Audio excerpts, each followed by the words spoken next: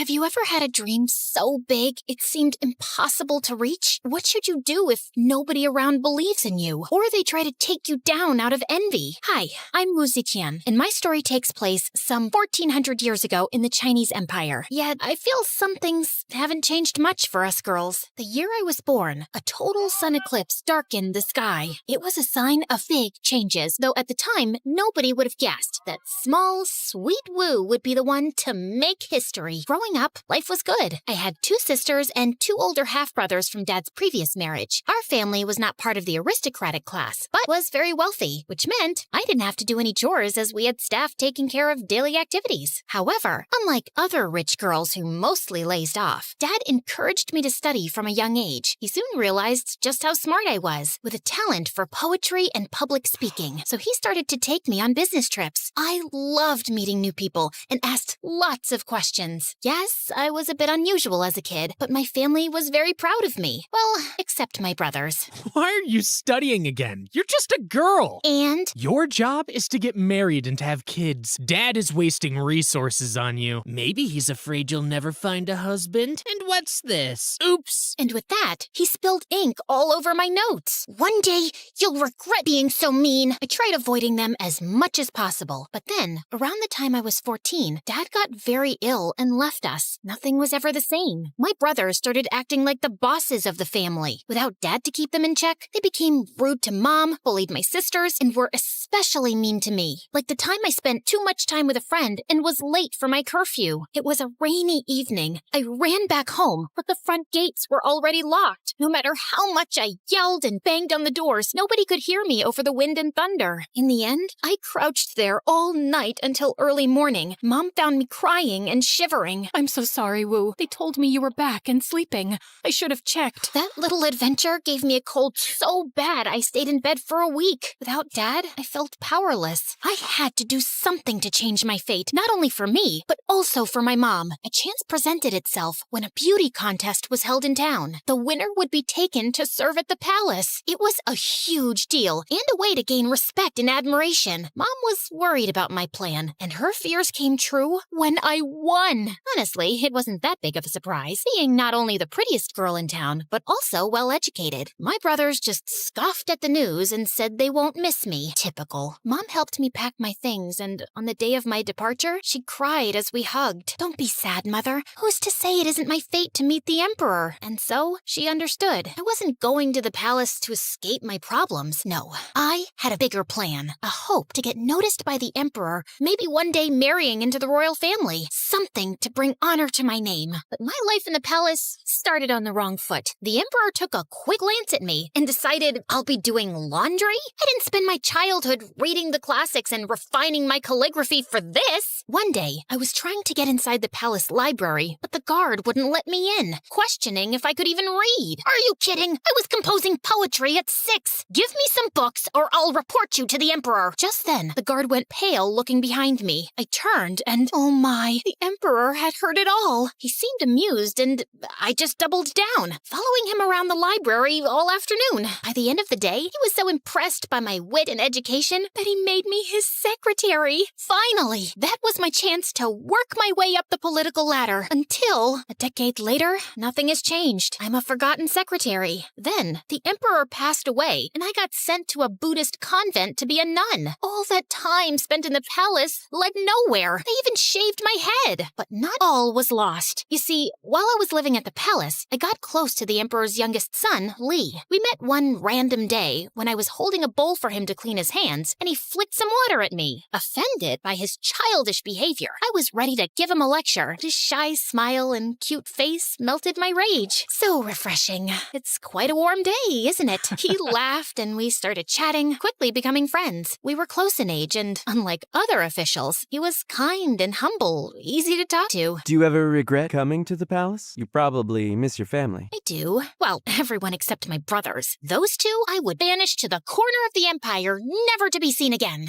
I get that. My brothers either pretend I don't exist or act as if I'm beneath them. You think 2 are bad? Try living with 13. Can't you do something about them? You are a prince after all. It's just a title. You'll learn it in time. Having a title doesn't necessarily mean the same as having power. I knew what he meant. Lee, being the youngest, had 0 chances of succeeding his father. However, fate really had a sense of humor. Turns out, his brothers were so busy fighting each other over the title of crown prince that the emperor decided Lee was the better candidate for the throne. And that's how my decade-long crush became the new emperor. He actually changed his name to Gaozong, but I'll keep calling him Lee to avoid confusion. I was genuinely happy for him, even if my new status as nun meant we could never be together. One day, I wrote a poem about how much I missed him and took a chance sending it to the palace. Maybe he wouldn't even have time to read it, but I had to try. To my surprise, it worked, and Lee came to the temple. I got your letter. Is it true? Tears started rolling down my cheeks as I nodded. We hugged, and when it was time for us to part, I could see he was reluctant to do so. Could it be that my feelings were reciprocated? Indeed, he kept visiting, and one evening, I got a note saying I could grow my hair again. 1 year later,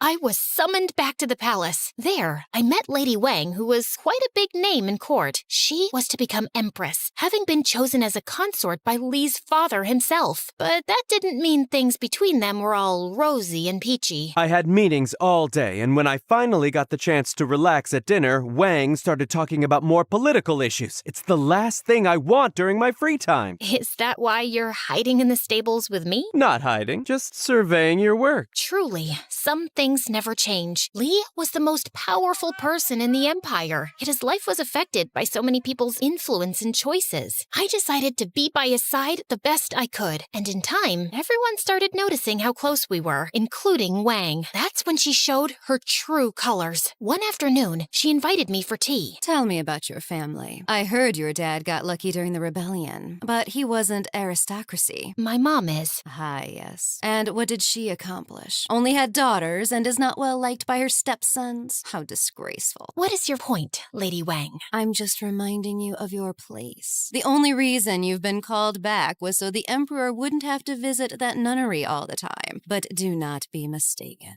You are not part of this world. And then she started giving me so much work I couldn't keep up with it, and then complained about how lazy I was. Little did she know I was used to palace drama and was prepared to face much worse. One day, Lee surprised me with a beautiful hairpin with pearls and small gold lotus flowers. I was walking back to my chambers holding the small present when I noticed Lady Wang scolding a maid for spilling some water on her dress. The poor girl ran with tears in her eyes, and I felt my blood boil. I knew what it meant to be beneath those of higher rank, both at home and at the palace. But then I got an idea. I followed the maid and gave her the hairpin. Lady Wu, I can't accept it. Sure you can. I want you to feel better. But I could never repay you. Just tell me the gossip you hear around the court. That's all I want. And so I started befriending servants and lower officials in exchange for news. Soon, I had ears and allies everywhere. And that's how I found out Wang's envy ran deeper than anyone imagined. That night, I ran to Emperor Lee. You have to come with me. Now, we silently walked through empty corridors, and I told Lee to wait outside as I marched into Wang's chambers. There, as the informer said, she was performing some sort of ritual with a voodoo doll shaped like me. I knew you were a witch, but this? Why stoop so low? Why? You spend too much time with the Emperor. I have to stop you. Just then, Lee walked into the room. Lady Wang, I'm very disappointed. You are far from the noble woman I thought I'd marry. She threw herself on her knees, begging for forgiveness, but it was no use. Witchcraft was a serious charge at the time, so Lee banished her from the palace. Soon after that, Lee confessed his feelings, and I was made the official consort, the new empress. But as Lee said years ago, a title alone doesn't mean power, and that became clear to me while I kept listening to the Emperor's meetings with his advisors. I sat, as usual, in a small room behind a curtain of pearls, voicing my opinion when needed. The times my husband was ill, he trusted me to make decisions in his place, and some of his officials were seriously offended by this. It feels like the woman behind the curtain is the one actually running the state. This is even beyond the palace walls. Truly unacceptable. Sabol. Behind their protests, there was nothing but envy for the fact I was becoming more and more influential in court, and try as they might, they couldn't stop me. Some years later, Lee and I took a vacation to my hometown, which turned into days of feast and celebration. I had finally brought honor and status to my family. One evening, during a family dinner, Mom brought up the topic with my brothers. Aren't you grateful for everything Wu did for us? She just got lucky.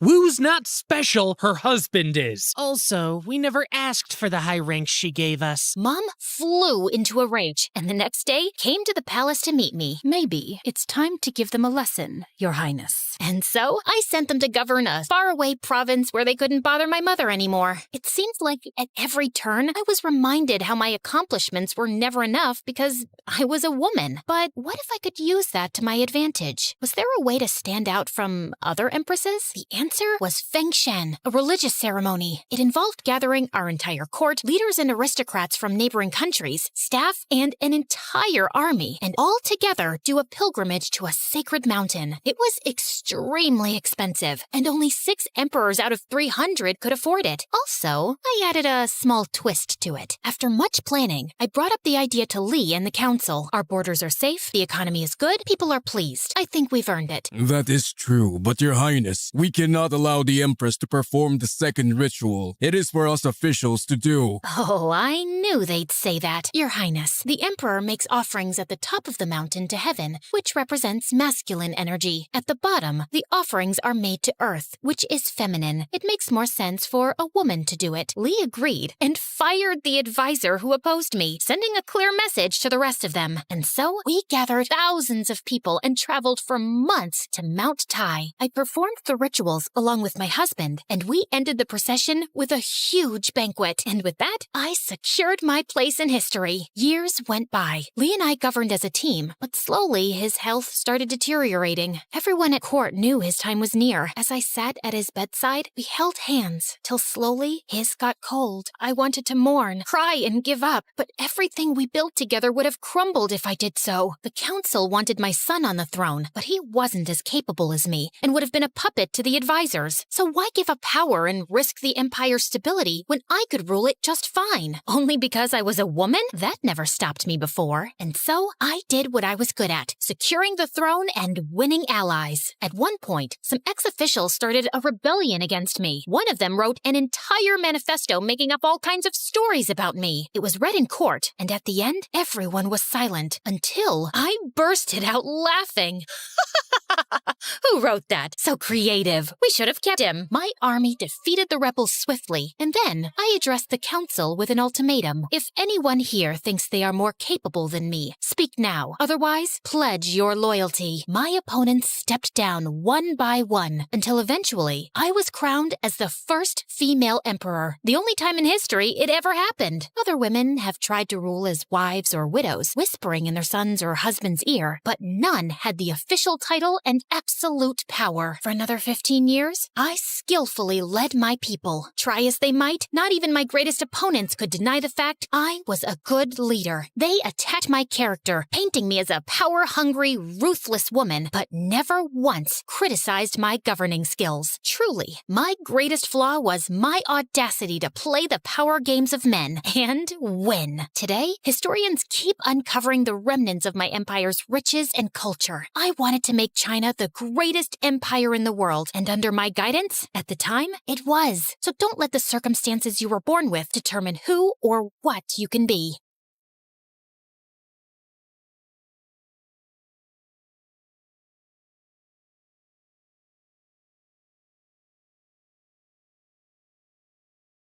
Hi, I'm Joyce, and I'm from China. People think my life is perfect. A pretty face, wealthy parents, and an elite school. But what good is any of that if my family doesn't love me and favors my genius brother? All I ever wanted was for my dad to be proud of me. But I made my brother disappear, and that ruined my life. Let me start from the beginning. I look like Mom, thankfully. Dad's beauty is mostly internal. Mom is the prettiest woman I've ever seen, and she looked more like my big sister than my mom. She looks like you, but I hope she doesn't have your brain, or she'll turn out useless like you. Well, I had learning difficulties and barely spoke more than a few words until I was 5. Dad hated me. He spoiled my brother Dustin rotten. I wanted to impress him too, but Dustin, 3 years younger than me, was already a genius. Dustin loved me, no matter how much Dad compared us. He never let it get between us. Like this one time on my 8th birthday, Dad decided to celebrate Dustin instead of me. He invited all his employees and business partners. Dustin was on stage reciting this long old English poem called Beowulf, and people were already yawning and checking their watches. Mom and I were late because we were at the salon, and when we finally walked in halfway through the poem, every single head turned our way. People looked at us like we were movie stars. Dad came rushing over, looking pissed. What are you all staring at, huh? It's just 2 girls who care more about their looks than their brains. Joyce, you're just a disappointment. Go upstairs. Actually, do us all a favor and stay there. I went to my room, and a few people, including Dustin, gave me the thumbs up and told me how pretty I looked in my dress. So I gave them my best princess bow, threw a couple of kisses like a celebrity, and kept walking. Once Dustin started 1st grade, my parents adored him even more. Dad gave him the entire 2nd floor, 3 private drivers, and 1 jet. Maybe you're wondering why a 6-year-old needs a private jet. Yeah, me too. But when you're that rich and that obsessed with your genius kid, I guess a bicycle just doesn't cut it. Anyway, once, Dustin took me on his jet to France for breakfast. And when Dad found out, he freaked out and grounded me for weeks. I knew I would never make Dad love me, so I thought maybe being close to Dustin would help. Whenever he did something wrong, like breaking a glass or messing up the floor, I'd take the blame, thinking maybe that would make Dad look at me differently. Joyce, stop! You don't have to cover for me. Dad's not gonna love you more because you're suffering, and it kills me when he talks about you like you're nothing. No, you're just too young to get it. Once, when I was in 7th grade, Dustin had a science project and wanted to test gravity and weight. He used a bowling ball from our private bowling alley and dropped it on different items. One of those items was an old watch he thought nobody wanted, but it turned out it belonged to our maid, a gift her mom had given her when she was a child my age. When she found it broken, she lost it and said she would tell our parents. I panicked. I couldn't let them think their perfect kid could be this careless. So I did something I'm not proud of. I knew our maid had a sick mother, so I called her. This is Joyce. I'm sure you know who I am. Your daughter is threatening me and my brother, and I don't like that. I know you're sick and you need monthly medications, and your husband is useless and your son steals from you. And your only provider is our maid. So I advise you to talk to your daughter and tell her to back off, or I'll talk Daddy into firing her. Do it before it's too late. Then I hung up with a tight feeling in my chest. The maid didn't say anything after that. She just kept working quietly for days, and I felt terrible. I kept giving her money from my pocket anonymously for years. Then 9th grade arrived, and something completely unexpected happened. One afternoon, I was humming in the school bathroom when the music teacher happened to be hiding in one of the stalls trying to catch girls who were vaping. She heard me, asked me to sing, and ended up loving my voice. She even said I could be the lead singer for the Christmas choir. I was over the moon. And no, of course Dad didn't come to the choir. Only Mom came. And she didn't even stay until the end because Dad called her to come home for whatever reason. But everyone else was so impressed by my voice that a few people came up to talk to me afterward, including this kind-looking man who honestly resembled Keanu Reeves. If Keanu had a paunch. I'm Peter Anderson. I'm a music producer. You've probably heard the rumors that I'm a fraud, but this town loves gossip more than the truth. Anyway, I see real talent in you, and if you're interested, I'd love to help you become a singer. Here's my card. Maybe we can talk more in my office. I was so happy that someone finally noticed something in me and wanted to help me shine, even if it was this half-fraud kind of a mess person. Of course I kept his card with me, and I didn't tell anyone except Dustin. So I guess you're the child who'll make our family proud after all. What is that supposed to mean? I mean, Joy, people think the perfect, favored child is the lucky one, but it's actually the ugly, stupid, neglected one. Like, how would you discover your voice if you lived in a cage chasing someone else's dream? Okay, wow, this is getting deep. Don't worry, I won't go that deep. I know your IQ. Anyway, I need a favor. I know you're going to that Halloween party this weekend, and Dad would never let me go. So maybe you could sneak me out with you? I really, really want to go. They're bringing Chicago-style pizza. And if Dad finds out I snuck out, at least he'll know I was with you. Which will make things even worse. Come on! I'll do your assignments for the whole next semester. For the next 2 years. Fine. Shake on it. Wait, did you like this video and subscribe to MSA? Obviously. Why do you think I turned out so emotionally intelligent? Guys, interact with our video so this story blows up. What are you waiting for? Comment now! That weekend, I snuck Dustin out and we headed to this huge party 5 blocks away. Dustin was wearing a white ghost costume. Way too simple for a genius, but whatever. I dressed like Amy Winehouse, and honestly, I looked really cool. The party was wild. Everyone was having fun, and a bunch of kids were wearing the same ghost costume as Dustin. I kept an eye on him until this cute guy came up to me and started talking. I liked him, and when I saw Stephanie staring at us with jealousy, I realized she probably liked him too. She was a girl from my school who was always jealous of me, so I decided to annoy her even more. She walked over and started talking to him, and he didn't mind. So, Alan, did you know I have a really good voice? I can sing Can't Help Falling in Love by Elvis Presley, if you want. They have karaoke here. It's Derek. The singer? No, my name. Anyway, I'll show you how it's done. Then she rushed to the karaoke machine and sang in front of everyone. Her voice wasn't bad, and I saw Derek nodding along. When she finished, everyone cheered, and she looked like she owned the world with that smug smile. I don't know what came over me, but I ran up, grabbed the mic, and started singing too. Everyone went silent, listening. I even saw kids showing each other their goosebumps. When I finished, Derek came over to hype me up. That's my girl. I felt amazing, especially when I saw Stephanie's annoyed face. My eyes followed her as she stormed out of the party, and I saw a few boys in ghost costumes leaving too. That's when I remembered Dustin. I tried to run after him, but kids kept stopping me for high fives and congratulations. By the time I made it outside, I sprinted to the group of ghost boys. Dustin? Dustin! Knock it off! This isn't funny! No one answered. I started pulling off their masks one by one, but none of them were Dustin. Back off, you weirdo! Panic shot through me. I ran like crazy through the streets. Dustin! Dustin! Dustin! 2 hours passed.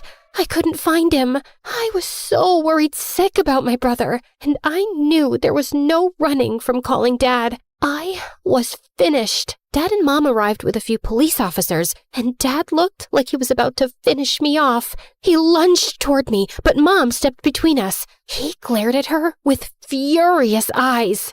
So now you're protecting your kid? Oh, that's funny because I didn't see you stopping them from sneaking out in the middle of the night. The officers tried to calm him down while everyone started searching for Dustin. But another day passed, and still no sign of him. The whole town volunteered. People searched through the nights, but nothing. Every second felt heavier than the last. I isolated myself. I text Dustin every day. Stupid messages like, "Where are you?" and "Please come home," as if he'd somehow see them and reply. At night, I'd sneak into his room and sleep in his bed, burying my face in his pillow until his smell faded away. Some nights, I'd just sit on his floor holding his favorite hoodie, feeling like I'd lost the only person who ever really saw me. Dad barely talked to me anymore. Mom didn't yell at me or blame me, but sometimes I'd catch her crying alone, and she'd wipe her tears the second she saw me. "I'm sorry, Mom." She didn't answer.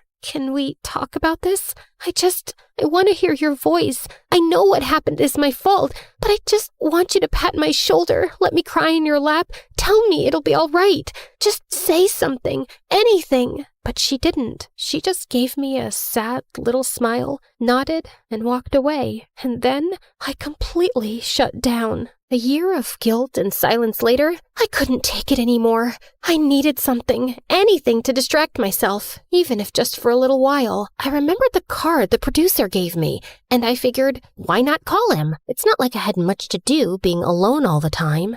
Wise decision. I'm gonna make you a star, way up in the sky, so bright, your dad's gonna regret not loving you enough. Well, that's definitely a dream to live up to. He started helping me get small singing gigs at local cafes, and I loved it. The attention, the clapping, the feeling that I mattered to someone. One day, someone recorded me singing and posted it on TikTok, and it went viral. People loved my voice and kept commenting that they wanted more. So, Peter created a small YouTube channel for me and uploaded my videos there. He was so proud. It felt nice having a father figure in my life who actually cared. But when my dad found out, he completely lost it. Oh, look at you! Enjoying your little fame with that fraud producer. He's not a fraud. He helps me a lot. He even made me a YouTube channel, and it's growing. Aw, and who gets paid from YouTube? Did he even give you a single cent? Or does he just toss you a few pennies you get from those miserable cafes? I'm not doing this for money. I do it because I love singing. Just like you loved your brother, right? For the first time, I felt real anger toward him. Why couldn't he see any goodness in me? But before I could say anything, he pushed his chair back and walked out. Later that night, he started having chest pains. Mom and I rushed him to the hospital. The doctor said it was stress and that he needed rest. I didn't visit him much while he was there. Not after what Peter told me. Summer vacation's coming up. I was thinking we could go on a little tour around the country. Grow your audience. See where this takes us. I believe in you, kid. I went on that tour in a heartbeat, and I had the best time of my life. For once, I felt like a child again. No guilt, no pressure, just music and freedom. But even then, I worried about Mom. I always felt like she needed rescuing from Dad. That became my motive. Work harder, grow bigger, make more money, and buy us a house far away from him. My fame grew fast. By the time I finished high school, I was well known enough to earn a good income. One night, before leaving the house the next day for good and renting an apartment in the city, I was having my last dinner with my parents.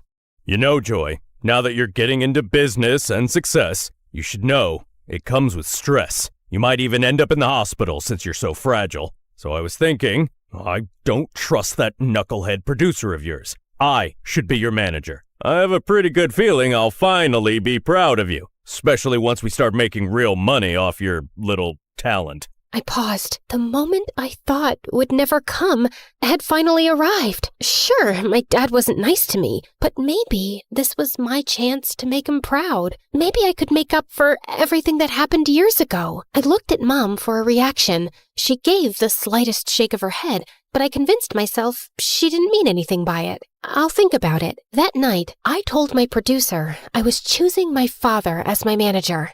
Kid, I can't force you or tell you what to do. You're grown up. If you think your dad's the right man for the job, then go ahead. And just remember, I'm still here for you. I canceled my move to the city, and Dad became responsible for all my finances, all my schedules, and everything.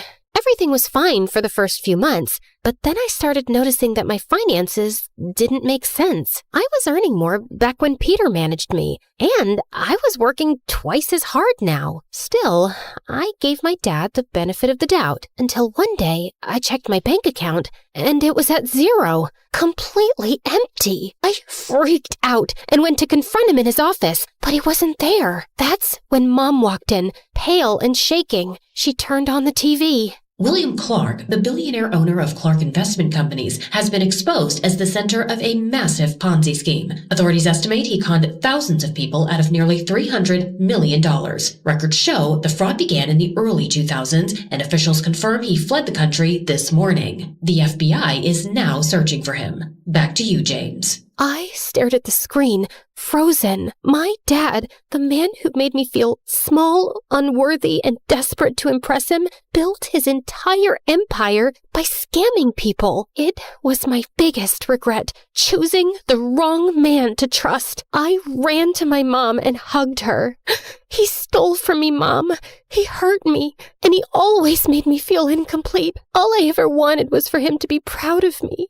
Where did I go wrong? Mom wrapped her arms around me. me. You were focused on the wrong parent, honey. Every time I tried to hold you, I could feel myself breaking. And I didn't want you to see that. I didn't want you to carry my pain on top of your own. Words were never my thing, but I always loved having you around. After Dustin, everything fell apart. You shut yourself away, and I didn't know how to reach you. But your father's gone now. Good riddance. It's just us. I've saved some money. Let's start over. I hugged her tighter. Her words came late, and in the hardest moment of my life, but somehow I felt happy. I never knew you could feel so happy and so sad at the same time. After that, everything happened in a blur. The FBI seized our mansion, our cars, and everything inside. Mom and I moved into a tiny apartment and hardly left it. Then one day, someone knocked on the door. It was Peter. Didn't I tell you? I'll always be here when you need me.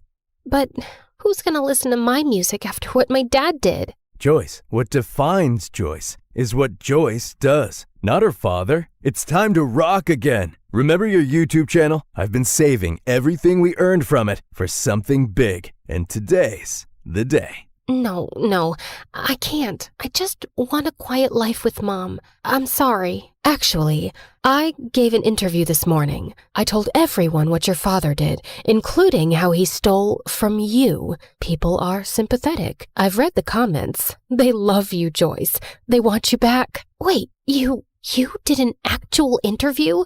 For me? Wow. Peter helped me restart my career, and people were happy to have me back. And soon enough, I was a huge success and making good money too. One day, before one of my biggest concerts, Mom told me that Dad had been arrested and was facing decades in prison. She said he wasn't feeling well and wanted to see me. I decided to see him one last time before closing his chapter for good.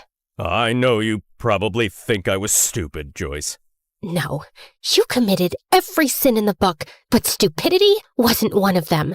You know what? I actually feel sorry for you. You spent your whole life putting down an innocent little girl without a shred of guilt. Well, you weren't like Dustin. For Christ's sake, he was the only one who made me proud, and you had to take that away from me.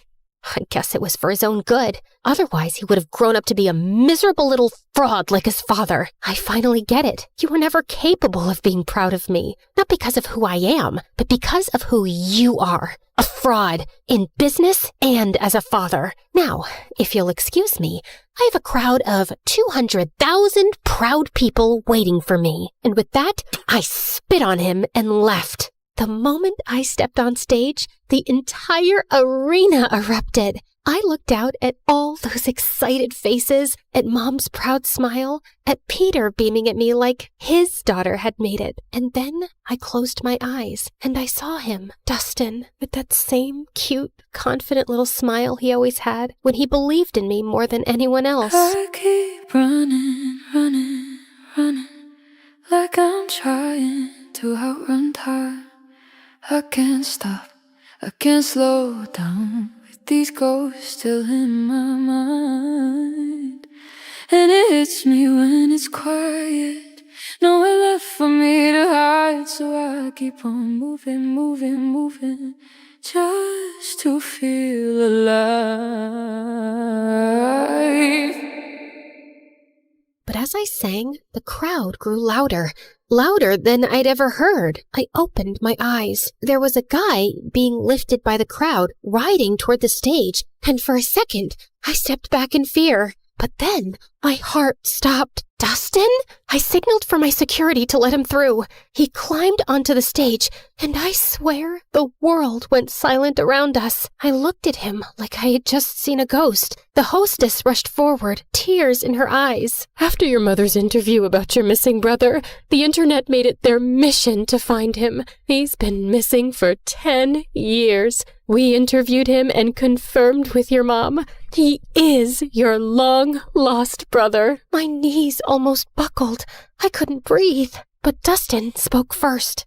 I was taken by some shady people. They asked Dad for ransom, but he ignored them. They took me to Mexico. We got into a car accident. I lost my memory. A kind Mexican couple adopted me. I didn't know who I was, but I always felt like someone out there loved me. I just didn't know it was you. My heart shattered and healed all at once. I dreamt about this moment every day, always imagining myself as the stupid, reckless sister who failed you. I never pictured meeting you like this, as a woman with a life and strength and dreams of her own. Welcome home, brother. I threw my arms around him, and he broke too. And when I looked up, the whole arena was crying with us. I turned back to the microphone, wiping my tears. Thank you, everyone. I learned something I wish someone told me sooner. You can't buy love. You can't chase approval, not even from the people you want it from the most. The greatest person you can learn to love is yourself. And once you do that, everything else falls into place. Thank you again. And now, if you'll excuse me, my brother and I have a lot to catch up on. And with that, we walked off the stage together. For the first time in years, and the first time all over again. Because sometimes the people who make you feel the smallest are just trying to make themselves feel big.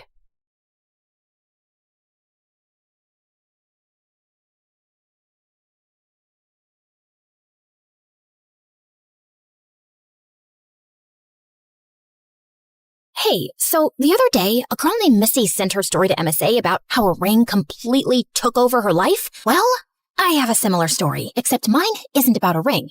It's a necklace. And, unlike Missy's story, mine doesn't end in a mystery. We're gonna get to the bottom of it. We're gonna find out who's behind it all. I'm kind of like Missy. I want love too. Not the cheesy kind. Just someone who really sees me. My name's Helen. I'm a junior in high school. And I've spent most of my life feeling like background noise, invisible. I wasn't very popular, not like my sister Lucy, for sure. She was a year younger, but a step ahead in everything. She was the kind of girl who naturally drew attention, thanks to her beauty and ridiculously high IQ. And I loved her for that. But sometimes I wished I could have her life, where I was the one getting more notice, until the necklace came along, and everything changed. I was halfway through brushing my hair before school when the doorbell rang. Weird. No one ever shows up that early. I opened the door and found a small package sitting alone on the porch. No return address. Just silver wrapping and my name written across it in perfect handwriting. Inside was a dark velvet pouch, and when I opened it, there it was. A delicate necklace with a diamond at its center that looked way too real to be a prank. There was a note folded beside it. I picked it up and read it out loud. For as long as you wear this necklace, true love will find you. I slid the necklace around my neck. It settled lightly against my throat, like it belonged there, but not in a comforting way. It felt like it was claiming something. My voice, my identity. And then something shifted. When I got to school, I could tell something was off. Usually, I was invisible. Just another face in the hallway that people only noticed if I was in their way. But today, people actually looked at me, smiled, waved, like I was someone. Jessica and Dana, the queens of the social food chain, who usually wouldn't waste a blink on me, walked right up to me. Good morning, Helen. You look so cute. Yeah, doesn't she, Jessica? You should invite her to sit with us, Jessica. What do you think, Jessica? Yes, all right. You don't have to say my name that much. Jeez. And you, Helen, babe. We're waiting for you at lunch. That's when I knew something had changed, and I knew it was because of the necklace. Even in biology class, Mr. Smith, my teacher who's impossible to impress, complimented my homework. Everyone could learn a thing or two from Helen. She's the only one who turns in fantastic work. By lunchtime, it felt like people were practically fighting to sit near me. My mind was racing. I'd spent years feeling invisible, and now suddenly, everyone was noticing me. Well, almost everyone. Alan still walked by like I didn't exist. Back in middle school, I'd had a tiny crush on him. He was the quiet type who never tried too hard. Maybe I liked that he didn't try at all. I guess I thought that if even someone like him noticed me, then I'd finally matter. Later when I got home, my phone wouldn't stop buzzing. Calls, texts, new likes, and followers flooding in. I didn't even recognize half the numbers. That's when Lucy stepped into my room. So you're famous now? It's this weird necklace. I got it yesterday with a note, and the next day, boom, my entire life changed. You've got competition now. Be careful.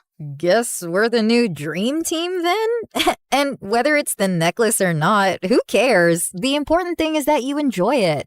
Since you're basically the most popular girl in school now, let's hit a party.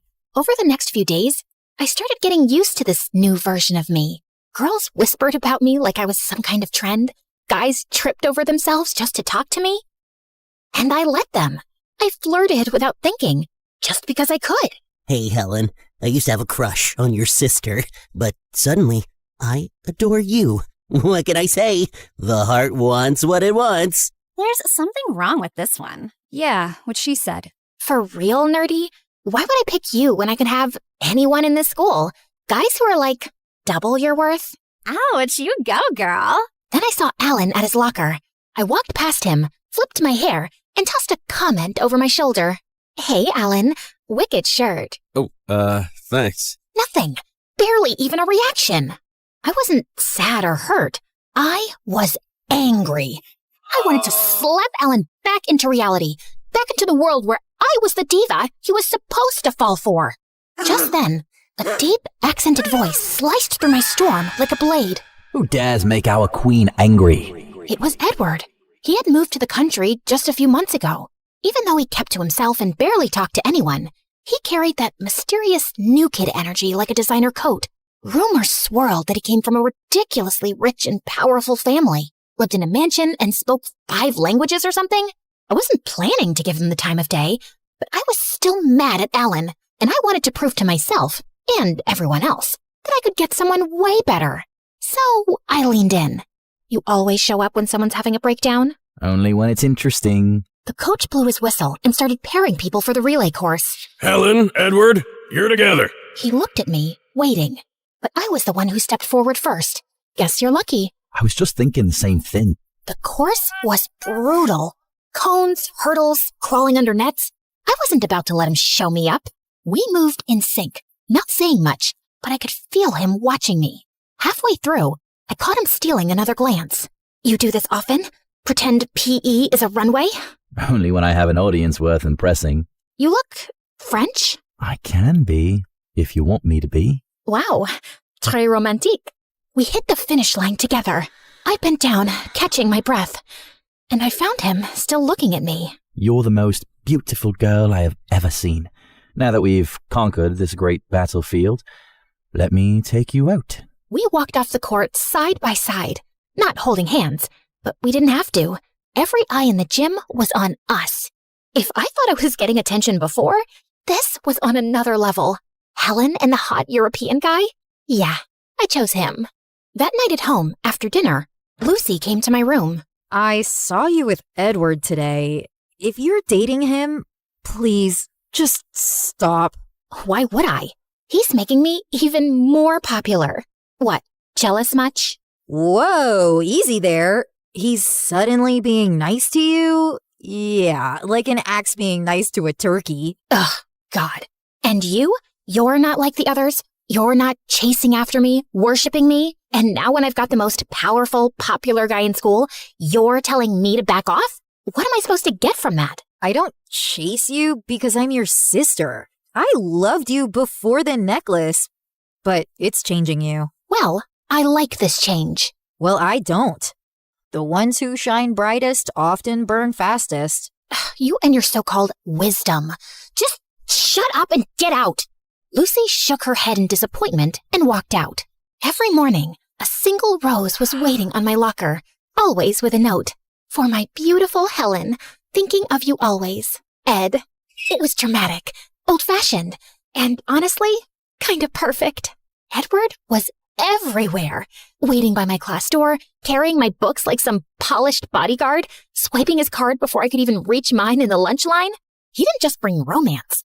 He brought luxury. Swiss chocolates, designer cologne, cars with doors that opened themselves. My life had definitely got an upgrade. And he always had my back whenever someone dared to criticize me. Like that one time Mr. Smith caught me cheating on a test. Helen, this is the 3rd time. I have to take your paper. Please leave the class. Guess what? I don't feel like leaving.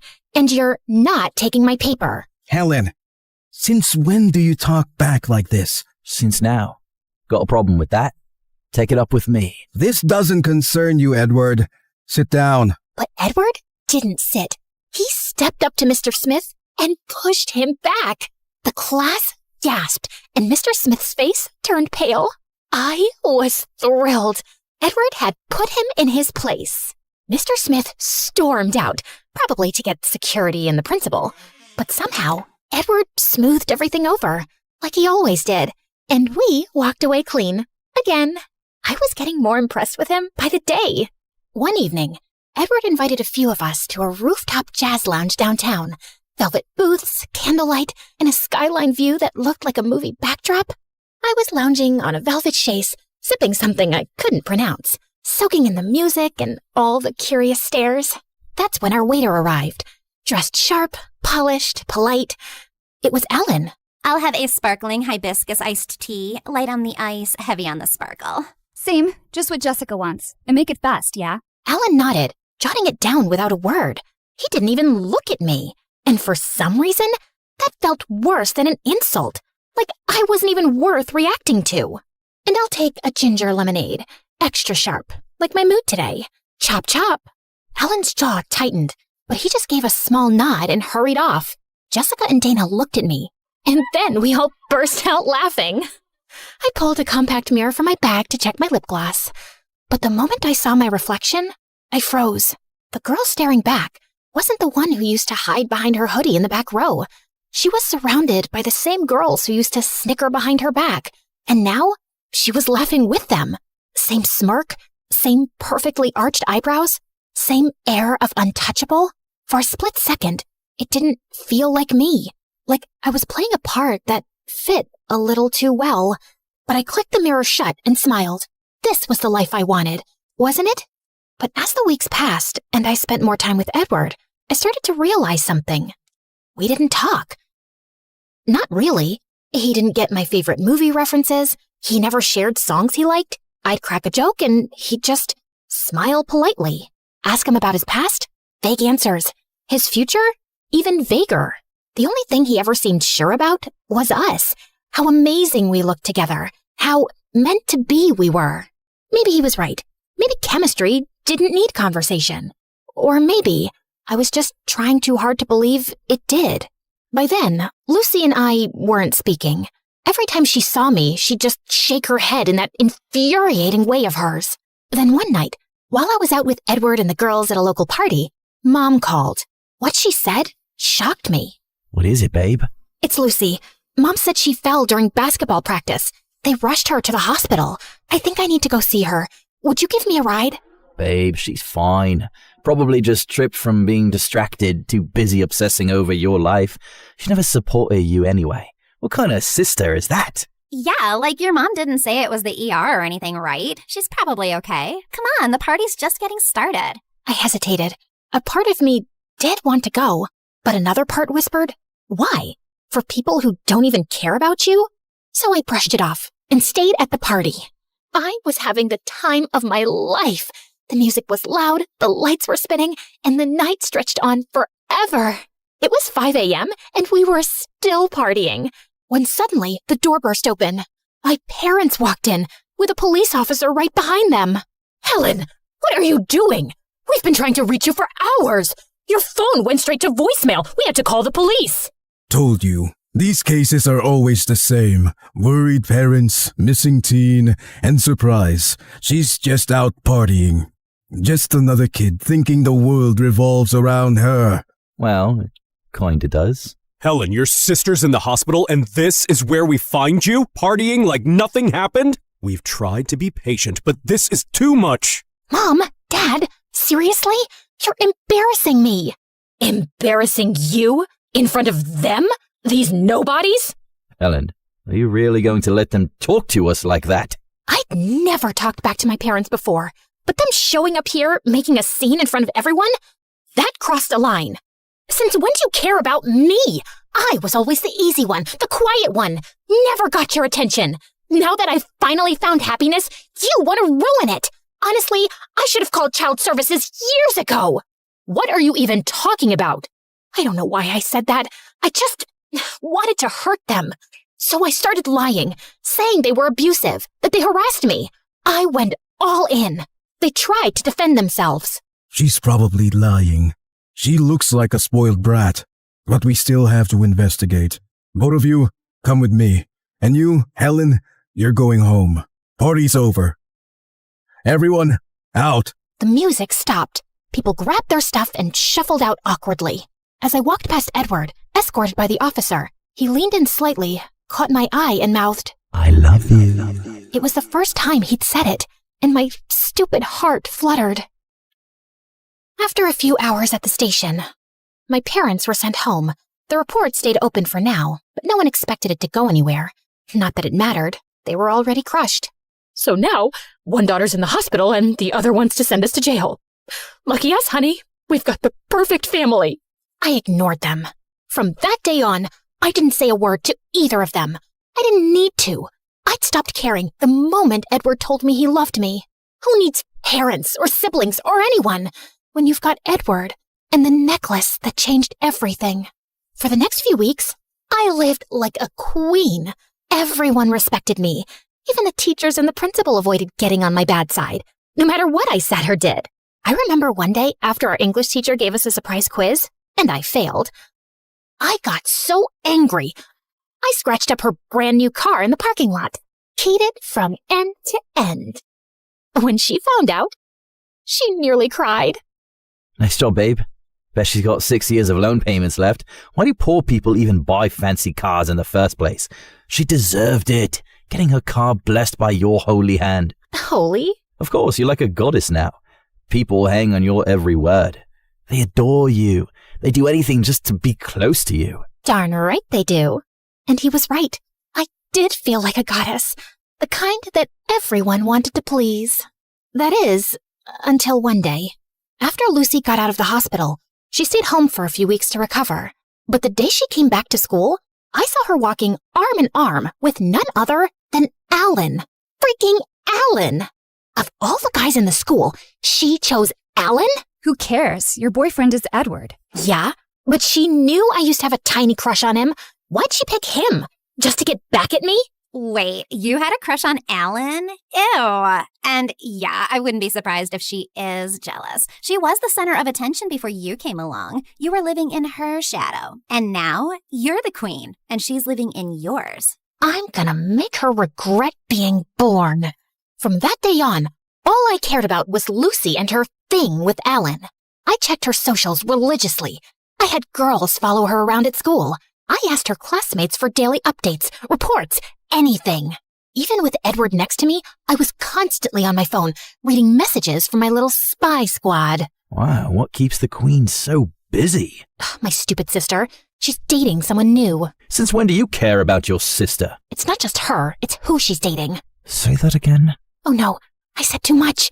I was too angry. And now Edward knew. Who is she dating? It's no one. I mean, who cares? You clearly do. Who is it, Helen? You know what? I don't owe you an explanation. I said it's no one, so drop it. Now, if you'll excuse me. I stood up to leave, but Edward grabbed my wrist hard. Let me remind you, I'm not one of your little slaves. Don't give me that attitude. I'm in control. I'm your master. Master? Go master talking to someone who still buys your act. Don't you ever touch me again, you worthless piece of dirt. He stared at me, shocked. I'd never seen him look like that before. But I didn't care. I walked away. Who needed him when I had the necklace? There's something I didn't tell you. Something I've known for a while. I knew it was Edward who got me the necklace. You see, a few weeks back, he was acting weird. And one day, a card fell out from his pocket that belonged to some witch. It didn't make sense. So I decided to visit her, the witch, or sorceress, or whatever she calls herself. I mean, she had a business card, so she couldn't be that scary, right? Her place was exactly what you'd expect.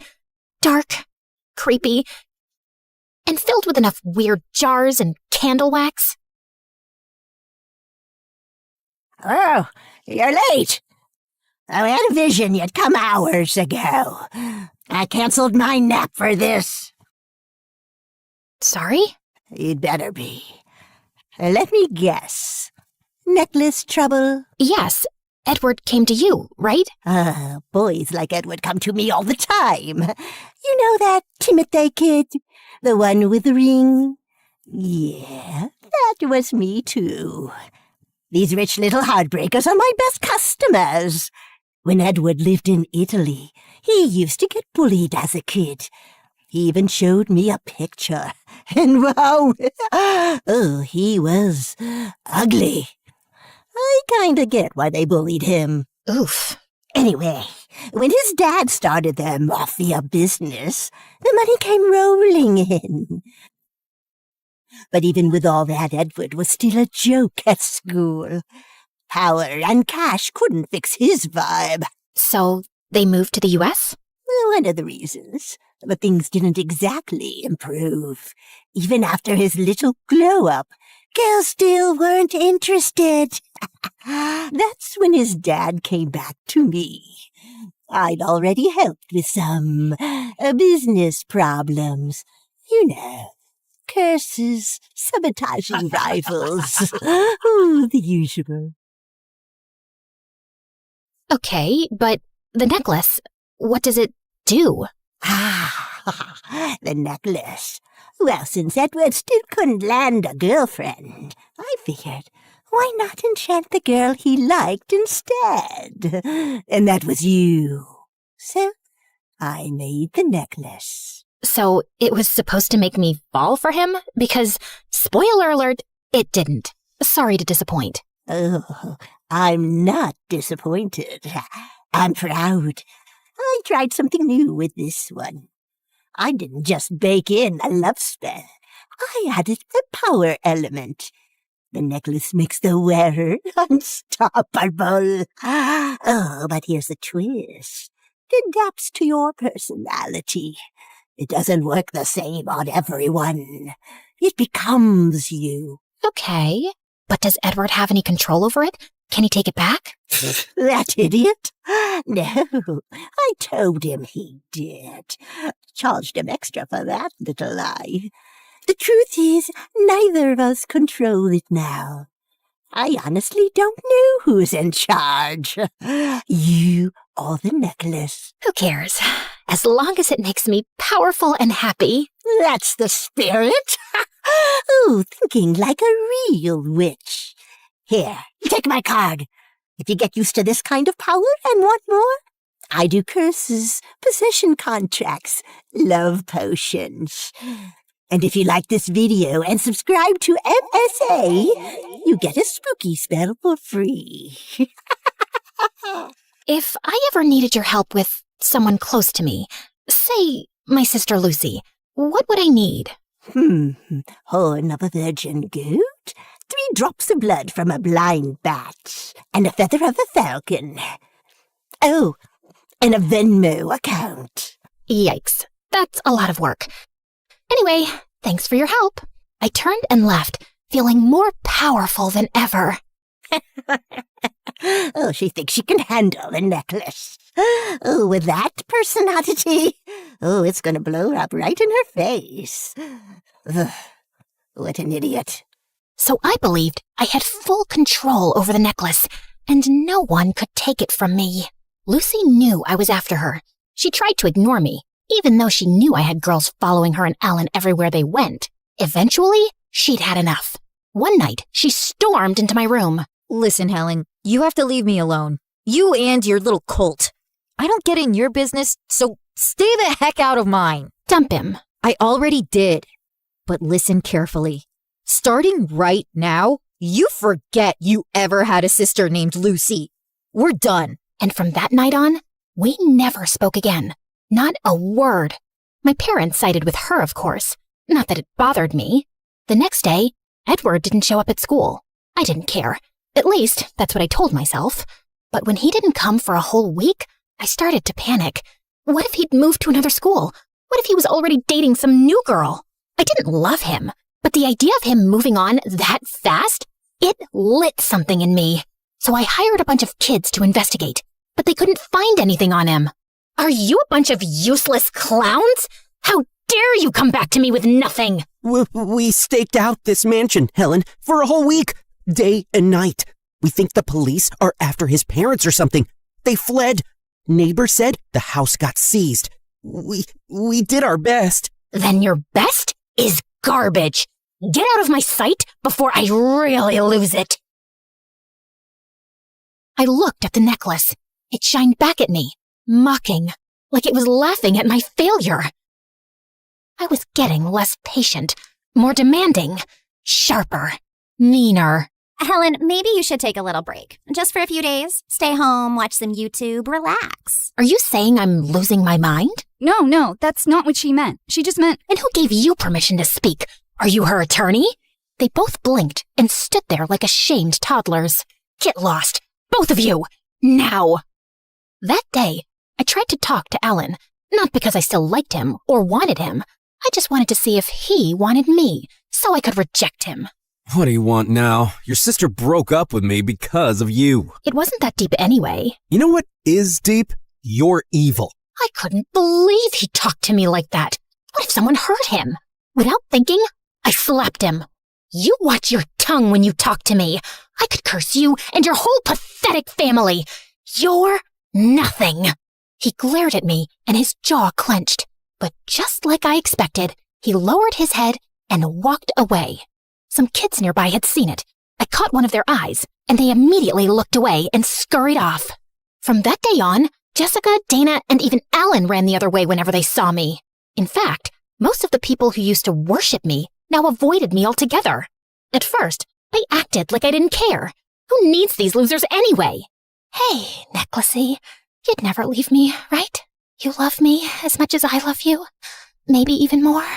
The necklace sparkled in response, like it was nodding yes. Then my birthday came. No one wished me anything. I thought maybe they were planning a surprise. But when I arrived at school, the halls were eerily empty and silent. A random girl finally appeared at the end of the hallway. I snapped my fingers at her. You're here to wish me a happy birthday, right? She looked at me like I was some kind of serial killer. Then she took a step back and ran. I looked down at my necklace. It was glowing even brighter. But, Necklacey, you're supposed to keep them wrapped around my finger. They're supposed to adore me, worship me. Why are they avoiding me now? The necklace kept shining. I don't get it. Why are you glowing like that? Are you trying to tell me something? I stared at it. Maybe I should go back to that witch, huh? Yeah, you're right. I'll check with her. I went back to the witch for help, but the place was empty. There were burnt candles everywhere. There was a mirror near the back wall. I caught my reflection in it, and for a moment, I remembered the first time I saw myself change, the day I made fun of Alan. That was the last time I still had a conscience. I looked at the necklace through the mirror. It was shining on my face. Something in the reflection looked off. I reached for the necklace, just to feel it, to understand. But as soon as my fingers touched the chain, it tightened, fast, sharp, like it didn't want to be touched. It wouldn't budge. I yanked harder. Nothing. I started to panic. Maybe I needed help. But from whom? No one was talking to me. I went home. When my parents saw me at the door, they just turned. Mom, Dad, please, can you help me pull this necklace off? But my parents ignored me and went their way. Panicking, I rushed to the nearest hospital. Wait, you came here to get a necklace taken off? Do we look like jewelers to you? For the first time in months, I didn't yell, I didn't insult her, I didn't do anything. Why are you staring at me like that? Girl, are you okay?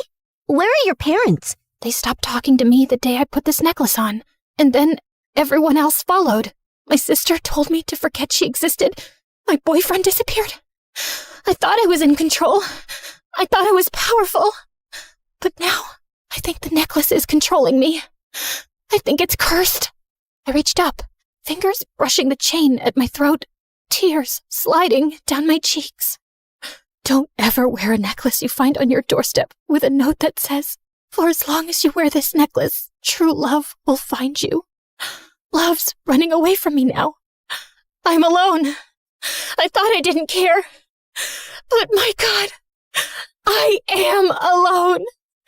And it's all because of this necklace. I got closer to the nurse. Take it off! Smash it! Rip it off my skin if you have to! Just get it off me! Please! The nurse stepped back, looking very concerned. She exchanged a look with another nurse and gently reached for my arm. Okay, come with me. Let's get you inside. But I pulled away, panicked. I screamed and ran. It was raining hard. I didn't stop. I didn't know where I was going. I just ran, like I was trying to escape my whole life. But the necklace, still glowing, stayed on my neck, mocking me.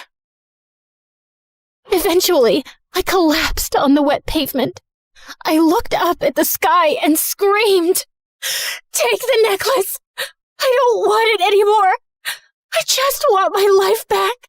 I want to be invisible again! I was happy when I was invisible, when Lucy was still with me. I'm stupid. I'm weak. I'm ashamed. I didn't realize what I was becoming. I pushed everyone away on purpose. And now I'm just lost. I thought I didn't care, but I do. I really do. Please, take it off. I'll be better, I swear.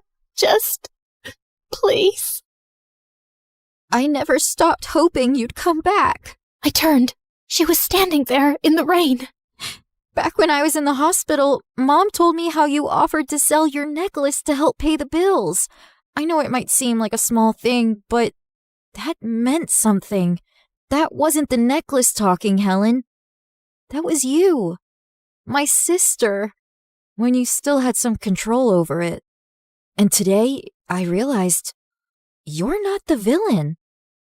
You're just another victim. A victim of your own fear, your greed, your loneliness. Sometimes our worst enemy isn't someone else. It's the version of ourselves we believe we have to become. I've been talking to Mom and Dad about this, and we think it might help if you had someone to talk to. You don't have to do it alone. I had a feeling you'd need me today. So, here I am. I stood and wrapped my arms around her, crying harder than I had in months. And for the first time in what felt like forever, I didn't feel alone. And then, just like that, the necklace slipped off. Maybe being seen isn't about being watched. Maybe it's about being understood.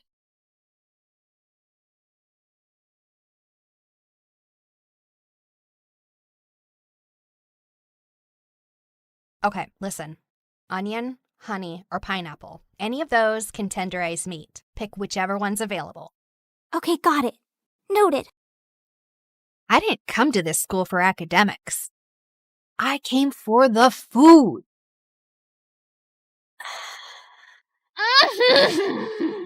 The texture. Oh, the crunch. The glaze. The magic. Ah! There she freaking goes again. Her freaking scream makes me want to freaking lose my freaking appetite. Freaking... And that's exactly why you don't have friends. You treat food like it's your boyfriend. So what? I've got you. They're reopening the Culinary Society for freshmen, and they're choosing 10 new members. The announcement's tomorrow at the auditorium. I'm joining that club. You in a cooking club? Babe, you're way too lazy for that. But I have a golden tongue. What was he doing here? Don't tell me. He also cooks? Broody boy has kitchen skills? The world doesn't revolve around you and your stupid food cravings, you annoying brat. We only passed because of you. We almost failed because of me. You wasted all of this? For what? For your stupid little practice? Goodbye, Wi-Fi. Goodbye, sanity. Welcome to the life at MSU, where the story's changing and the lead is you. So carve your name in the wind, let the legacy breathe. There's a world in the pages that we're starting to weave. Not just a school, but the soul of the story. Turning our scars into stars and our grit into glow. Salty. Sweet. Cheesy. Ooh, spicy. You're clearly riding a flavor high. Did you fall in love?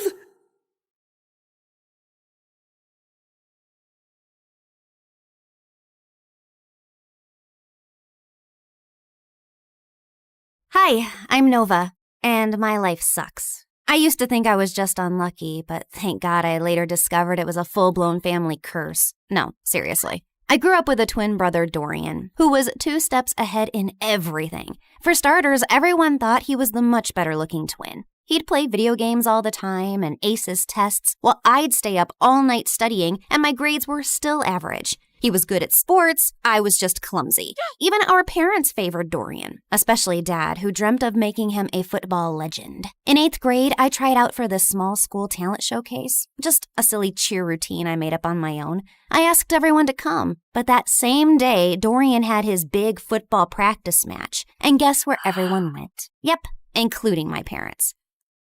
What's going on? Your brother scored the winning goal at his big match, so we called all his friends over to celebrate. So you missed my talent show for a dumb match? You participated in a talent show? Why? You're so uncoordinated. Just last week you tripped over a sock and hurt your head. Thanks, but I don't need your judgment. I'm just saying, maybe next time choose something you're good at. Oh wait, you can't.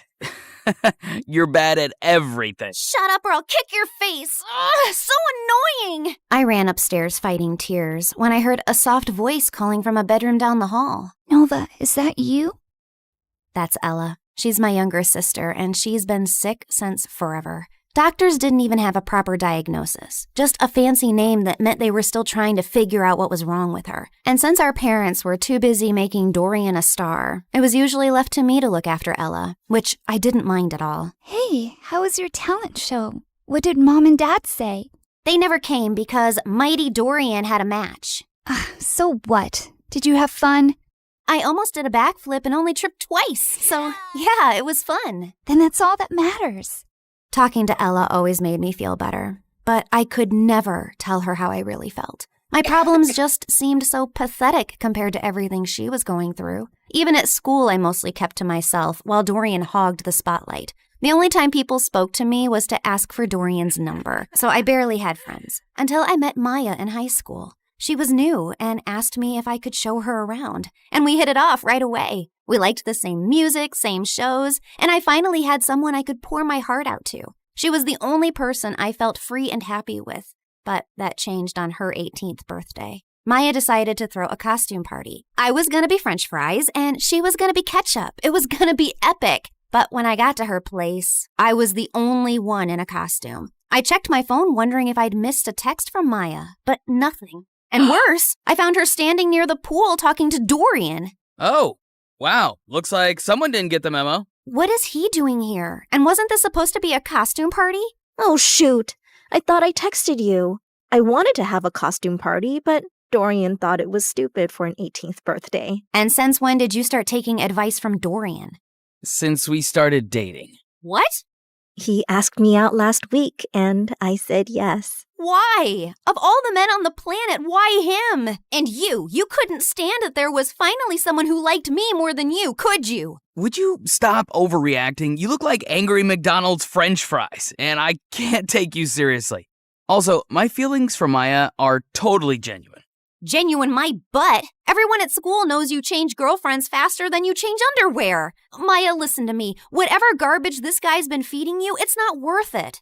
But I love him. No, you're infatuated. Like every normal girl your age is with some butthead like him. Come back to your senses. Fine, I can see this is a total waste of time. So before I embarrass myself any further, I'm leaving, and we're done. I stormed off dramatically, only to walk straight into the birthday banner. I tried to fight it, but stumbled and knocked over an entire balloon arch. Maya ran to help me, but I spun around mid-fight and accidentally slapped her in the face. Did you just hit my girlfriend? I grabbed a paper cup and hurled it at Dorian's head. Ow. Wow, that really hurt me, Nova.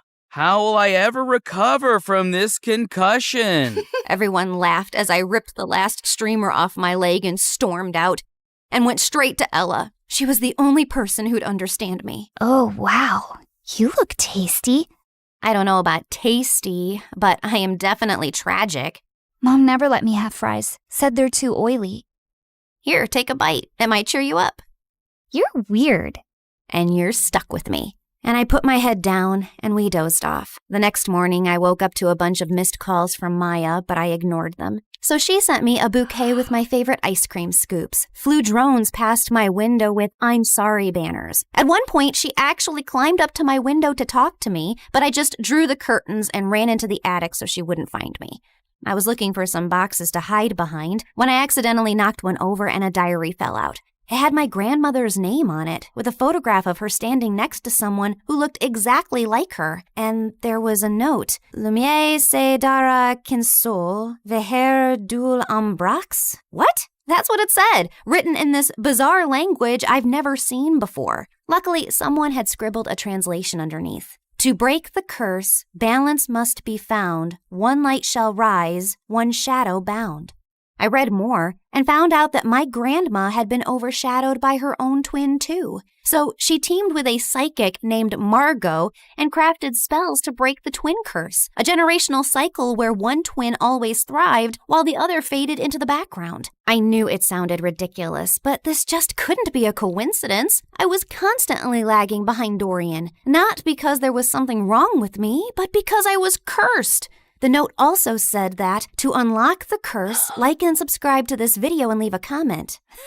Gotcha. She didn't write that. But seriously, like and subscribe. Things are about to get weird. I had to find out more, so the next day I skipped school and tracked down the psychic Margot. It wasn't too difficult since Grandma had her address in the diary, and by afternoon I was already knocking at the door of a rundown apartment. I waited for some old witchy lady to open the door, but instead it was a girl not much older than me.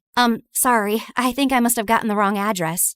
No, you're in the right place. We've been expecting you. Like me and the spirits. They told me you were coming. You're Nova, right? Hilda's granddaughter. You know me? I know a lot of things. Like it's gonna rain in about 5 seconds and you should come in. And right on cue, it actually started raining. Freaky. Anyway, I walked in and the girl told me she was Margot's granddaughter and her name was Coco Lin. My dad's Chinese and my mom's American. They couldn't decide whether to give me a Chinese name or an English one, so they mashed them together. Kinda has a ring to it if you say it on repeat. Coco Lin, Coco Lin, Coco Lin. Cool, right? I think it's very cool. Like, it's also pretty cool that I'm my grandma's reincarnation. I've retained some of her memories and her power to see the future, talk to ghosts, and read your star chart, yada yada. In fact, before I was my grandma, I was this super rich woman who went on a ship, met this cute artist. He was poor. I was loaded. We fell in love, but then the ship crashed and he died. Like the movie Titanic? What? Never mind. Can we just get to work, please?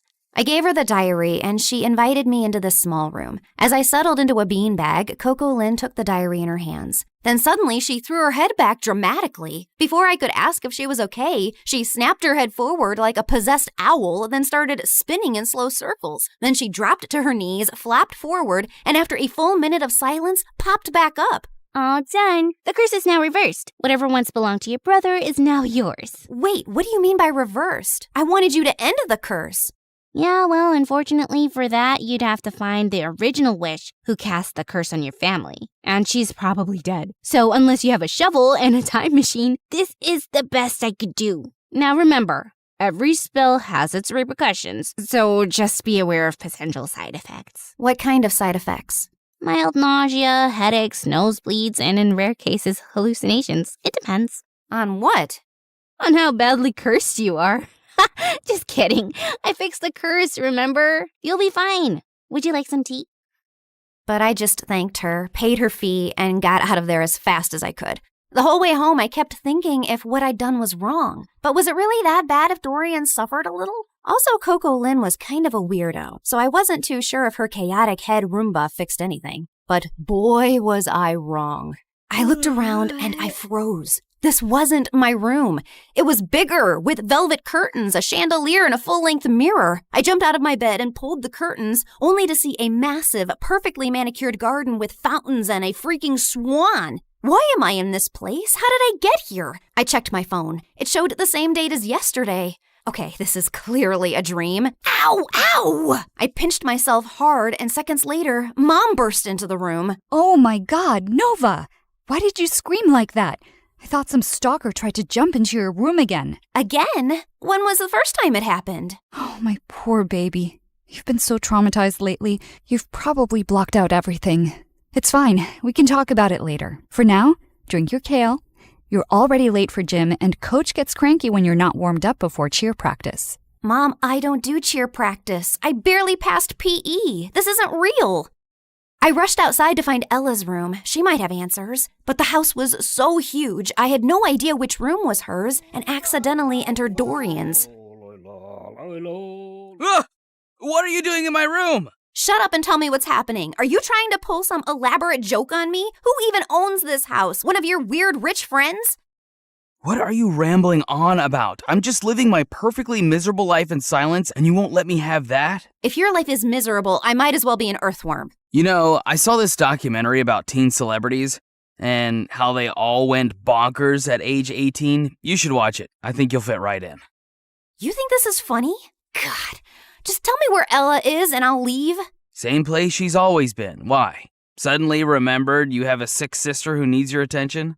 I've always cared about Ella. You don't care about anyone else but yourself, Nova. Now get out and go sign some stupid autographs.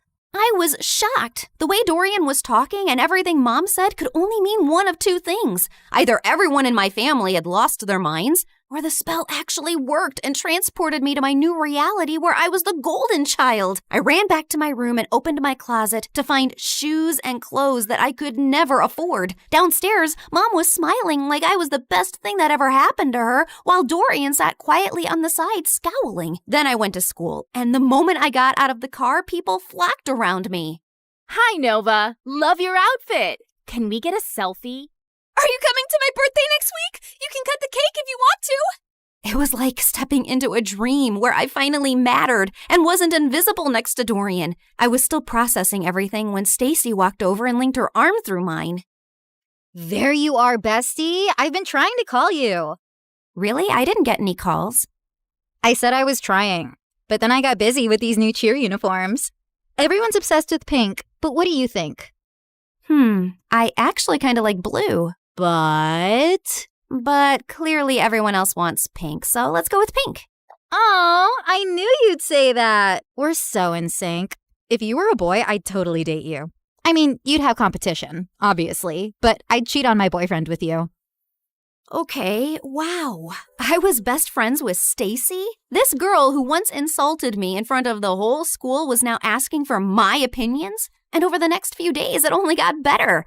I had a personal stylist, a manager, and spa appointments booked every other morning. My closet had its own air conditioning, and Dorian had to ask my permission to even borrow a charger. My parents transformed into my biggest fans overnight, hovering at every photo shoot, attending even the smallest events, and proudly displaying an entire wall of my trophies and awards. At school, I never stood in line. I had my own table in the cafeteria stocked with fresh smoothies and sushi rolls. Teachers gave me extra credit just for showing up. And one afternoon, I got a letter from a college I hadn't even applied to offering me a full scholarship because they liked my vibe. My life was perfect, and it was everything I ever wanted. Until it wasn't. Because Stacy was as obnoxious as ever and was getting on my nerves. Oh my God. Who died and left you that hideous skirt? And why are you carrying a Prada purse when I don't have one? You need to pay fashion tax. What? You know, do my homework, pack my lunch, clean my sneakers, that kind of thing. Now hurry up, I'm hungry. The girl ran off in tears, and I turned to Stacy. Was that necessary? No, but it's fun. And why are you being all judgy today? Did you forget the time you bullied that new girl, Maya? She was so terrified of you, she literally transferred schools. I bullied her? Every day.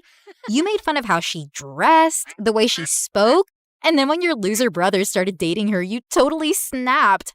My God, I'll never forget the tantrum Dorian threw when she left. I even have a video.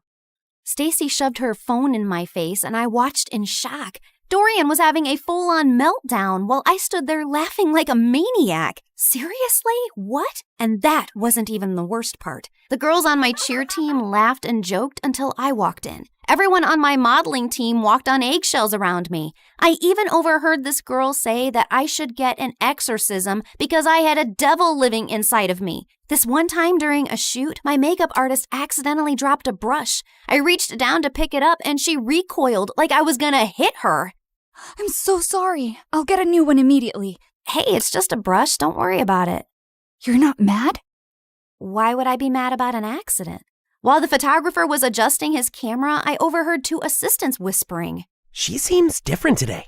Last week she threw hot coffee at me because I got her the wrong brand. Remember when she made Tina cry because she accidentally walked into her photos? Poor girl's still in therapy. It felt like I jumped from living under Dorian's shadow to being the most hated person on earth, and it was heartbreaking.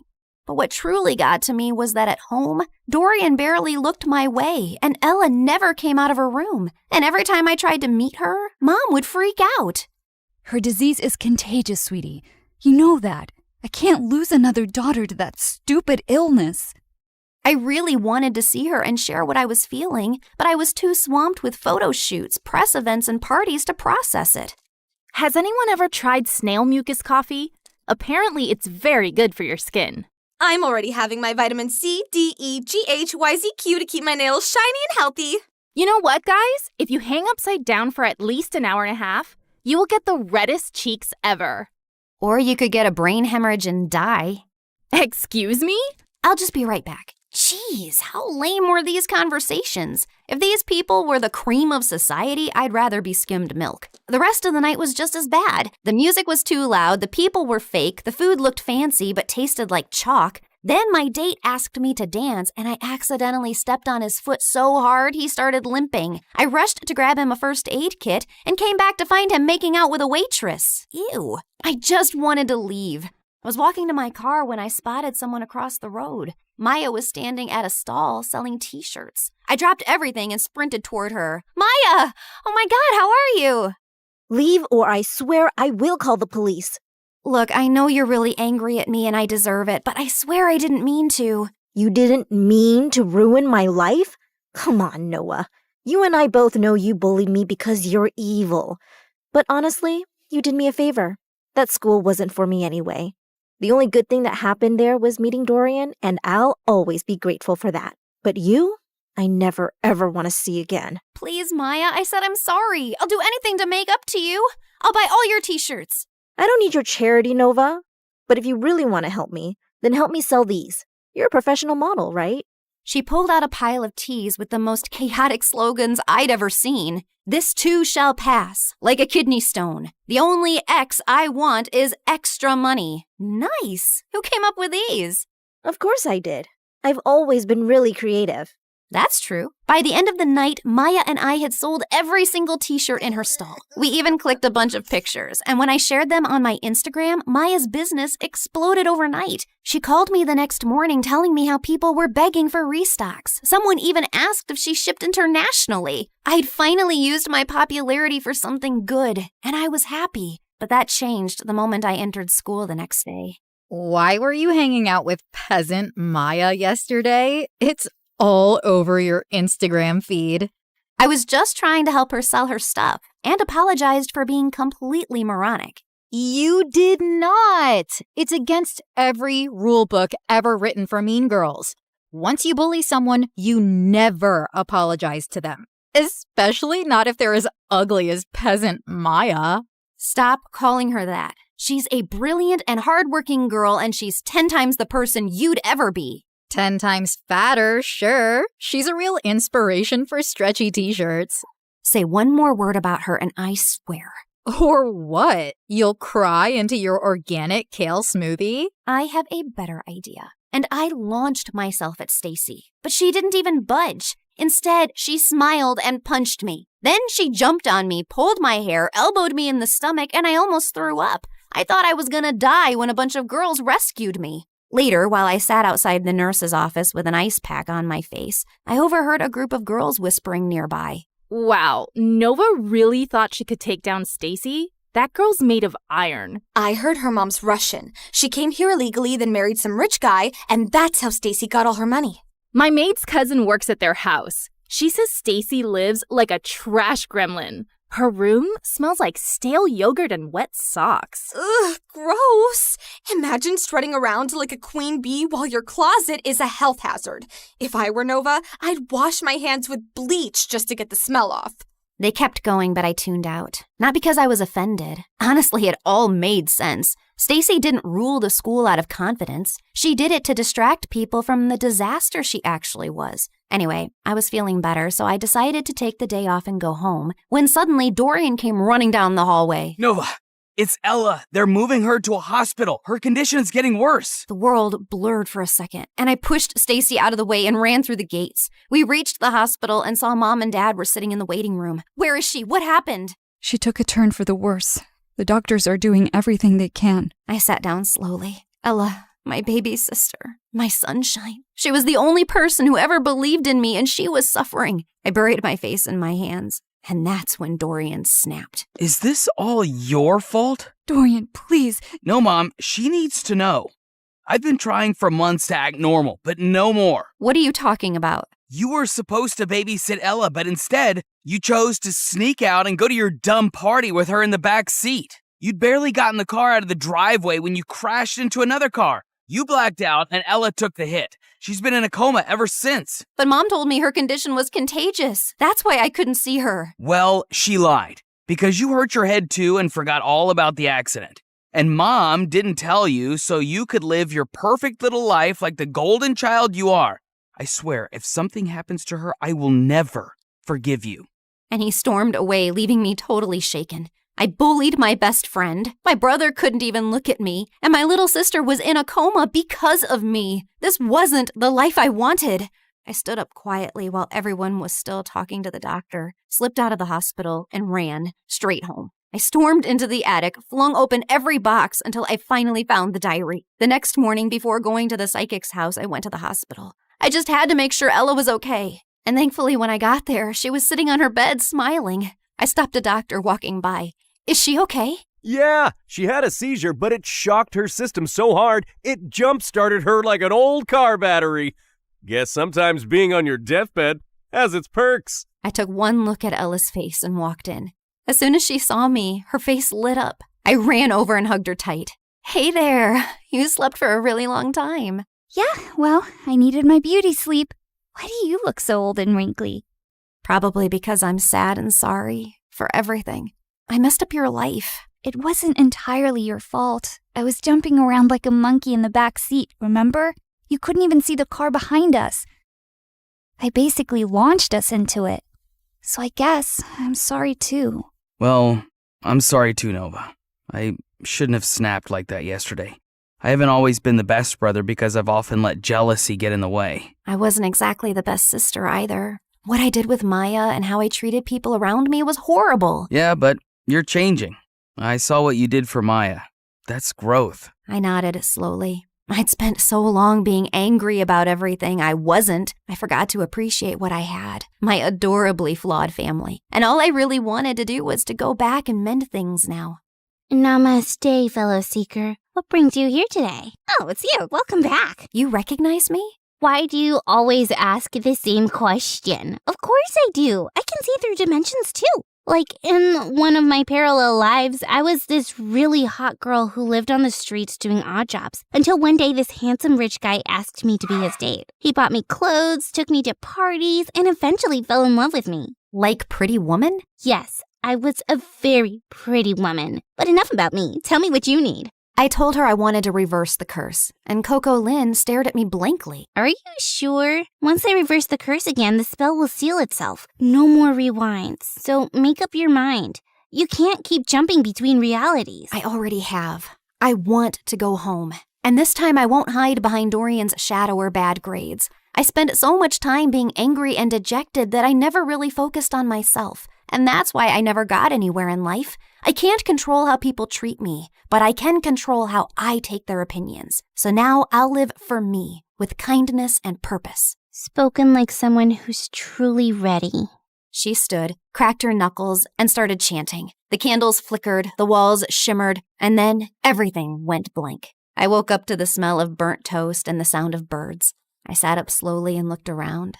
My old room, my old posters, my old creaky fan spinning above me. I rushed to Ella's room and found her sleeping peacefully. Then I went downstairs and saw Dorian kicking the ball like a dork. I ran and tackled him in a giant hug. Oh my God, I missed you. Get off me. You broke my streak. Now I have to start all over again.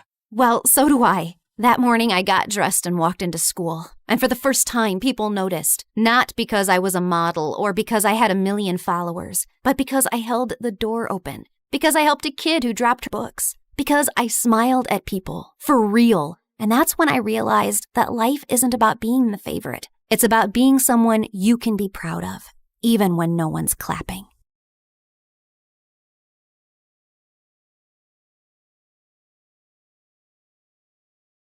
Flying to the other side of the world just to try this steak was totally worth it. Medium rare, juicy and tender. Wasn't just a steak. It was a 5-star marriage proposal to my tongue. Her freaking scream makes me want to freaking lose my freaking appetite. Freaking... This tastes like my childhood and my 22nd divorce healing at the same time. My life was basically all about food. Eating and tasting dishes, restaurant hopping, food festivals, cooking show marathon. But here's the thing. I have golden taste buds, and they never lie. So the question is, are you joining the club just to roll your eyes at me every 5 minutes? Or do you actually cook? The world doesn't revolve around you and your stupid food cravings, you annoying brat.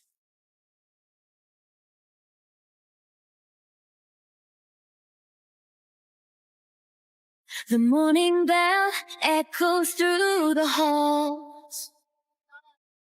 1,000 voices bouncing off the wall. From the quiet corners of the library floor to the laughter leaking through the classroom door, we're walking hallways where the legends grew. But today the ink is fresh and the story's new. A student stares at a blank white screen while an artist paints the things unseen. The scholar's lamp burns through the night. The athlete runs toward the morning light. A teacher sighs, hoping the spark they lit survives. Finding the light when the halls get dark. Oh, welcome to the life that ends with you, where the story's changing and the leave you. So carve your name in the wind, let the legacy breathe. There's a world in the pages that we're starting to weave. Not just a school, but the soul of the story, turning our scars into stars and our grit into glory.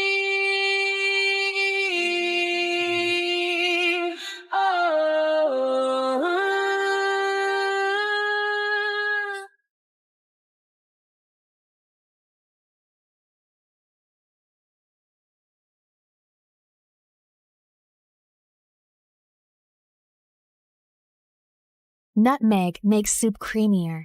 Rosemary is steak's best friend. Basil goes with almost everything. Cinnamon brings comfort to sweet and savory alike. And chili sets the soul alight. But nothing could have prepared my tongue for what came next. Flying to the other side of the world just to try this steak was totally worth it. Medium rare. Juicy and tender. Garlic butter glaze, flame-kissed edges. The scent alone levitates my soul to heaven, like it was invited to have lunch with the beautiful angels up above. Okay, here comes the love of my tongue's life. Oh my Gordon freaking Ramsay! My taste buds were twerking like it was a Friday night. It's savory, juicy, yummy, steak-tacular. It wasn't just a steak. It was a 5-star marriage proposal to my tongue. Goodness gracious, lady, get a room. Oh God, she is either possessed or just really, really starving. I was still mid-foodgasm, letting every bite baptize the very depths of my taste buds when the haters around started mumbling. Did I care? Not one juicy crumb. I had my priorities, and it was to finish this masterpiece. It seems like you've been thoroughly enjoying our food, milady. Oregano. I finally opened my eyes and came face to face with the handsome chef. Oh, I practically proposed to the steak. Weren't you watching me, Mr. Chef? I was, and now I'm wondering, should I be jealous of the steak? Oregano. Okay, that was my cue to leave before I started flirting back and accidentally dated this man over medium rare beef. I came here for the food. Just the food, not the flirty chefs with dangerous dimples. Oregano. My life was basically all about food. Eating and tasting dishes, restaurant hopping, food festivals, cooking show marathons, experimenting in my family's restaurant kitchen. Just name it. But here's the thing. I have golden taste buds, and they never lie. So the question is, will your dish make me scream and lose my voice, or spit it out in disgust and hate you for the rest of my life?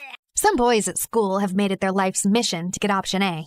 And I wasn't complaining. It was literally free food and a little ego boost. Try mine first, Taffy. My mom helped cut the onions and boil the eggs. Forget that, peasant. This is from a 5,000-star Michelin restaurant. It cost me 10 kidneys. Mine's completely and personally handmade. Took me a month to make this, but don't worry, it's not rotting yet. My mouth and soul were ready, but my brain was totally overwhelmed. Just then, my bestie Jules swooped in with his imaginary cape fluttering. Excuse me, take it easy, gentlemen. Form an orderly line if you wish for Queen Taffy to bless your humble dishes with her divine taste buds. If your food makes her moan louder than a K-drama kiss scene, congrats! You win a date after class, but only for 60 minutes. No extensions, no exceptions. The boys went feral. What are you doing? I don't have time for boys. I just want to eat and that's it. Oh, babe, it's time you started eating with them, not just their food. Whatever. But let's see if one of these can make me scream. Unfortunately, every dish was a disaster. This one tastes like a zombie rat crawled out of the sewer, licked a quadruple A battery dipped in rotten mayonnaise, and fell into my mouth. What were you even thinking, dude? Next, fish and chocolate? It's bold and daring, but a total abomination. Next, please. Are you sure you ordered this from a Michelin star restaurant? Or did you accidentally grab it from a dumpster behind one? Suddenly, I felt it again. That weird, stabby vibe that hits me every time I chew.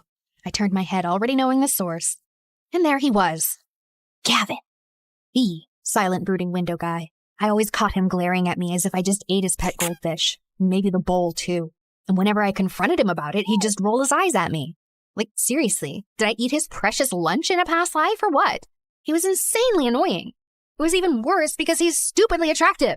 Ugh! Why do hot guys always have to have the worst attitudes?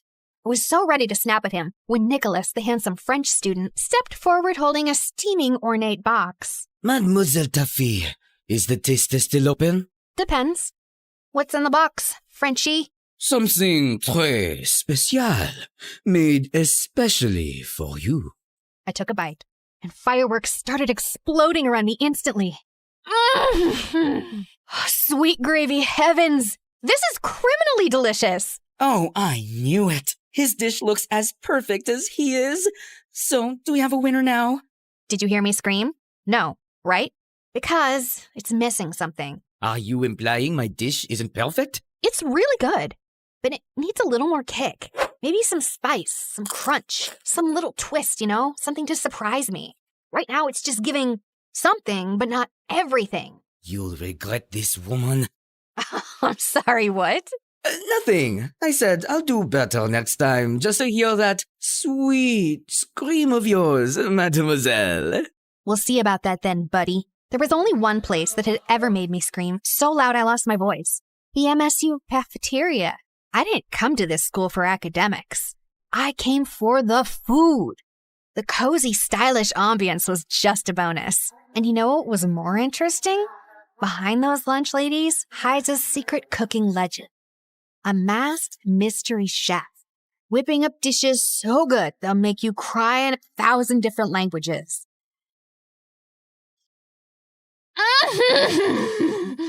The texture. Oh, the crunch.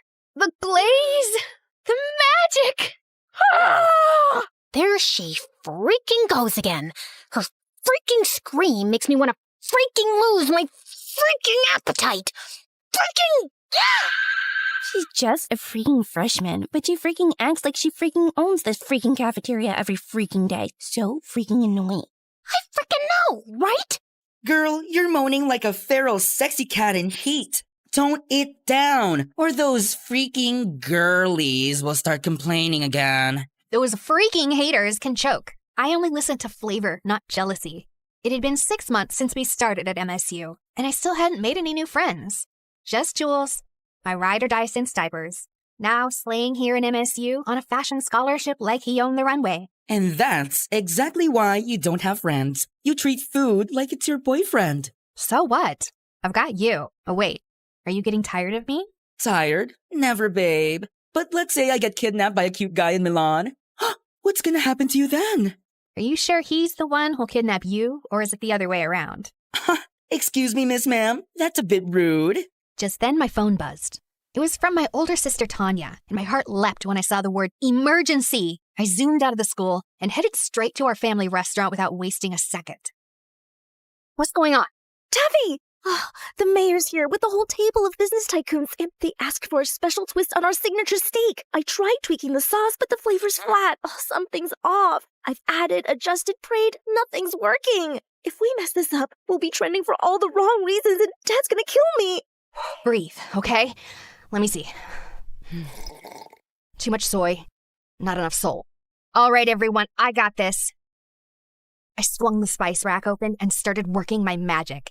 2 pinches of smoked paprika, 1 drizzle of honey, a splash of aged balsamic vinegar for depth, a whisper of garlic, not chopped, grated, 2 drops of lemon juice for a little spark, and a dash of espresso powder. Now, try it. Tanya took a bite. Her eyes went as wide as the earth itself. Oh, quickly clapped a hand over her mouth before she could scream and alarm the entire restaurant. Now go serve that magic to your VVIPs. Oh, you're a lifesaver, sissy, as always. I assisted her as she served it herself to the VIP table. The mayor took 1 bite and started crying. This tastes like my childhood and my 22nd divorce healing at the same time. I need a moment. This steak just forgave me for all of my sins. Your food is divine. You should expand this place. Branch out, and you'll have my full support. That sounds tempting, sir. Thank you. But we actually prefer to stay small, family style. Our restaurant had been around since the 1900s. No branches, no fusion. Because for us, it was never about the money. It was about legacy. And okay, maybe we were also deathly afraid someone would steal my great-great-great-great-great-great-grandma's top secret recipe for our signature dishes. I felt like a hero today. So I threw myself a mini feast in my bedroom as soon as I got home. Half an hour later, Jules barged in and was immediately intrigued by all the food around me. Salty. Sweet. Cheesy. Ooh, spicy. You're clearly riding a flavor high. Did you fall in love? Wait, no. Not enough sugar. You're just really happy. Like, I just saved the whole world moment kinda happy.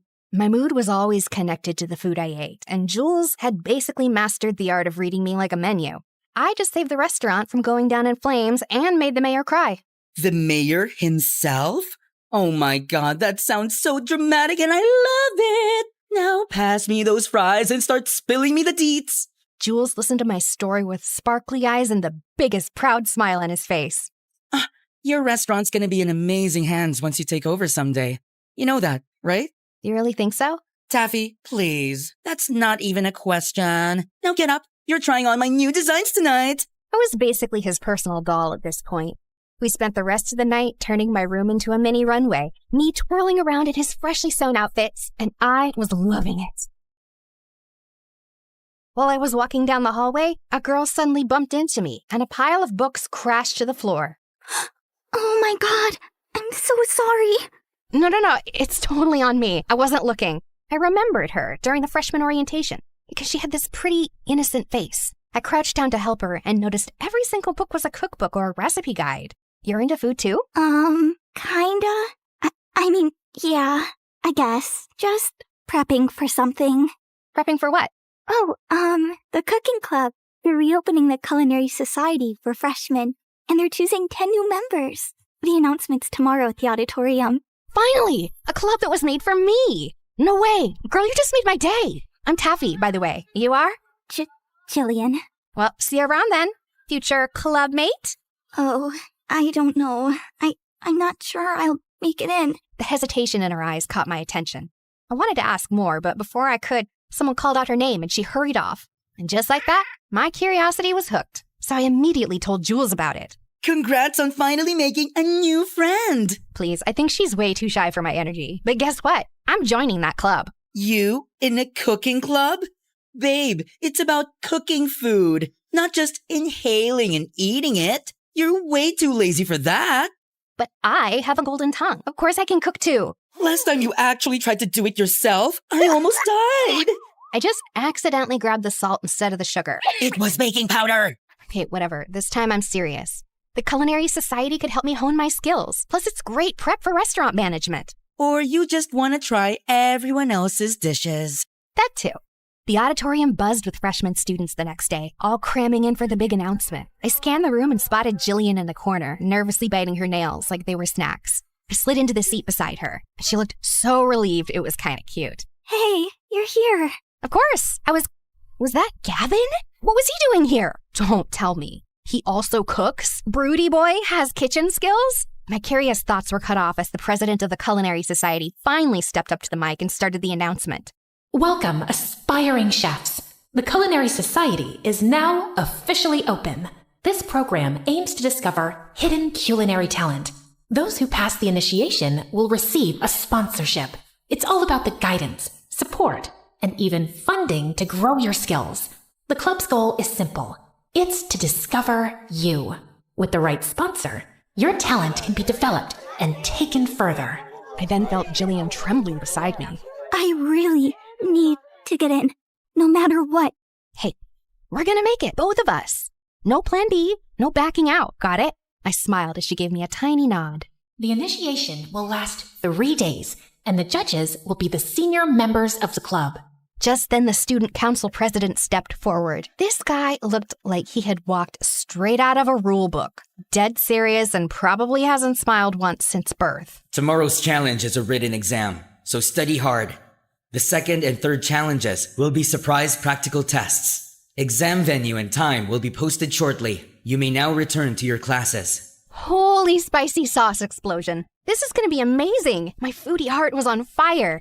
I glanced back at Gavin, only to find him already looking at me. Of course he was glaring again. Seriously, what was his deal? The glaring, the eye-rolling, the mysterious brooding energy.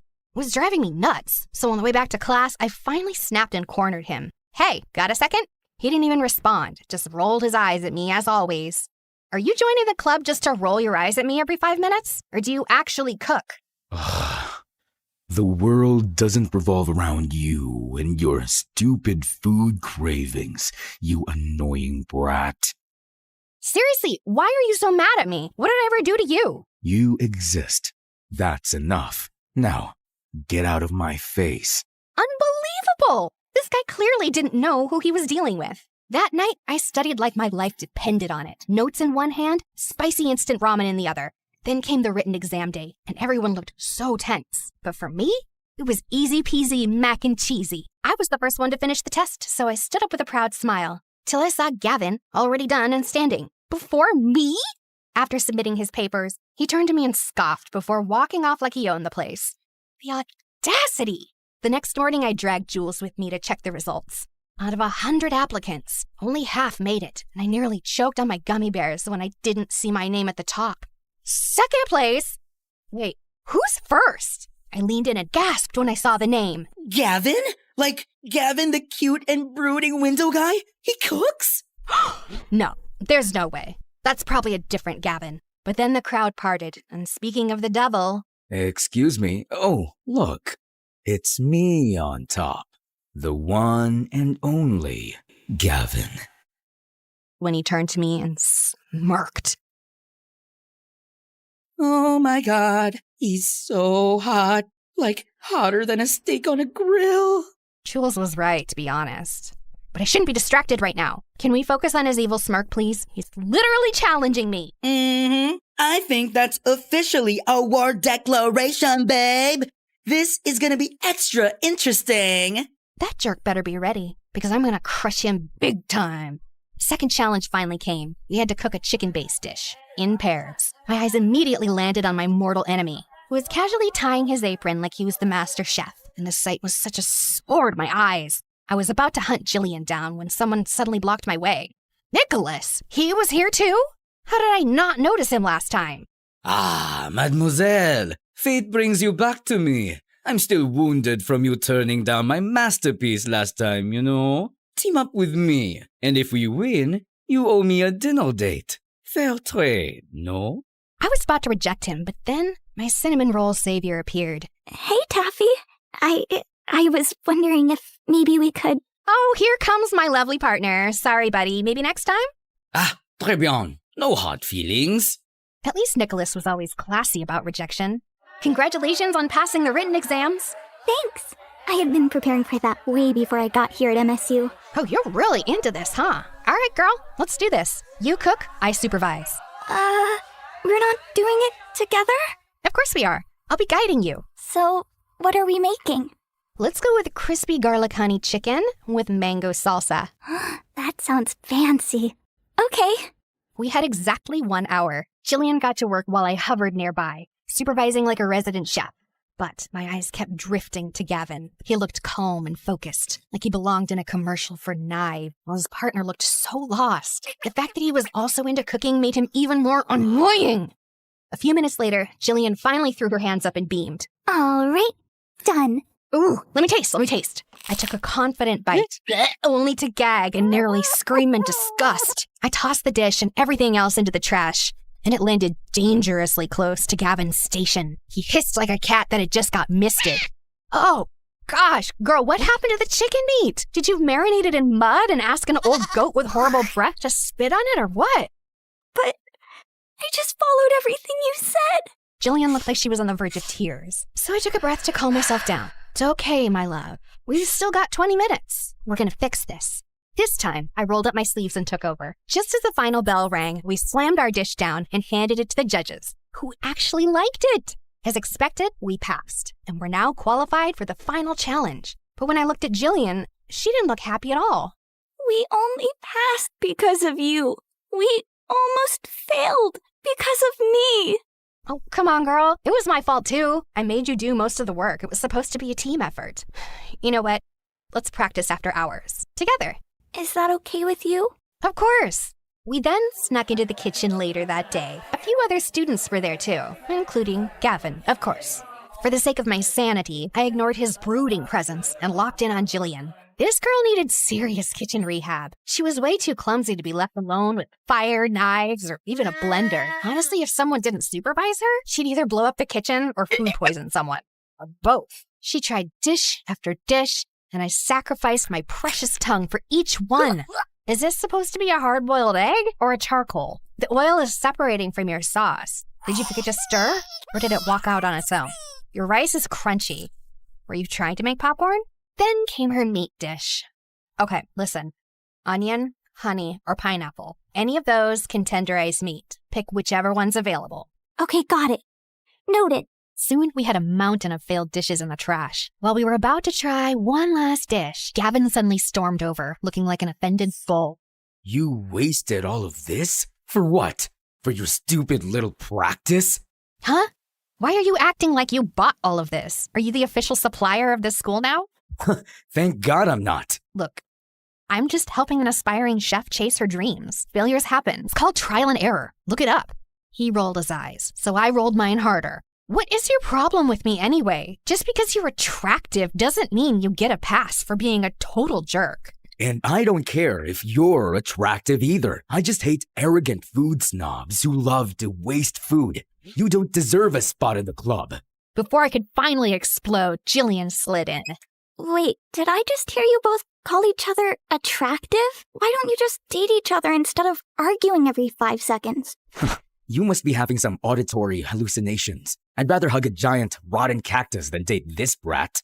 He really hated me that much, huh? I hoped I'd never see his stupid smug face ever again. Unfortunately, we were in the same class. And worse, we still had one final challenge in the club initiation left. The announcement came sooner than expected, and the venue was deep in the woods. As soon as we got there, all our phones and stuff were confiscated. Goodbye, Wi-Fi. Goodbye, sanity. There were only about 15 of us left, and that included Nicholas, who wouldn't stop staring at me like I owed him money. Lovely to see you here, mademoiselle. If we both make it in, you owe me a date, remember? Since when did I agree to that? Since the day you insulted my masterpiece. But I gave constructive criticism. Of course. That's why I've made it my life mission to make you cry. The next time you taste my dish. Okay, but why did that sound like a low-key threat? Our conversation got totally cut off when the club president finally stepped up for the announcement. Your final test will challenge your creativity, resourcefulness, and pure culinary courage.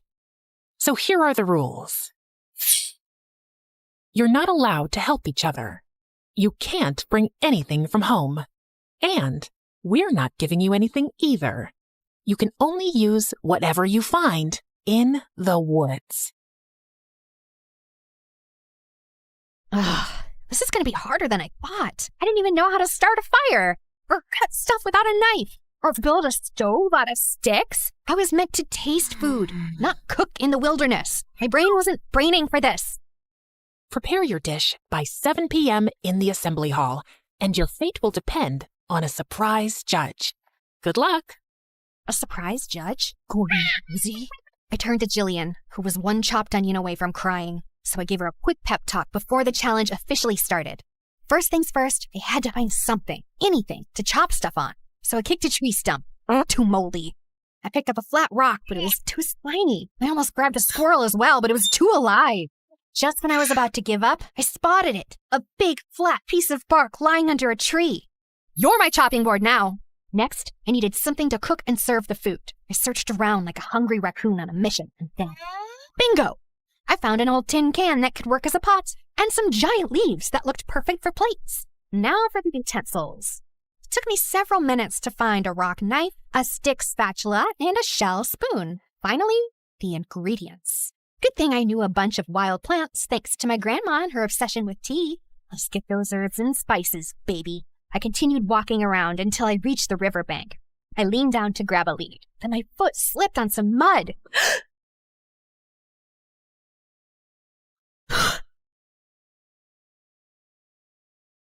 So, you're not just a brat and a snob. You're clumsy too.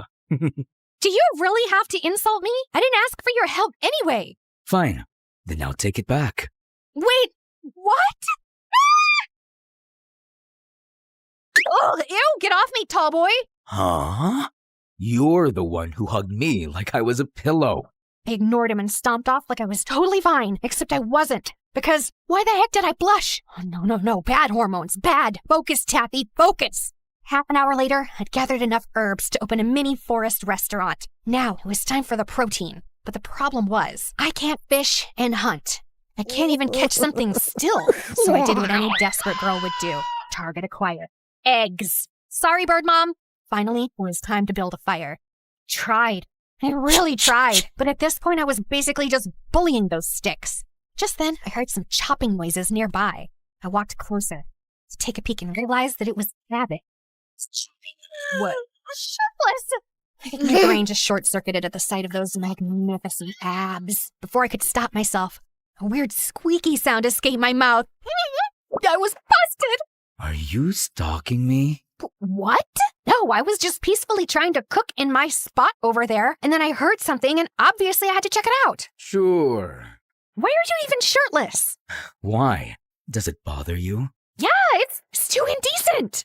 Then find another spot?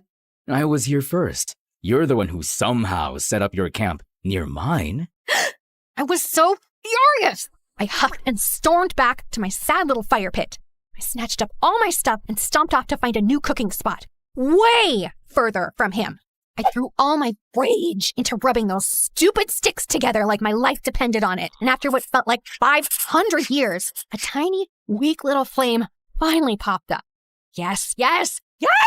Wait! No! It suddenly started raining! Are you kidding me right now? I grabbed my stuff, and as I dashed through the rain towards the nearest cover, I spotted Gavin running toward the same place from the other side. We both reached the shade at the same time, soaked and panting. Wow, so the brat can run, huh? What do you think of me? A corn dog? What? Before either of us could say anything else, a soft sob broke through the sound of the rain. We both turned toward it and saw Jillian. She was soaking wet and crying. Jillian? What's wrong, girl? Are you okay? My family doesn't have much, and this was my only chance. But I think I'm too stupid for this, Taffy. As I comforted her, Gavin sat down next to her, pulled a small dry cloth from his bag and handed it to her gently. No attitude, no sarcasm, and he looked so soft like that, like a totally different guy. Ugh, he hated how my heart noticed. Thanks, Gavin. To break the tension, I changed the topic to food and cooking, and somehow it worked. Jillian started to relax and even smiled a little. How about you, Gavin? Why do you love cooking? My ears perked up at her question. Gavin didn't answer right away. Instead, he stared out at the rain, silent, like he was watching a memory unfold in the distance. Tragedy struck me since I could remember, and I was homeless for a long time. Park benches, cardboard blankets, cold nights when I thought I wouldn't wake up, scavenging for even ketchup packets just to trick my stomach into thinking I'd eaten.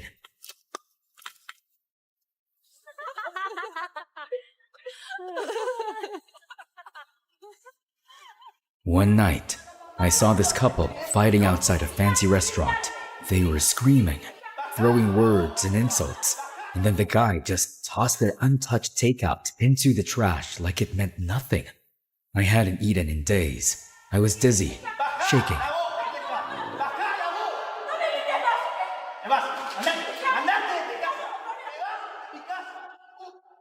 If you're gonna fight, fine, but don't waste good food. The guy looked at me like I was dirt. Then go ahead and eat it if you care that much. I didn't hesitate. Right there on the wet pavement, I sat down and ate every bite like it was a 5-star meal. I remember whispering, "They're fools. They don't even know what heaven tastes like."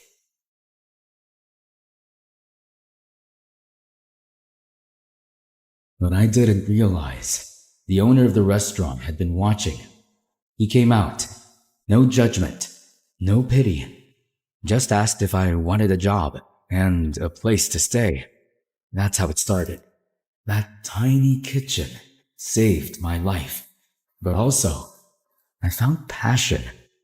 But the rest of the staff, they didn't see me as one of them. Just a stray they took in. A charity case with no pedigree, no past. I worked twice as hard to prove I deserved to be there. And I came to MSU to prove that I belong in the kitchen, to find a sponsor who actually believes in what I can do. You wasted all of this? For what? For your stupid little practice? Just hate arrogant food snobs who love to waste food. You don't deserve a spot in the club.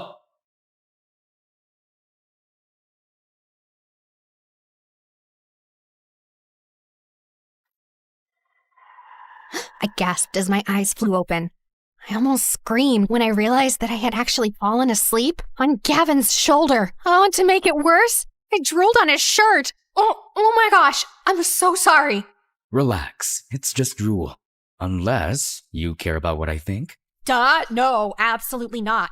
Just then I realized it was getting dark already. Oh my gosh, what time is it? I haven't even started cooking. And where's Jillian? Chill. We've still got an hour and a half before 7. And Jillian's over there. She already got started. Apparently, she had already built her own campfire and was cooking over it like a master chef. Gavin and I then rushed back to our spots, and this time it was extra serious. I no longer just wanted to pass the test. I wanted to make something real. After finishing my dish, I rushed back to the assembly hall. Everyone was already there and their dishes looked so yummy. The whole room smelled like a 5-star buffet. Just then I noticed that Jillian wasn't here yet. I glanced at Gavin and he looked worried too. Come on, girl, where are you? Soon there were only 5 minutes left and panic started creeping in. Just when I was about to bolt out the door to look for her, she finally appeared, holding a steaming plate with the most unique-looking fish dish I'd ever seen. What took you so long? You got me so worried. Sorry. I just wanted to make sure everything was perfect. Before I could respond, the lights dimmed, and the club president stepped up to the stage. And now, for your final judge, a true master of flavor, the one, the only.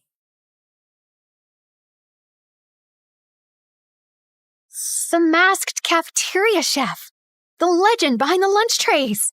Y'all lined up in front of him, clutching our plates like newborn babies. He was just sitting at the table, silently tasting each dish one by one, but his presence commanded attention. Then it was my turn.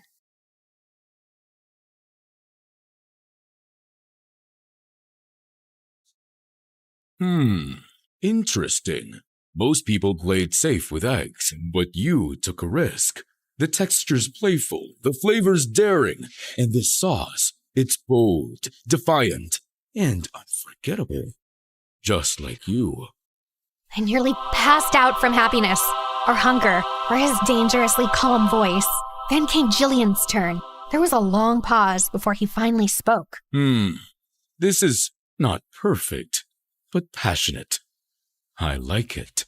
Oh, Jillian was finally able to breathe. The judging ended. Then came the moment we'd all been sweating for. The announcement of the top 10.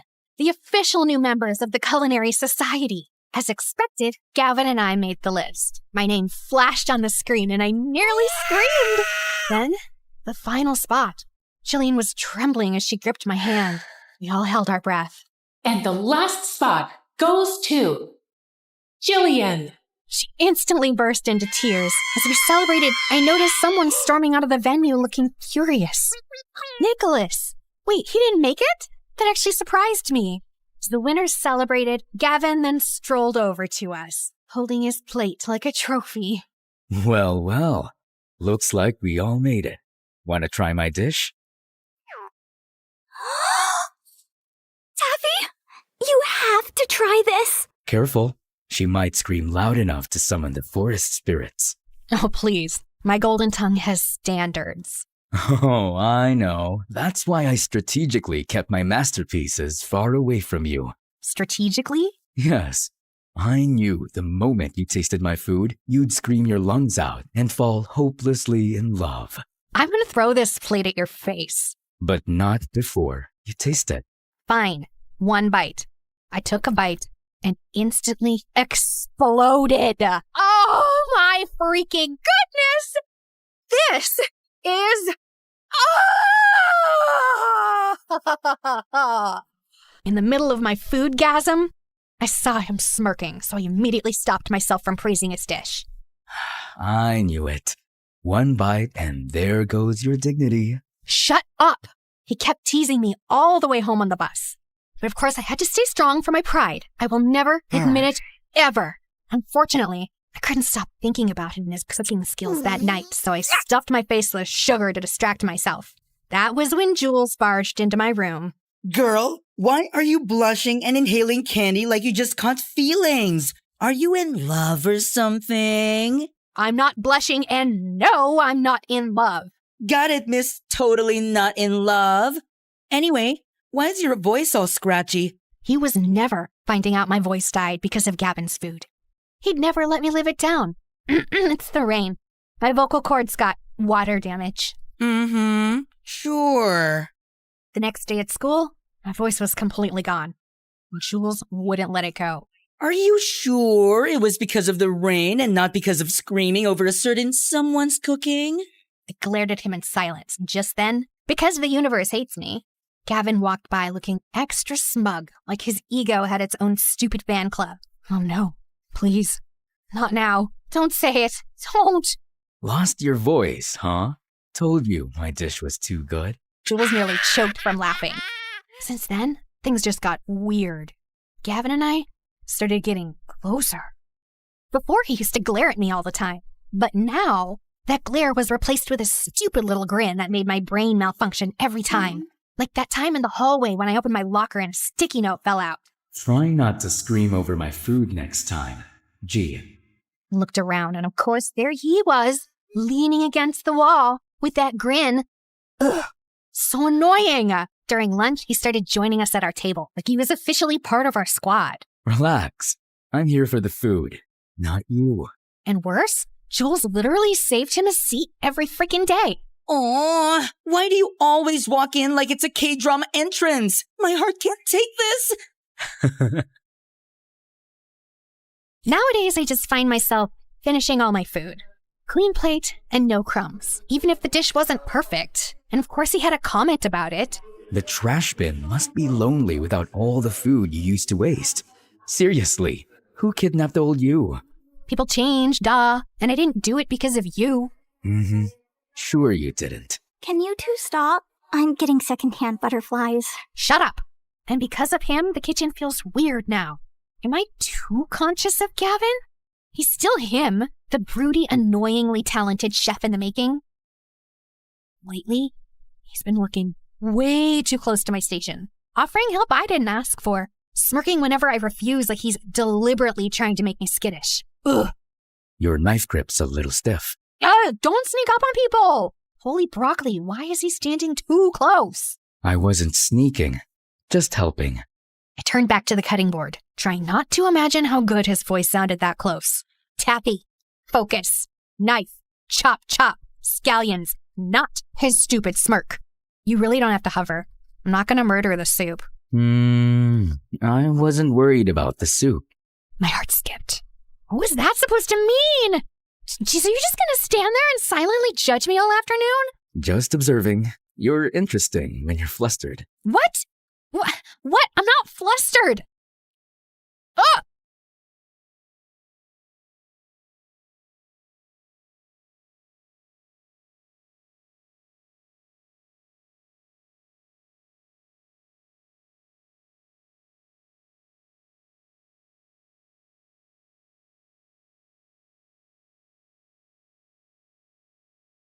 Careful now. I bite. I pushed away too fast and nearly slipped again. What? That was... You were just in the way. Gavin finally stepped back. He looked way too satisfied. I'll try to be more in the way next time. Then he walked past me, as if to tease me more, and my back went straight. I could still feel his heat in the air. That's spicy right there. Oh, what are you even doing here? Rude, but I forgive you. I nearly melted watching you two. The tension, Michelin star level. I groaned, trying to will my face not to combust. But girlie, sorry to pour cold water on your sizzling enemies to maybe lover's arc, but your sister called me, said there's an emergency family meeting at the restaurant. I blinked as my stomach dropped. Emergency family meetings were never casual. Without a word, I grabbed my bag. Didn't even bother untying my apron. Just ran. Apparently, a new diner around the block had been copying our menu and signature dishes. And it had been a week since our sales had gone down to dangerous levels, as in going bankrupt. I went to check on it and got the shock of my life when I saw who one of the chefs was. Nicholas! Ah, pleasure to see you here, mademoiselle. Our family decided to branch out and try a new location. This spot is perfect. Is it no? Everything on your menu is exactly like ours. This is illegal. You copied ours. If we copied yours, then why do most people flock to ours and keep saying that ours is more delicious and better? His weird behavior ever since I rejected him suddenly made sense now. Is this what you meant by wanting to see me cry? That's what you get for insulting my masterpiece.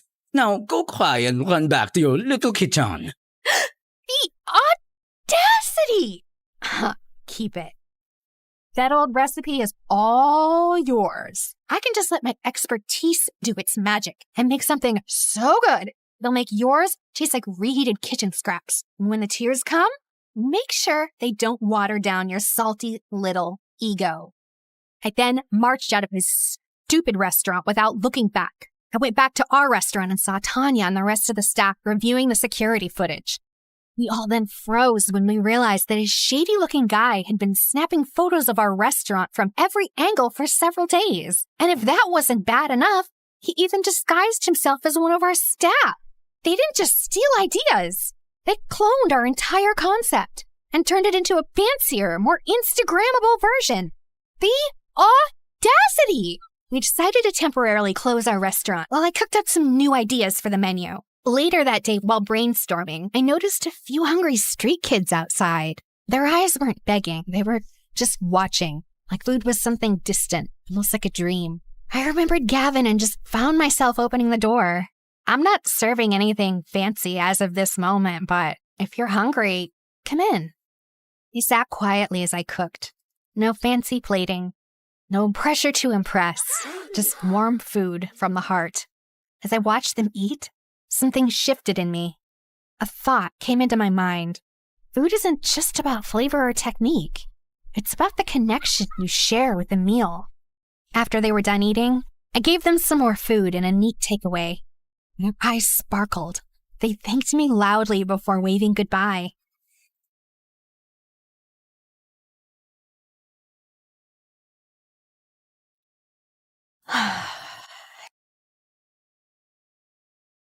Think about some charity project and look for some volunteers to feed those kids again. Oh my God! Gavin! You scared the carrots out of me! What are you doing here? I overheard earlier, and I got worried. I asked your friend, and he told me everything. Well, I'm here to help you out. I just stared at him with my heart pounding. So, the food waster is now feeding kids, huh? Hey, what are you, a stalker? Gavin just shrugged and gave me that infuriatingly smug smirk. Okay, fine, I'll admit it. Your story got to me, all right? I realized food isn't just for enjoyment. It's something to be grateful for. Not everyone gets something to eat every day. Gavin's eyes lit up with something fierce and warm all at once. So hot I couldn't breathe. The air between us shifted. I really want to kiss you right now. What?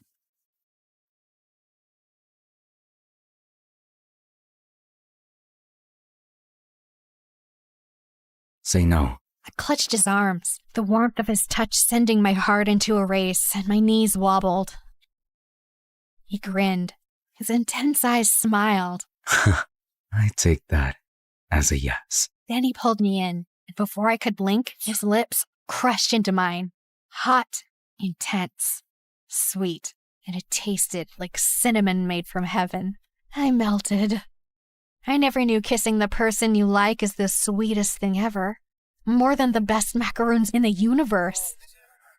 I wanna stay here with you. All that we have is just I told you, I bite. promise I won't leave your side. Be who you are and you'll be enough. If you're giving me your love, giving me your love. All that we have is each other now. Promise you won't leave my side. I hope who I am is enough for you. If I'm Maybe it's the kiss. Okay, no, it was definitely the kiss that inspired this new recipe. Sweet, warm, with the right amount of spice. It lingered and was very special. Whoa, you made this look like it belongs in a 5 million star restaurant. Thanks for helping out, Jillian. While we worked on our test dishes, we discovered her secret skill. She was amazing at plating, garnishing all the aesthetics. Just don't ask me to actually cook it, like, ever. Girl, you're now officially the queen of food catfishing, and I say that with love. Then Jules popped in while holding up a sketch pad. Okay, if we're leveling up the food, then we're leveling up the fashion. He flipped the sketch pad around, revealing a full lineup of brand new uniforms. Chic, comfy, and grease stain resistant. You're welcome. Oh my God, you made slayable uniforms? I am an aspiring fashion icon, babe. Let me slay in peace. We all laughed. And in that moment, I realized that this wasn't just my comeback. It was ours. And for the cherry on top, we added a tagline for our new and special dish. The dish that can make you scream. It was inspired by someone, and as expected, it was a hit. Customers were literally screaming, and their videos went viral. They kept returning to our restaurant, so we finally decided to add it to the official menu. I used to think food was just about taste and fun. Now, I knew better. Nutmeg makes soup creamier. Rosemary is steak's best friend. Basil goes with almost everything. Cinnamon brings comfort to sweet and savory alike. And chili sets the soul alight. But the most important ingredient of all is love. Love is the secret spice. You won't find it on any shelf, but it lingers in every bite, making each dish as special as it can be. All that we have is each other now. I promise I won't leave your side. Be who you are and you'll be enough. If you're giving me your love, giving me your love. All that we have is each other now. Promise you won't leave my side.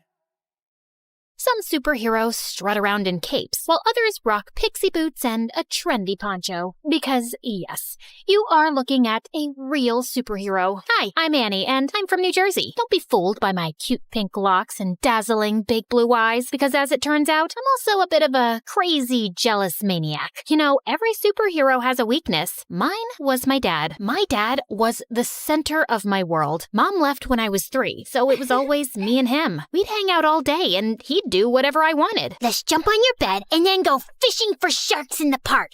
I've just made the bed and it's raining outside, but whatever makes you happy, my angel. My dad was the best. He was my superhero. We did everything together and made a big effort to share each other's interests. For example, he learned the names of all the dogs from Paw Patrol. You're such a Sky. In return, I learned to play chess, which was Dad's favorite game. Kapow! That's a check and a mate. One time, when I had a high fever, I asked him not to leave my side for 1 minute. I promise, Annie, I never will. And I totally believed him. He even made a pulley system to get the Uber food delivery to my bedroom window without leaving my room. But then, the worst thing happened. A couple of days later, instead of making me breakfast, he grabbed his car keys and let a babysitter in. I must go to work today, Angel Annie. Teresa will look after you. No, Daddy, I'll go with you. I'm sorry, sweetie. I have to go alone. It's for the best. Why? Because we need the money to live. Fine. If you want to leave, you'll have to step over me, and everyone knows that's bad luck. And to my surprise, he actually stepped over me to leave. I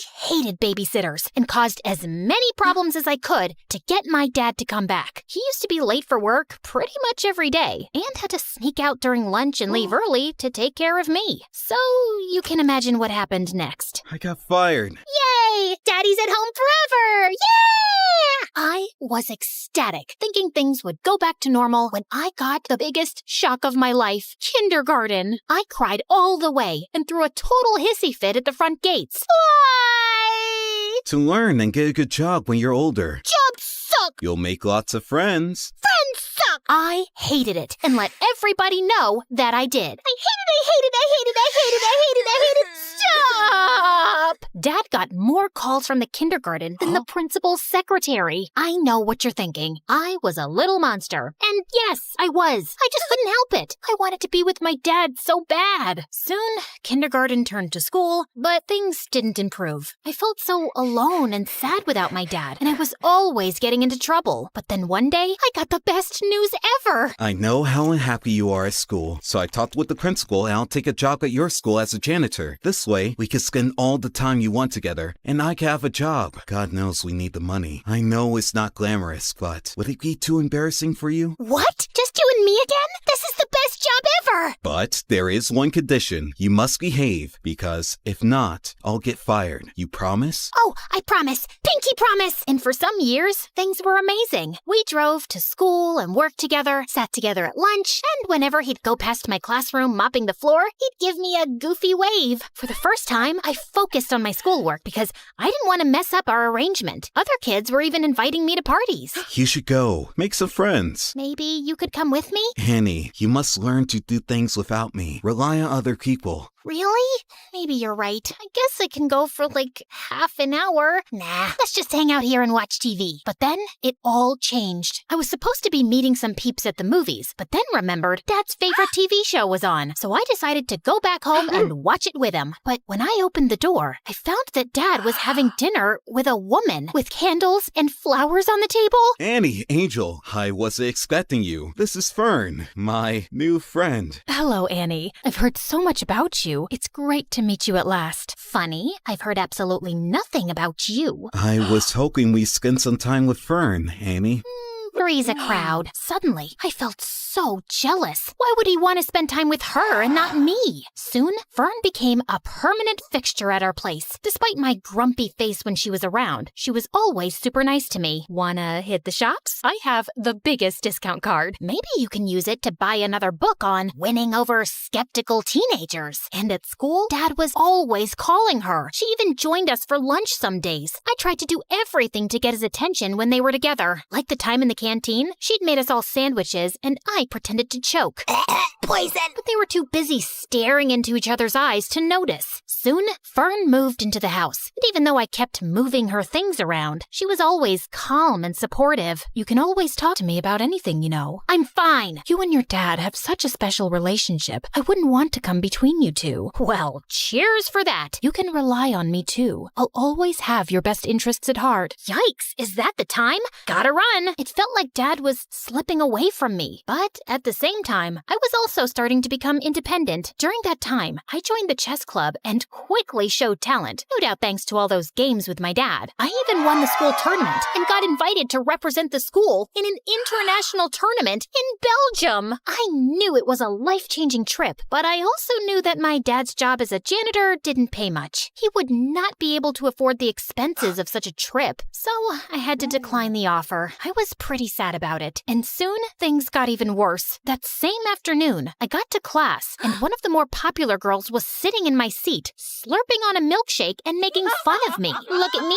I'm Annie, and I'm so lame because my dad's my BFF. Great, that's really mature. Now move your butt from my seat. Oh no, you better call your personal janitor to clean up this mess. What mess? I shouldn't have asked, as she threw her milkshake on the floor on purpose. This mess. What are you waiting for? You better call Daddy. I jumped on her and tipped the rest of the milkshake over her, and that's when the teacher intervened. I got after-school detention. I was really scared that Dad would find out, but thankfully, he went home after finishing his shift. I was super relieved. But then, on my way out from detention, I heard a weird rustling noise from one of the classrooms. That's odd. Everybody went home already. I thought it was best to get out of there, but suddenly, a man in a ski mask rushed out of a classroom, holding a bag full of the school laptops. Oh no, a thief! I froze in my spot as he spotted me and stopped for a few seconds, then started running down the hallway. As he ran past me, he accidentally hit me with the bag of laptops, and I yelled in pain as I stumbled to the floor. Oh my god, are you okay? I looked up in shock as I recognized that voice. Dad? Suddenly, he dropped the bag and ran down the hallway and out of the school. I tried to follow him, but he was too fast. So I sprinted home, and there he was, Dad, completely out of breath and with the ski mask in his hand. The first thing he told me was to keep my voice down so Fern wouldn't hear. Dad, seriously? Stealing from the school? Are you crazy?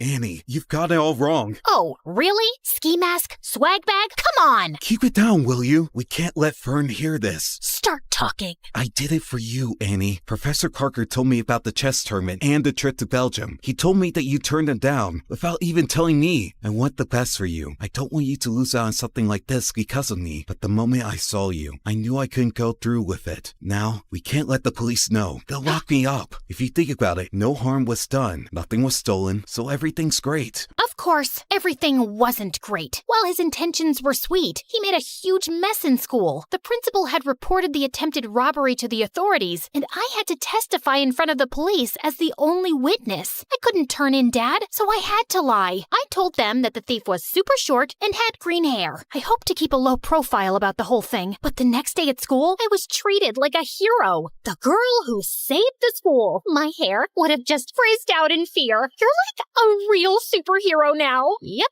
I guess that's me. Want to hang out with us and tell us all about it? And oh, let's snap a selfie. I need to boost my feed with some genuine hero vibes. But the worst thing was, since I caught Dad red-handed, he'd become increasingly clingy and hardly left my side. I guess he was scared I'd confess the truth, but it was really annoying. Like when this really cute boy Warren, who I liked but I didn't think had ever noticed me, talked to me. Hey, Annie. I'd love to take you out for a burger. Sorry, she's busy. Dad? Come on, hun. It's lunchtime. The first one to our seat wins the pudding. Sorry, Warren. I'll just have to go now. A burger soon, though. Sure. But soon, I started hanging out with Warren and his new friends all the time, while Dad's excuses to drop by became increasingly awkward and downright embarrassing. I came by to check if you seen my lost, mop. Thought it might have wandered into your classroom. And he'd always pick the worst times to barge in. I think I'm falling for you in a big way. I think we need to clear the air here.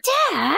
I'd had enough, and on the way home, I thought of ways to let him down gently. But I ended up screaming the truth at him in the driveway. Dad, it's time for a reality check. You can't shadow me forever. How about picking up a hobby that doesn't involve stalking me? You're suffocating me. Then he looked down and rolled his puppy dog eyes. I began to feel very guilty. But then big news popped up on my phone. A very short man with green hair had been arrested for the school robbery. And it was all because of me. Annie, we must go on the run. No, Dad. You need to confess. Confess to what? And suddenly, we both turned around, and Fern was standing there with the groceries. To not cleaning the bathroom properly. You have never cleaned it properly, Annie. Oh, I think my sock drawer needs some reorganizing. Annie, you can tell me anything. I'll always take your side. You can trust me. I didn't tell Fern. I thought she wouldn't understand. I tried to forget the whole thing, but I felt so guilty. That innocent guy was in jail because of me and my dad, and we needed to set the record straight. But I just couldn't turn my father over to the police. That night,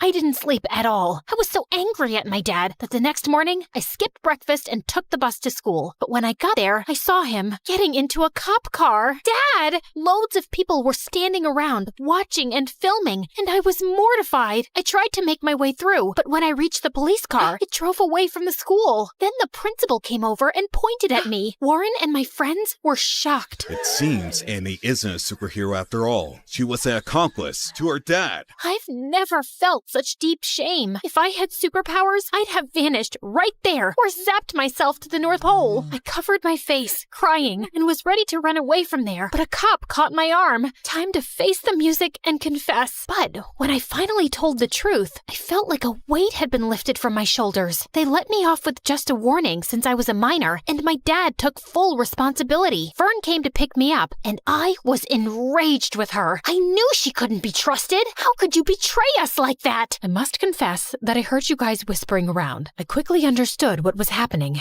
and I knew I had to step in. You didn't deserve to live with that huge secret and with the guilt. I knew it was the right thing to call the police, and I was about to do it, but then I just couldn't. Not to save your dad, but because I know how close you guys are and how devastating it would be for you. I just didn't want to hurt you. I started crying. Thank you, Fern, for everything, and I'm sorry for being a brat with you. Fern hugged me firmly, and I hugged her back. During those hard times, we became really close. She took me home and stood firmly by my side through it all. But if you didn't turn him in, then who did? Some weeks later, they allowed me to visit Dad. I confess everything myself. It was unfair that someone else was arrested, and it felt even worse that you lied for me. I was afraid you'd start hating me for dragging you into my mess, so I gave myself up. I'm so sorry for being such a terrible dad. Dad started crying, and I soon joined in. No, Dad, you've been the best. I'm sorry I've been so difficult, and you don't need to feel like I'm missing out on anything.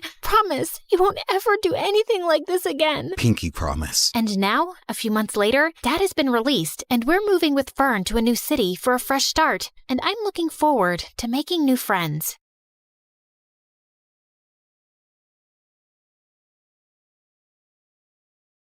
Have you ever woken up from a dream so wild and vivid that it made you question reality? Well, I had one of those. Except mine wasn't a dream. It actually happened. Believe it or not. Hi, I'm Avery, a young billionaire pilot, and this is my story of how I ended up in the creepiest and most mysterious place in the world. Before I continue, please like and subscribe. Let's take it from the top. It all started when my best friend Mila and I were getting ready for some party on one of my private islands, and while I was picking which jet to fly, she was busy ranting about how I just rejected my 8th millionaire suitor on that same day. I swear you reject men like it's your natural reflex. A-listers, heirs, young CEOs, that prince from somewhere I can't pronounce. Girl, what exactly are you looking for? I slid my hand along the wing of jet number 3, like it was a Greek god. I don't know. Maybe I'm just looking for something more.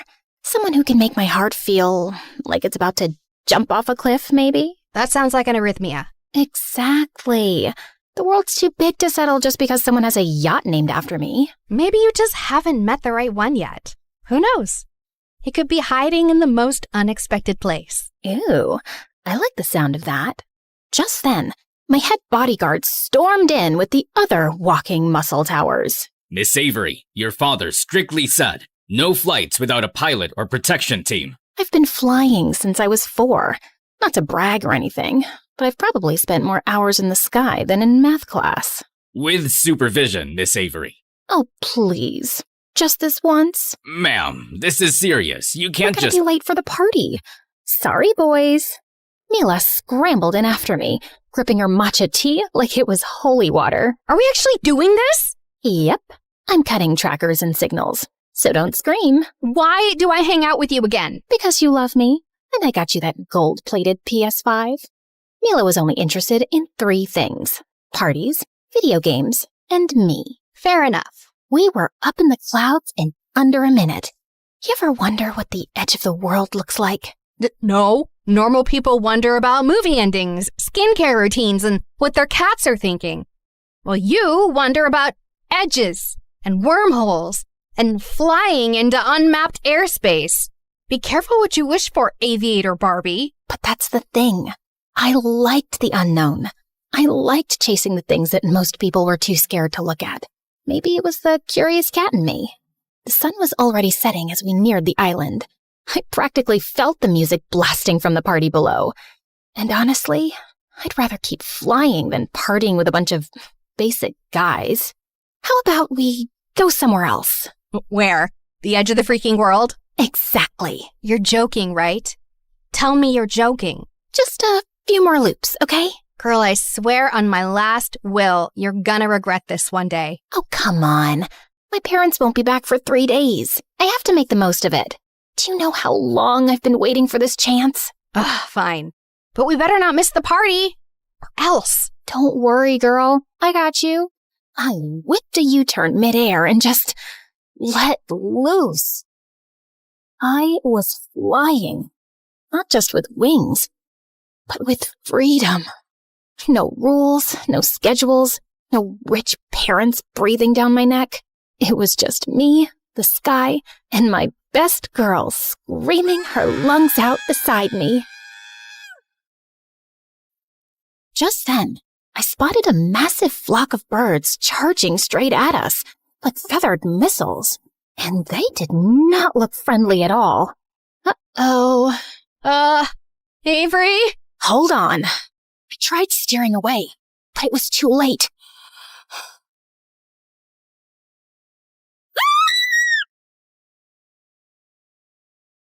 When I opened my eyes, I wasn't in my jet anymore. I was lying on the grass, in the middle of nowhere. I sat up and looked around with my heart pounding in my ears. No Mila, no jet, just weird-looking trees, starlit ruins, and some moon statues everywhere. Where am I? If something happened to Mila, I swear to God, I couldn't forgive myself. I reached for my phone, and my stomach, instantly dropped when I realized that it wasn't in my pocket. It was probably still inside the jet. If it still existed. I scrambled up and immediately heard the saddest squish under my designer boots. Please don't be poop. Please don't be poop. Yep, probably poop. Great. Love that for me. But no time to emotionally process that right now. I needed to find Mila, or my jet, or a working cell tower, or anyone I could beg for help. I mean, I didn't survive boarding school and etiquette class just to die lost in an unfamiliar place. I took a shaky step forward and glanced up, then froze at the sight of the massive moon. It was hanging so low I felt like I could high-five it. Its bluish-purple light drenched the place, making everything feel strangely off. I tensed up the moment I heard rustling nearby. I spun around and gasped when I saw a deer. And it wasn't just any deer. It was tall, glowing, and elegant. And it was staring right at my soul. It then turned and pranced away into the mist. And of course, being the curious little disaster that I was, I followed it. As I walked, I noticed even more moon statues around, and giant deer sculptures peeking out from behind glowing bushes like they were quietly watching me. What even is this place? For a moment, I actually hoped that I was at the edge of the world. I was terrified and weirdly curious at the same time. Eventually, the deer stopped at some ruins on a low cliff, where old stone shrines and ancient relics that my dad would probably be interested in were scattered around.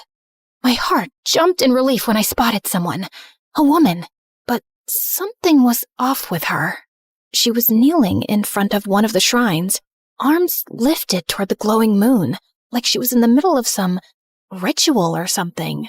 I was about to call out to her when she suddenly rose, her long, ethereal purple hair spilling over her shoulders and shimmering under the moonlight. Wait, were those elf ears? And what was up with the antlers on her head? It was probably just a fancy headband, right? Or some kind of fashion here? Before I could even say hi, the deer walked up to her, and she smiled and leaned her forehead against its nose, like they'd been besties since birth. Weird, but sweet, like nature therapy, and I almost didn't want to interrupt. As the deer backed away and trotted down the slope, the woman suddenly spoke. The forest whispers when someone new arrives. She then turned to face me and started glowing, and did she seriously just turn into another deer right in front of me? So shapeshifters were indeed real? Okay, either I was dreaming or I hit my head really, really hard. The creature just started galloping down the slope and across the terrain like it was totally normal behavior. Hey, wait! I tried to follow it, but I suddenly froze when I heard a lullaby echoing through the trees. I followed the sound, and just a few feet from where I left the cliff, I stumbled into a flower field, and in the middle of it was another woman, and she was twirling under the moon like she was filming a perfume commercial or something. God, I hope this one's normal this time. I hid behind a tree to take a closer look at her, and wow, she looked hauntingly beautiful. No antlers this time. Just a lacy eye mask and a stunning dress that was giving Dior or Valentino vibes. Not gonna lie, she was mesmerizing, and I just couldn't look away. Just then, she tilted her head toward me and smiled, like she knew I was there all along, even with her eyes closed all this time.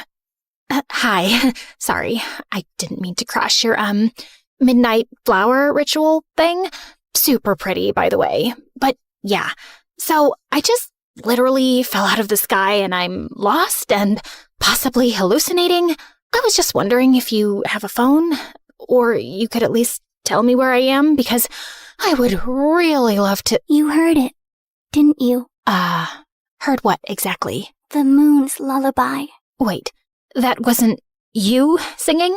I used to be the only one who could hear it. She paused, and in a split second, she was already right in front of me. Until you showed up. My soul instantly left my body. Like, how did she even... There was no walking involved. The moment I blinked again, she was gone. Before I could even process what the heck just happened, creepy, shadowy, reddish figures suddenly stepped out from the dark and lunged at me. Screaming, I started running for dear life. At this point, I was sure I had to be dreaming, because if I wasn't, then what in the world were those things? When I finally lost them, I crashed into a mossy statue and ducked behind it. Through the fog, I saw moon statues, more relics, and gravestones. Blood drained from my face when I realized that I was in a freaking graveyard. Just when I thought this place couldn't get any creepier. Moments later, I saw something bluish-purple flicker ahead. As it got closer, I realized that it was a guy walking through the dark mist with a lantern. He had a long black overcoat, gloves, and boots, and his lantern pulsed with a cold, steady glow that somehow made the darkness lean back. "Excuse me, sir? Fog guy? I'm super lost, and I really need some help." But he didn't respond. He just kept walking like he'd stepped out of the underworld. Hello? When he got close, my heart felt like it was about to jump off a cliff. He had pale skin, a jawline sharper than my sanity, and eyes that looked like he hadn't slept for centuries. And yet somehow, he still managed to look hot. Dangerously hot. Am I dead and you're the Grim Reaper assigned to escort me to the afterlife? I then held my breath when he suddenly leaned in closer, pushing the lantern near my face. I wish. Then, a vampire? I hugged my jacket tighter and shielded my neck, just in case. Unfortunately, no. But your neck does look tempting. My soul screamed at his deep voice. When he finally backed off, I gasped like I'd just survived a staring contest with Lucifer himself. So, you're a normal person? Sorry. I was, gosh. Wait, I think I have something stuck in my throat. His attractive face has got me malfunctioning so bad. Probably either a shark's bone or a lobster's claw. So, okay, here's my story. I was flying my jet, crash-landed here, then found myself running away from some creepy moon cult with chanting and possibly floating people. I need to get out of here, and I assume that you can help me with that? But he just stared at me, but not with annoyance, not even with concern. More like calculation, like he was trying to decide if I was a threat, a liability, or maybe his next victim. So, you're a local here? Still nothing. No answer, no emotion, just aura farming. He turned around and started walking without any words, and I just found myself following him like a dumb little duckling. I spotted a tall silhouette, barely visible through the fog, a towering lighthouse on a hill, and it looked like he was heading straight for it. So, are you heading towards that lighthouse? Can I come with you? I guess not. So, what's this place called? Because it's seriously giving Haunted Island vibes. I kept tossing questions his way, but it basically felt like I was interviewing the air. So, we're somewhere in the US? Do you guys have an airport here? A helipad? I'm just wondering if I could, buy an aircraft so I could fly my way out of here. Can I borrow your phone for like 5.5 seconds? I'm 97% sure my bodyguards and assistants are freaking out right now. I need them to help me locate my friend and pick me up ASAP. Any chance there's a boba tea place nearby? And a spa? Gosh, my feet are killing me. He totally screamed danger, but I was desperate at this point. You own this place, don't you? Finally, he acknowledged my presence again. I guard the borders of this dying land. from outsiders like you. Outsiders like me? Do I look like a serial killer to you? He scanned me from head to toe and scoffed like I was the worst thing he'd seen all day. Excuse me? More like a lost soul stumbling through things she cannot comprehend. Ouch. That sounded poetic and insulting. That was the intention. Could you at least tell me your name? Names are a luxury. Oh my God.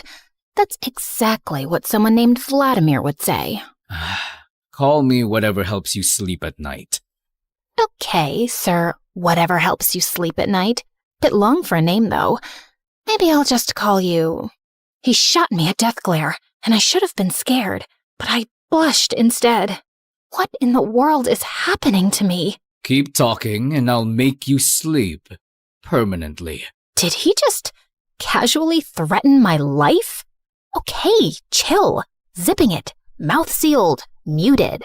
He glanced back at me again, and this time, he was looking past me, over my shoulder, like something horrifying was creeping up behind me. What's going on? I slowly turned and gasped at the sight of those shadow creeps slipping out of the mist. They were the same entities who had chased me earlier. But before they could get close, Graveyard Hottie suddenly stepped in front of me and raised his lantern like it was a sword. You're looking for the wrong person. Now, be gone. His lantern suddenly lit up, and a cold light cut through the fog, making the creeps scream and disappear like smoke. Did he just save my life? I was still in shock when he leaned in closer again and whispered something to me. If you want to stay alive, then stay out of the dark. Got it? Got it. Before I could even ask him about the context, he suddenly stepped into the fog and disappeared. Wait! Hey! Where are you going? I ran and searched for him everywhere, but now he was gone. Ugh, I didn't even get his name. Will I ever see that Graveyard Hottie again? After a brief mental breakdown, I decided to keep going and wandered until I reached the edge of the woods, where there was a quiet stretch of water and a tiny old rowboat tied to a post. Oh my God! Is this finally my getaway ride?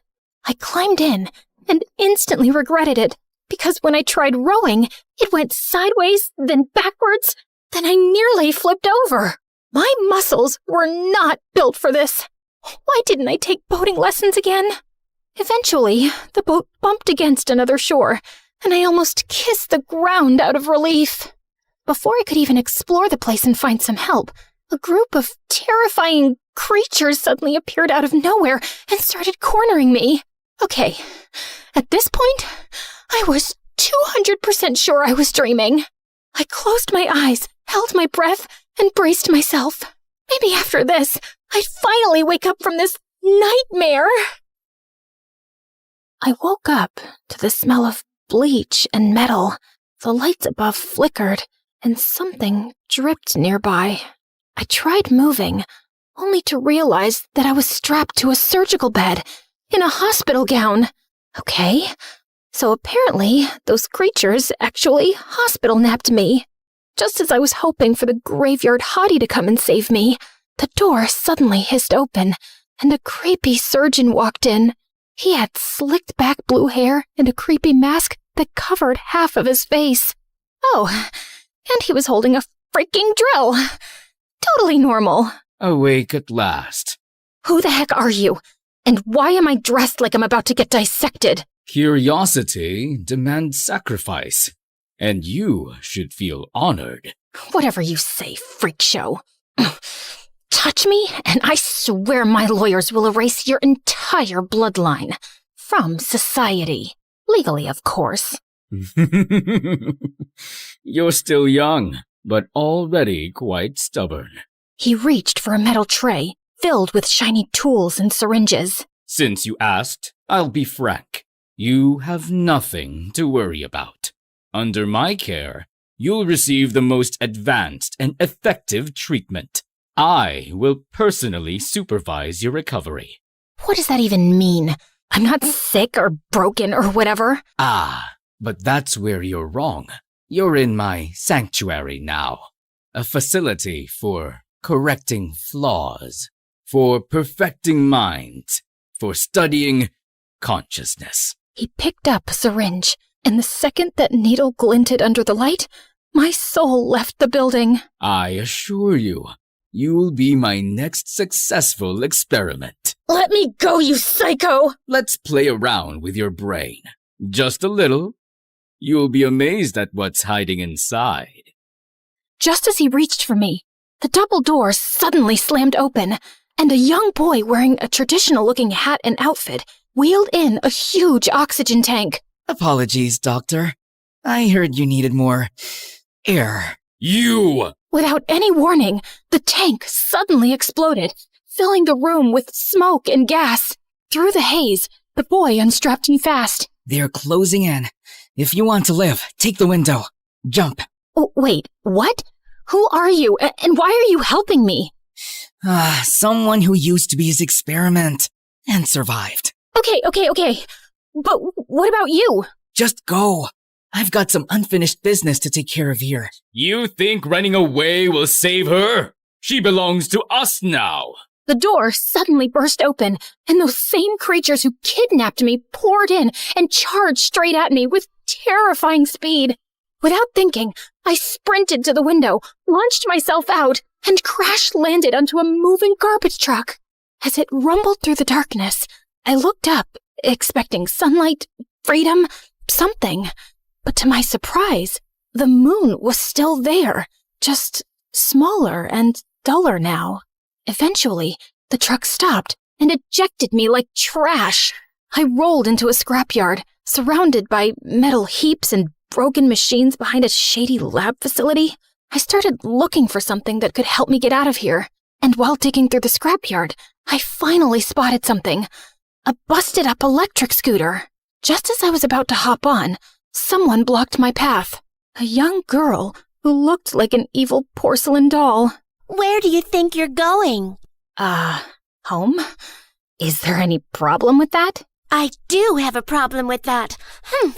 Great. Another freak. I see it in your eyes. You're scared and thrilled at the same time. How did she know that? You're running on unstable emotions, easily corruptible. But don't worry, I'm here to optimize you. Baby girl, what exactly are you going to do to me? You look like you're just waiting for your mommy to come pick you up. That's cute. But, you see, I don't handle trash myself. She pressed something on her tablet, and behind her, a massive silhouette rose from the shadows, with glowing eyes and whirring joints. Is that a freaking robot? My little friend here removes errors, and you, unfortunately, qualify. Just as the robot lunged at me, I yeeted the scooter straight at it, but it only bounced off like a sad little paper plate. Right as it raised its claw to squash me like a poor little bug, a long and massive beam bar suddenly crushed its arm with a sickening crunch. I looked up and instantly forgot how to breathe. A blonde guy with a face card so powerful it could make women across the globe bark, and a jawline sharp enough to bankrupt the diamond industry. Oh, my modern knight in shining armor. Who is this guy? You all right? Hang in there. Let me just finish this real quick. I opened my mouth, but nothing came out. My brain was buffering harder than hotel Wi-Fi. By the time I blinked, the creepy porcelain doll girl and her deathbot had vanished. Well, gotta give them credit. Fast feet. Just when I thought the coast was clear, those terrifying creatures suddenly emerged from the alleys. Ugh, can't these weirdos just leave me alone? I don't think they're here to have a friendly little chat. Let's move. Before I could even react, he scooped me up like a duffel bag and bolted into the fog. I was screaming my lungs out as they reached for us, but this guy had insane speed and reflexes. And somehow, while he was carrying me like I weighed nothing, he still managed to beat up some of them with his precious bean bar. When we finally outran them, I was this close to puking all over his boots. All right, we're clear. You okay? That was actually such an insane experience. Thanks for saving my life. Not a problem. I came here for you. You came for me? Well, my duty is to save and protect everyone in need. Of course. Sorry for all the screaming earlier. The blood was pooling in my brain and I saw my life flash in 4K. Fair enough. Let's get you home. That's when I noticed we were at a port, in front of a ship. Wait, is this your ship? Am I finally going home? That's right. Come on. We boarded, but I couldn't shake the paranoia crawling in my chest. This guy was just too perfect, like he was sent here just to save me. But why? What's in it for him? Listen, I've had a rough week with different entities. So, just to be sure, are you here to actually save me, or, I don't know, harvest my organs or something? I already did the first part, didn't I? Right. As we finally boarded his ship, I realized that I needed a full spa day. I asked him if he had a bathroom and spare clothes, because if I didn't get out of this gross hospital gown, take a bath, and brush my teeth ASAP, I swore I was gonna lose my mind. Thankfully, he had some spare clothes, but it was a giant black shirt that swallowed me whole. When I stepped out onto the deck, I walked in on him, bulking up, and oh my holy juicy protein powder. Look at those muscles and veins. Wow, my shirt's way too big on you. But hey, better than nothing, right? Yeah. But I like it. It's cozy. So, are you from here? Nope. I came here to reclaim something that was taken from me. From us. And protect what's left. Ooh, interesting. He then told me his name, Victor, a high-ranking military commander, apparently leading some kind of expedition through this weird, fog-infested region, hopping from island to island, chasing ruins, lost history, and something personal he wouldn't talk about. I met a local in town. Her name is Nell, and she told me that this is a lawless region and off the grid, so it can be pretty chaotic. But that's all she shared. That actually made some sense, but my curiosity was already screaming 100 more questions. Victor and I continued to bond. It was actually warm and laid back, and the way he kept checking on me, making sure I was okay, was doing something to me. But of course, just when things were finally looking up, the ship suddenly had engine issues, so we had to dock again in the nearest land. We'll rest here for a while and ask around. Nell told me that the locals here are pretty sneaky and love ripping off passing tourists, so we just need to be a little careful. We met up with Nell in a diner, who surprisingly looked like a supermodel with a tattoo on her right eye. I heard you've had quite a trip. Eat up. You look like you haven't eaten in days. Oh, you bet. Back home, my dinner usually comes plated like edible museum exhibits. But this will do, I guess. So, where exactly is back home? I told her about my background and how I ended up here, and she looked extra intrigued. So you're not exactly the average tourist profile. People usually come here on ferries, not personal aircrafts. Oh, speaking of aircrafts, do you know anywhere I can borrow one? Preferably a jet or a helicopter. We can try the craft shop. Might have something experimental. Craft shop? Like gadgets, machines and stuff? Everything, babe. Just name it. We finally arrived at the craft shop, and it was full of bizarre inventions and food weapons. And apparently, it was being run by equally bizarre young girls. Build a jet in a day? Please, I could do it in my sleep with one hand. Honestly, it sounded ridiculous. But at this point, the only thing that felt impossible was me getting back home. As the girls geeked out over engines and blueprint jargon, I glanced out the window and saw Victor and Nell talking, and they looked sus. Planning to eavesdrop on their little conversation, I stepped outside, only to crash into someone achingly familiar. Tall, brooding, and unfairly attractive. Mr. Graveyard Hottie. God, I missed him. You're not safe here. They know who you are now. All of them. We need to leave. What? What do you mean? And who's they? Suddenly, Victor stepped in. She stays with me. That's not your call. Oh, I think it is. Because I'm responsible for her now. 2 of the hottest men alive fighting over me in the middle of a creepy fog-covered mystery land? Now it felt like a Wattpad fever dream. And Mila would be frothing at the mouth when she hears about this. You need to come with me. You need muscle. Not some emo lantern guy, Avery. I've led troops through war zones, while he's guarding trees and graveyards. You do the math. Honestly, it was impossible to choose. So I suggested playing rock, paper, scissors. And to my shock, they actually went for it. But it turned into an endless, awkward loop of ties. I considered flipping a coin, until we realized none of us even had one. I'd gladly come with both of you anyway, so... Did I just say that out loud? Before they could react, a red flash in the alley snagged my attention. A glamorous woman with sleek glasses, a stylish hat, and a banner stood there like a fashion model turned CEO. She pressed a finger to her lips and raised the banner. If you want real answers, follow me. She winked at me, then vanished into the shadows. Okay, definitely not suspicious at all. But my feet had a mind of their own. So I ditched the boys and followed her straight into a cafe and... Holy stepmother of boba tea! I wasn't expecting this to exist here. I immediately barged in, only to find that it was completely empty, except for that woman. She was sitting there, like a seductive riddle, with endless legs, casually sipping her drink like this was a date. It's self-service. Oh, love that. Real classy.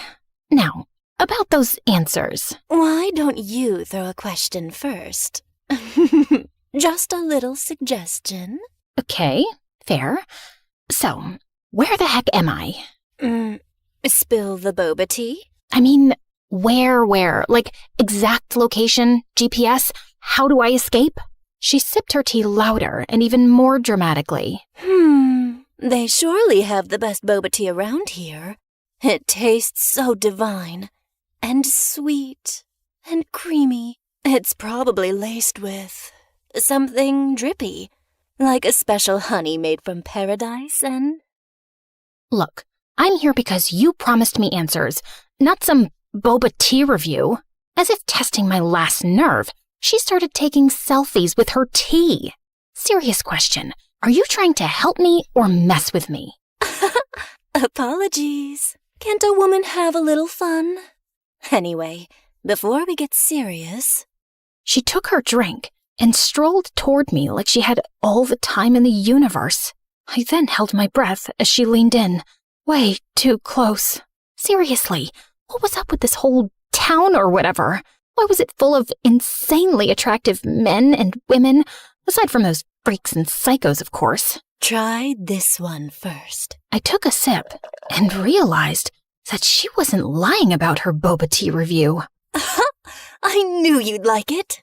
Anyway, have you considered being a pop idol? With that face card and body tea, I can make you global. Are you recruiting me or giving me answers? Both? Anyway, I've heard your family owns quite a few islands. Think I could have, say, 3? Strictly for my child's private playground.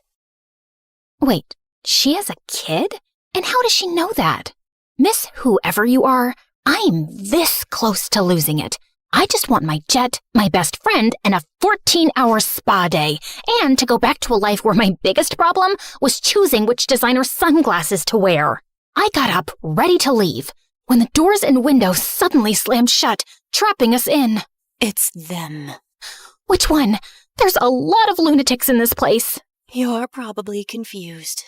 Being in a place that promises new secrets and answers long buried in time. And where people from different places come chasing power, riches, and control. Everyone wants a piece of you. Some to protect you and use you at the same time. Some to own you. Some to experiment on you, and others to erase you. What? Even the ones who saved me? The ones I kinda trusted? Tragic, isn't it? Then how do I know you're not one of them? She just sipped her tea again and shrugged. That's your call, sweetheart. What is this all about anyway? And what exactly do they want from me? Your arrival just made things even messier. You're carrying something none of them planned for. You just made me even more confused. What even are you? Spy, cult leader, crazy vlogger, rogue journalist, boba witch? Oh, darling. I just like knowing how the story ends. Then I want a jet so I can go home safely with my best friend. That's how my story ends. Well then, your answers await, as promised. It's right beneath us. She then tapped her heel on the floorboards. Wait, was she serious? Quickly now. They're coming, and they're not here for the boba tea. Just then, the whole cafe started to shake, and that was my cue. I flung the hatch open, climbed down, and found myself in some kind of underground cave. I was completely lost until I spotted a jet up ahead. Finally! Sweet, glorious escape. I took off running, only to stop dead in my tracks when I realized that it was just a toy. A stupid little model jet on a stand. And then I heard the echoes of that woman's laughter from above. I knew she was sus. She freaking tricked me, crazy witch. Suddenly, a beam of moonlight burst through a crack in the cave ceiling and hit me square on. I suddenly felt weird. What's happening? Just then, everyone started showing up from every direction, completely messing with my head. The prophecy lied. It wasn't supposed to be you. I was chosen to be the new moon, and not you. I am the true vessel, and that light belongs to me. You are the perfect subject. I must know what you truly are. Utterly risible. You carry the moonlight, and with it, you can save what's left of us. Come with me, Avery. This region's balance depends on you. Let me protect you before they twist what you are. Just shut up, all of you! And don't come any closer! Just then, I heard another woman whispering in my head. You don't owe them anything. Just keep shining, Avery. And just like that, I snapped back. I spotted a tunnel tucked into a corner and sprinted like my life depended on it. Because it did. When I finally burst out the other side, an actual jet was there. And Mila was inside. Girl, let's go! Hurry up! We're running out of time! Miracles do freaking happen, folks!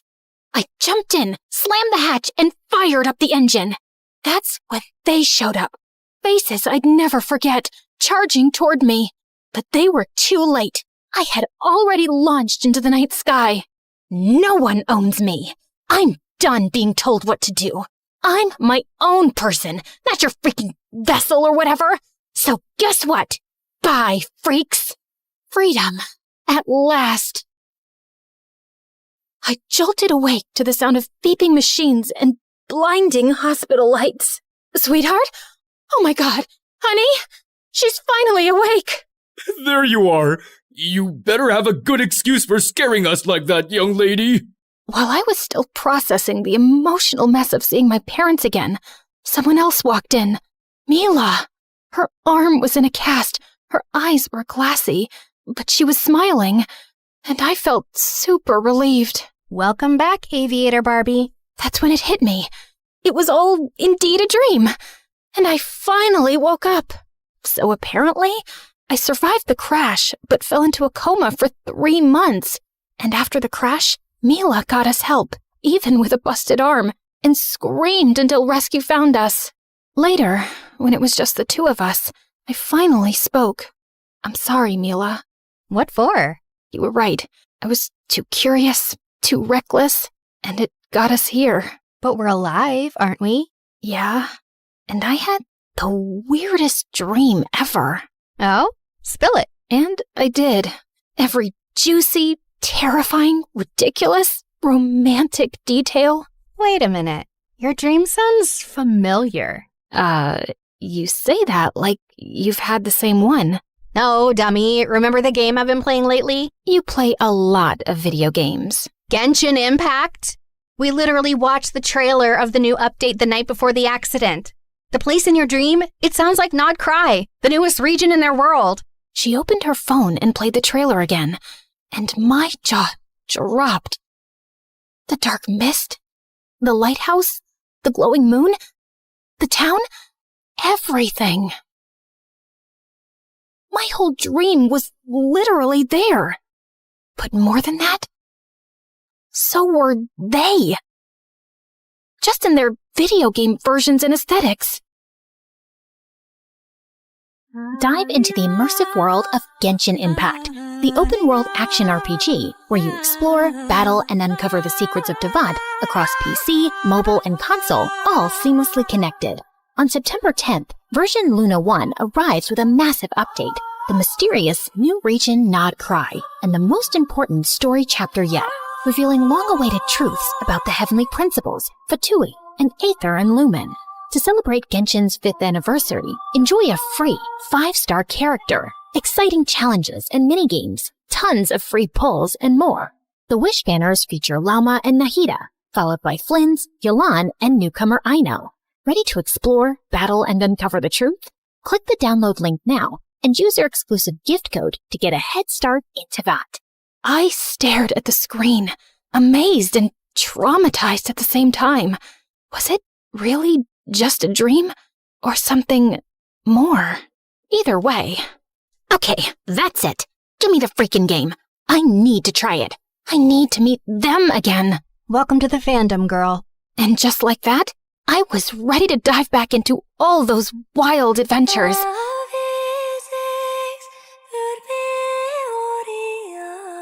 And even get closer to my favorite characters. You know who they are.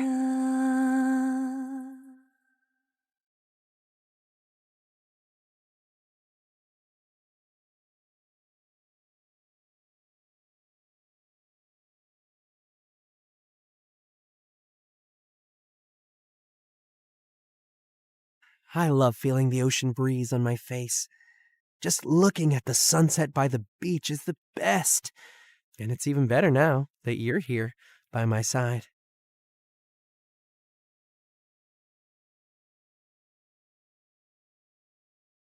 I know that deep down, you believe that what's happening to you isn't normal.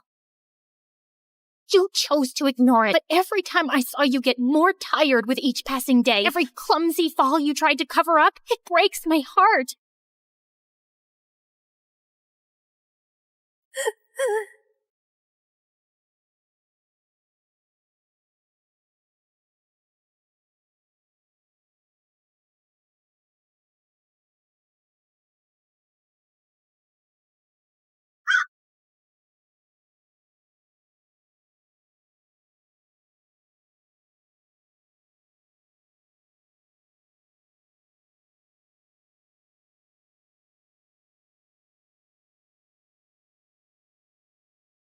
Traitor.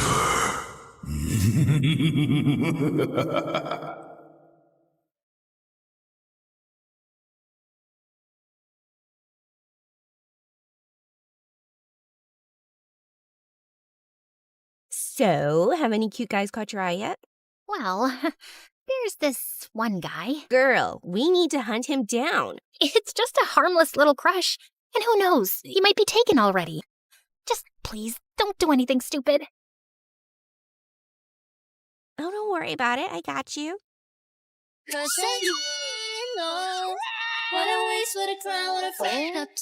should have at least gotten his name. And he's way out of my league.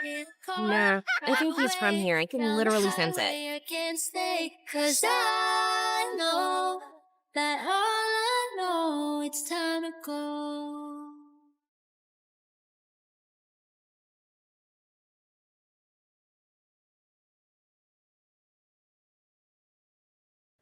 Hi, I'm Blair, and I'm about to tell you a crazy story. Before we continue, please like and subscribe to MSA. Growing up, my parents fought constantly over money. Dad was a struggling sculptor, and Mom, who was a waitress, cursed the day she met him because we constantly had money problems. She always said dropping out of school was her biggest mistake, so she made sure I studied hard. That's how I earned a full scholarship to one of the city's top schools. But my true passion was painting. I fell in love with it at 5, taught myself through YouTube, and by 13, I was winning major school competitions. Dad was proud, but Mom didn't like it one bit. Art's a hobby, Blair. You can't make a career out of it. Definitely not a successful one. It was my dream to become a world-famous artist. Well, mine and my best friend Ashley's. She was an artist just like me, and we'd been best friends since middle school. Ashley was rich, so she got to go to amazing art classes and shared everything she'd learned with me. And whenever my parents argued, I'd sneak over to her mansion. Life was just better with Ashley around, except for her annoying twin brother Dexter. He mocked our art, hid our supplies, and chased us with his paintball gun. Whenever we complained to Ashley's parents, Dexter would just put on his innocent face and get away with it. Even at school, everyone adored him for his sense of humor. Ashley absolutely hated him, and I could see why. Like on their 15th birthday, Ashley spent hours getting ready, and she looked beautiful. But the moment Dexter walked in, everyone gathered around him, completely ignoring Ashley. Look at him, smiling like he owns the world. I will never understand what people see in him. Probably his athletic body. I mean, if you look at it from an artistic point of view, Dexter's pretty much perfect for a portrait. What? I mean, so what if he's good looking? You've got a great personality. That's what you tell ugly people, Blair. You're also so much more creative and way smarter. People would notice that someday. Notice what someday? That you're a total jerk. Aw, are you jealous because no one's paying you attention? Go away, Dex. It's her birthday too. Don't make things worse. Fine, I'm sorry. Here, I got you a flower, little sis. Happy birthday. But as soon as Ashley took it, the flower squirted water all over her face, ruining her makeup, and Dexter ran away laughing. As we grew older, Dexter just got more annoying. At 17, he joined the football team, became the most popular guy in school, and a serial heartbreaker. Every day, some girl would be crying over him, and it was nauseating. As for me, my parents were fighting a lot more lately, and one day, Dad just packed his stuff and left. Shortly after, he filed for divorce, and Mom went bonkers. She refused to shower or step out of the house, and a week later, she came home and told me she'd quit her job. Between rent and expenses, we soon ran out of our savings and didn't even have enough money for food. Do you have cash? Sure. Let me just grab some from the secret trust fund your dad left me. No, I don't have cash, you moron. Just run the card again. I've already tried 3 times. It's not working. Pay or leave. Mom just started yelling at the cashier like a madwoman. He called security, but as they approached, Mom grabbed a bunch of stuff and bolted in the other direction. She went round and round in circles before the security guys finally caught her and dragged her out.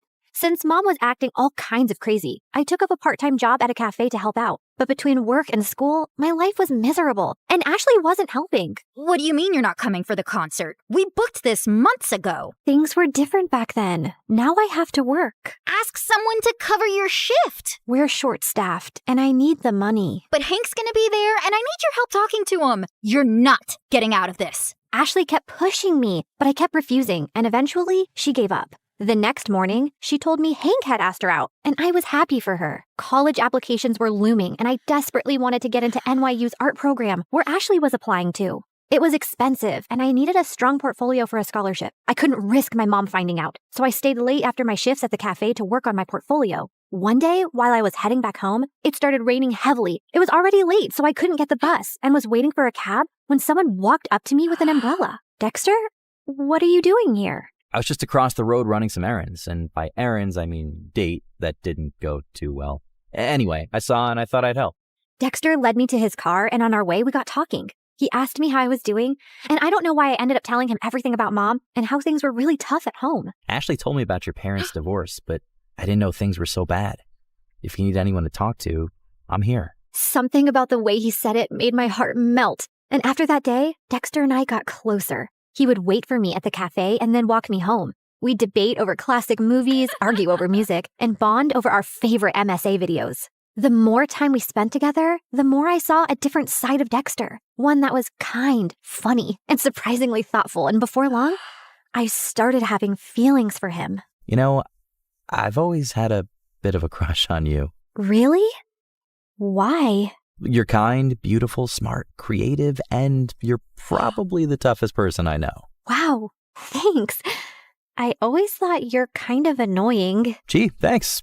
What a compliment. Let me finish. But now I think you're the only person who gets me. You've shown me what it's like to really connect with someone, Dex. I guess what I'm saying is... That you like me? I like you too. And then Dexter kissed me, and it was perfect. I wasn't sure how Ashley would take it, but before we can even gather the courage to tell her, we found her crying in the school garden the next day. Hank dumped me. He says my nostrils are too big and that my face reminds him of his dead cat. What kind of reason is that? The kind that's a lie. Hank's a total player. Why would you ever fall for him, you dumb... Ow! I mean, I'm sorry you're hurting, but don't weep over that idiot. You're stronger than that. Be a man, woman, girl, be a girl. Did you hit your head or something? Why are you even talking to me? Blair, I need a hug.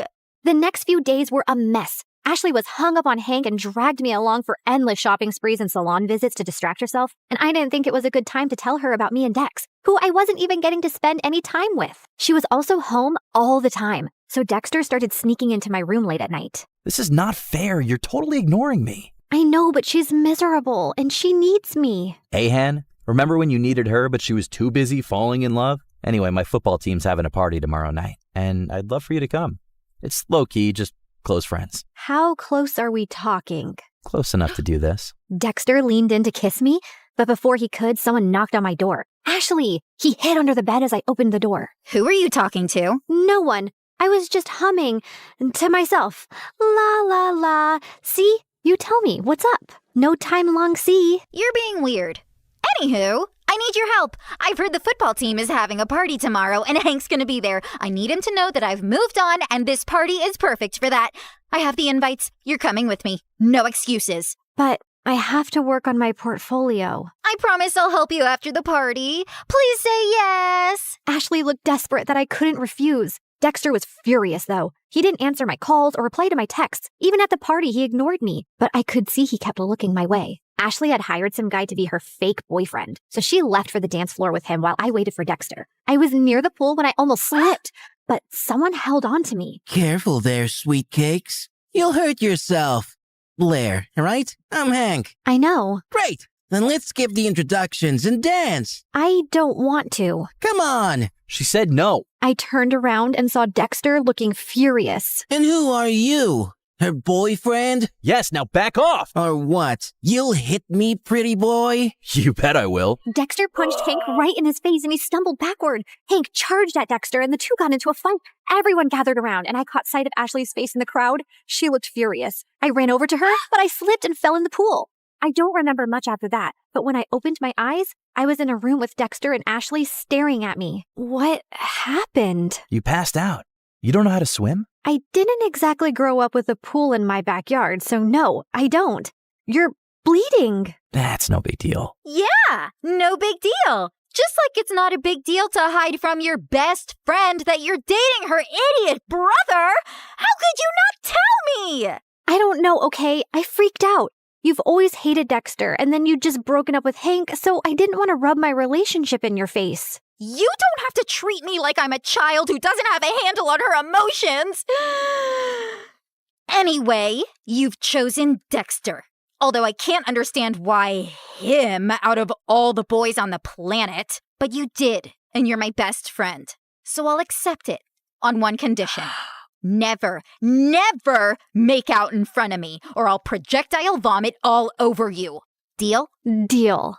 After that, things went smoothly. Dexter and I could now date openly, which made me really popular. One of his friends asked me to create a portrait for her dad. He loved it so much that he gave me a lot of commissioned work. Soon, I was making enough to quit my job at the cafe, and life became a lot easier. I even finished my art portfolio and was working on some last-minute changes one night when Mom barged in. You're applying to an art college? Why didn't you tell me? Who told you? Doesn't matter. Have you forgotten how much we've struggled because of Dad? And who will even pay for this college? I don't have that kind of money. I'll get a scholarship, Mom. I made a portfolio. Look. No, art school is too expensive and not worth it. You'll join a community college and stay close to me. Now give me that. Mom snatched the portfolio from me and left. I followed her, but she locked herself in her room. No matter how much I begged, she wouldn't open the door. Mom didn't get out of her room the whole day, and since submission was only 2 days away, I had no choice but to give up on my dream. I was talking to Ashley and Dexter about it when he came up with a brilliant idea. Dad knows the dean personally. How about I talk to him and get you a personal interview? And we can ask my friend whose dad bought paintings from you to let us borrow those. It could be your portfolio. That'll work. It should. I'm not letting you give up on your dreams, Blair. What about Mom? She just has to make peace with it. I know you love her, but what she's asking of you is not fair. She's acting like the kid in this relationship.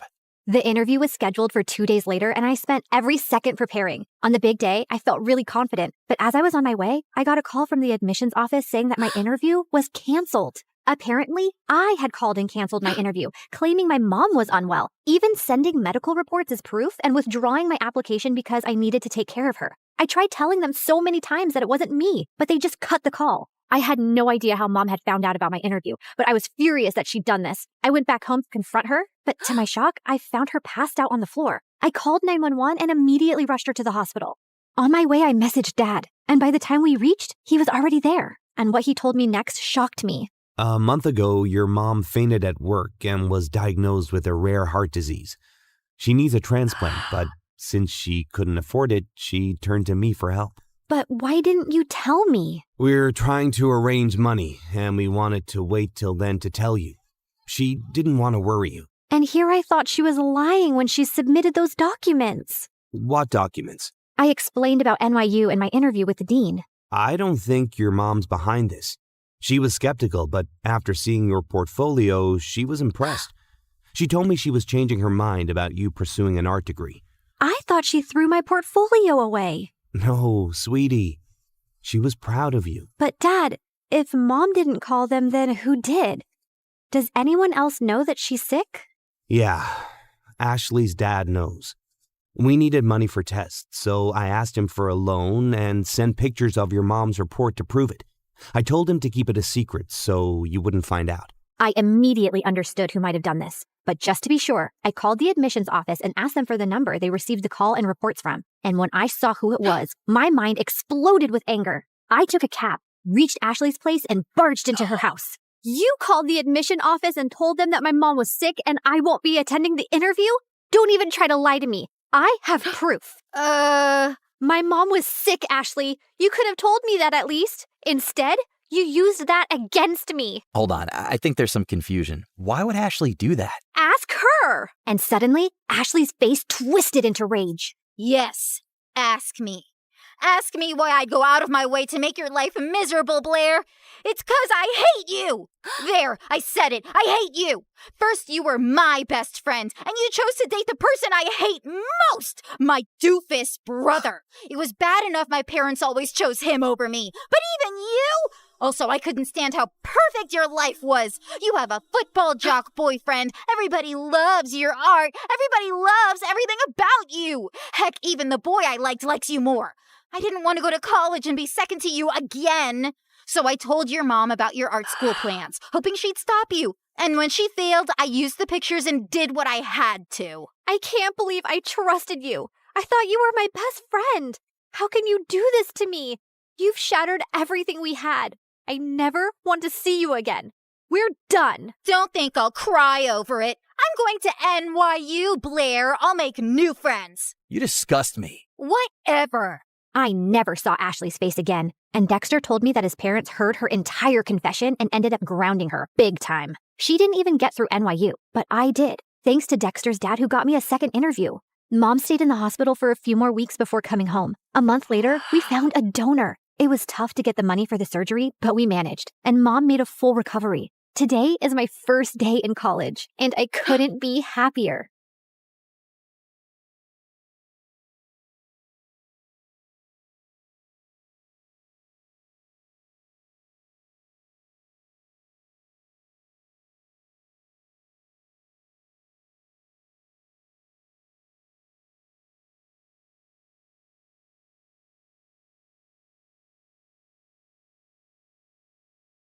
Beneath the starlit sky, our love's secret line, like leaves we soar so high.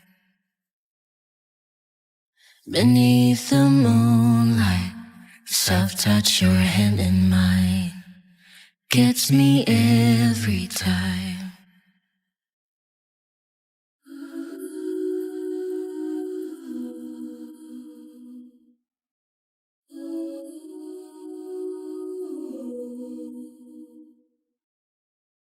Lost in the city lights, our love's electric, right?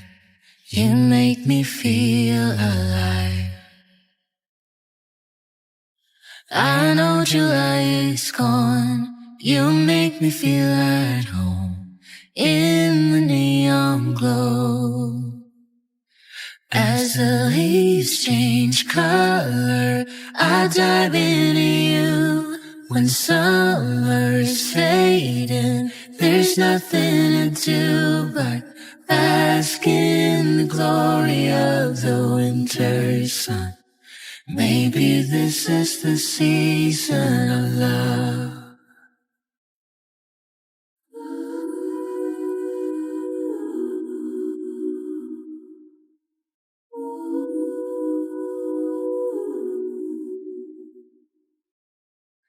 Beneath an endless night, the world spins around. You're there, ease my mind. Like stars that never die, you and I will shine during the darkest times. As the leaves change color, I dive into you. When summer's fading, there's nothing to do but bask in the glory of the winter sun. Maybe this is the season of love. As the leaves change color, I dive into you. When summer's fading, there's nothing to do but bask in the glory of the winter sun. Maybe this is the season of love. Maybe this is the season of love.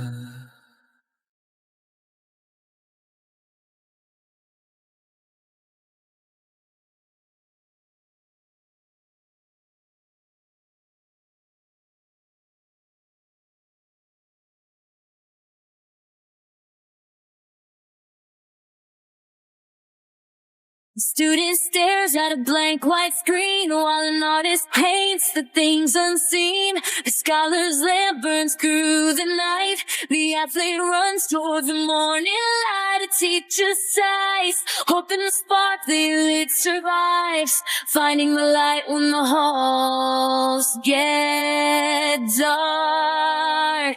Oh, welcome to the life that MSU, where the story's changing and the leader's you. Yeah, the story's changing and the leader's you. Welcome to the life at MSU.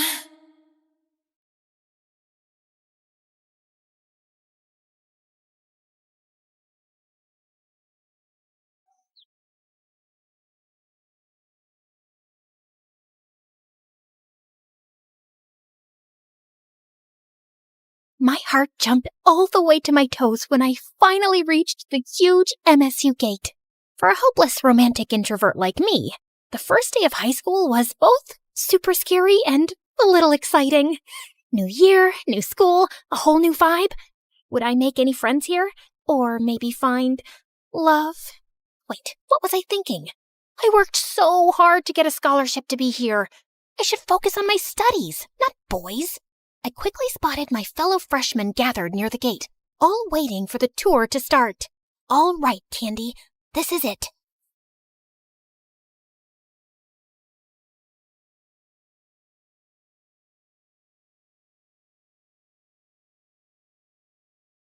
We walked through the school hallway, and I was amazed by the surroundings.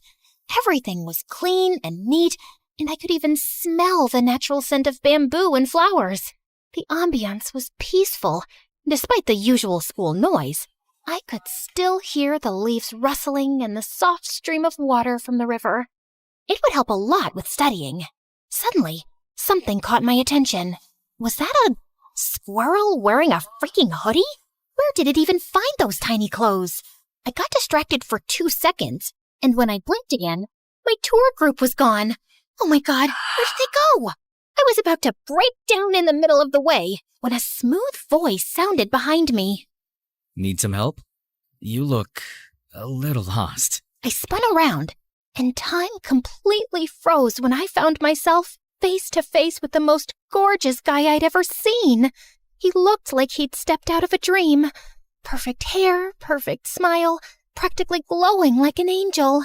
I swear, I felt like I was floating. Which I actually was, because I was this close to passing out. Before I hit the ground, his arm shot out, grabbing me by the waist, steadying me. And for a second, I felt like my heart stopped beating. Are you okay? Oh, yeah. I'm so sorry about that. I was with the tour group with the new students, and we were on our way to the auditorium to, some orientation thing, and I lost them because I lost them. Brain, work with me here, please. He gave a small smile, and I swear the sun came out just to make him look even better.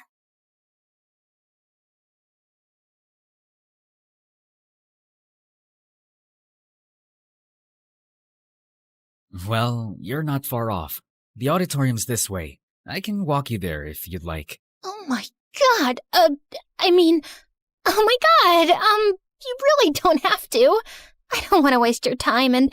I insist. But... Please. Okay. He started walking, and I followed him like a lost and completely mesmerized kitten, sneaking glances at him every few steps. Is this really happening? A cute guy is helping me? How did I get this lucky on my first day? Is this fate? Are we gonna date later on? Is he gonna be my first love? My first boyfriend? My future husband? Here you go. Huh? We're here. The auditorium.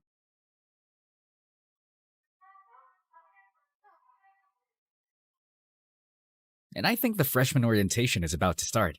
Oh, right. Thank you so much. No problem. I'm happy to help. Anytime. He then reached into his pocket and pulled out something small. Here. A little good luck for your first day. A candy? I stared at it like he'd just handed me a diamond. I swear I will never eat this. This candy is sacred now. I'm keeping it forever. Maybe I'll even build a shrine for it. Oh, thank you for this. This looks sweet. I mean, this is a candy, right? Good luck! I just stood there, frozen, clutching my new good luck charm. By the time I snapped out of it, he was already gone. Panicking, I took a few steps forward, scanning the crowd. Where did he go? I should have at least gotten his name. Soon enough, the ceremony wrapped up, and I followed my fellow freshmen toward our building, my eyes darting around like I was on a secret mission to spot my crush. When we finally got to our homeroom class, I headed straight to the back. I then glanced at my seatmate, only to find her glaring at me. She's really pretty, but she looks like a meanie. What was her problem? Do I know her? Did I accidentally steal her seat or something? She kept up the death glares all through our next classes without saying a single word, and it was driving my paranoid butt crazy. By lunchtime, I was on edge, so I slipped into the cafeteria, found a quiet corner, and started eating, hoping she'd forget I existed. Just then, someone slammed a tray down right across from me. I looked up to see none other than her. Mind if I sit here? She sat down right next to me, staring at me like I was her next meal. Yeah, sure. I mean, it wasn't like she gave me much of a choice. Oh, so you do talk. Thought you were mute or something. I'm Trixie, by the way. You're not mad at me? What do you mean? You kept glaring at me all day. Oh, sorry about that. That's just my resting witch face. But hey, maybe I do want to eat you alive. You look like a cute little candy. Funny you say that. My name is actually Candy. Wait, let me guess. Your last name is Crush? I laughed, and just like that, all the awkwardness melted away. I usually have a hard time making friends because I was always scared to make the first move. But Trixie and I clicked instantly. It felt like I'd won the friends lottery on my first day. I guessed my lucky charm was already working. And as an introvert, one solid friend was all I needed. Soon enough, we were already talking about our crushes and dark secrets. So, have any cute guys caught your eye yet? Trixie, it's only been a week. So what? The lower campus is filled with hot nerds and athletes. You could collect at least 5 crushes in an hour. I assume you already have one? Oh, please, I'm already eyeing one. Just testing the waters to see if he's just a crush of the day material or, crush to marry potential. Like I told you, I easily lose interest if they crush me back. It just gets boring after that. I'll spill the details once I'm sure about him. How about you? Well, there's this one guy. I continued to tell her about my encounter with Mr. Nice Guy, complete with all the details, and she started screaming. Girl, we need to hunt him down. Hey, let's take it easy, okay? It's just a harmless little crush, and who knows, he might be taken already. Just please, don't do anything stupid. Oh, don't worry about it. I got you. But telling Trixie about him was a huge mistake. She immediately spilled it to Cass, the ridiculously gorgeous, effortlessly classy girl sitting on her other side in class. Yes, that one that looked like a princess. Hey, Cass, guess what? Our girl Candy here is crushing on some cute guy on our first day of school, but she hasn't seen him since. Want to help us hunt him down? We need more woman power. That's adorable. So what's he like? Did you at least get his name? To my surprise, Cass didn't laugh, roll her eyes, or get up and leave to call her driver or something. Unfortunately, no. Candy here is a total amateur. Like, she's already planned their wedding, but she forgot step 1, basic introductions. That's why she needs our help. I'm in. Ugh, this is so embarrassing. Thankfully, Cass was busy babysitting her little sister over at the grade school campus in between our classes, so she wasn't all up in this drama. Meanwhile, Trixie was out here trying like her life depended on it. Every day, she'd literally drag me around campus, turning every walk into a full-on stakeout. We'd scan buildings, gardens, and parks, peeking around corners like wannabe detectives trying to find a freaking serial killer. Then one day, we finally spotted him. He was tall, standing by the fountain with the same blue hoodie I'd mentioned he'd wore the first day. Oh, that's him. Go say something. Before I could even think, she suddenly shoved me towards the guy, catching him completely off guard. My heart was racing as he slowly turned around, only to reveal a face that was the exact opposite of what I remembered. Whoa, back off, baby girl. You're not my type. The audacity of you to say that with a face like that, you ugly, delusional lobster cracker. Trixie, calm down. Maybe he's just going through something. Sorry about that. We just mistook you for someone else. What a lame excuse just to get my attention. Trixie was ready to go full berserk. But before she could pounce at him, I yanked her away. After we escaped the crime scene, a depressing thought hit me like a truck. What if he's actually from the upper campus? Just thinking he might be someone super rich makes my heart sink. If that's true, then he's way out of my league. Nah, I think he's from here. I can literally sense it. Trixie was so determined to find him without even knowing his name or what he looked like. One time, she even collected cute guys and made them line up in front of me. Jesus, Trixie, what are you doing? Is this him? No. Okay, move. How about this cutie? No, please, stop this. I don't think he's here. Are you sure? Yes, jeez. You're embarrassing me. All right, boys, bounce away. Later that day, during history class, she was still onto it. I swear, if I have to keep staring at Mr. Olden's prehistoric dentures, I'm gonna pass out. Shh, behave. Remember, he could see and hear everything. Whatever.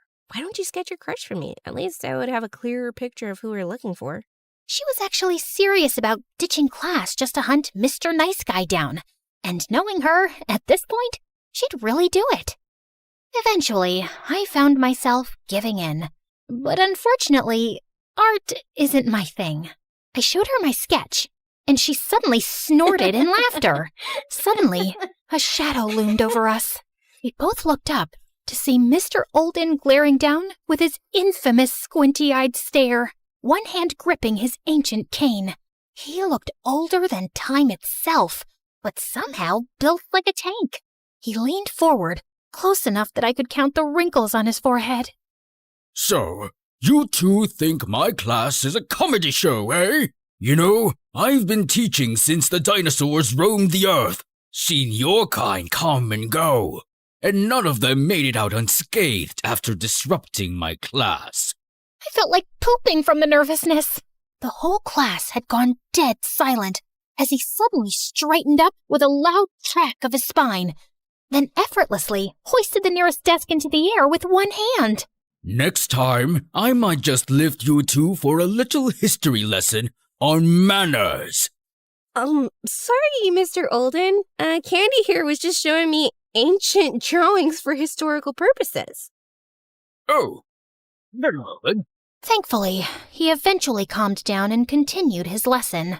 Days have passed, and still, I haven't bumped into Mr. Nice Guy again. Maybe he was just some random outsider. Or maybe he was indeed from the upper campus. I started hanging out at the big central library where both campuses mix, hoping for a chance encounter. And just as I pulled out a book from a shelf, my world suddenly stopped when a familiar face suddenly appeared from the other side. It's him, my Mr. Nice Guy. I just stood there, totally frozen, staring at him with my heart pounding like crazy. But as his eyes lifted, I panicked and dropped down, hiding behind a book like it had the power to turn me invisible. After finally calming down, I slowly stood up and peeked around the other side of the shelf, but he was already gone. And it was both relieving and disappointing at the same time.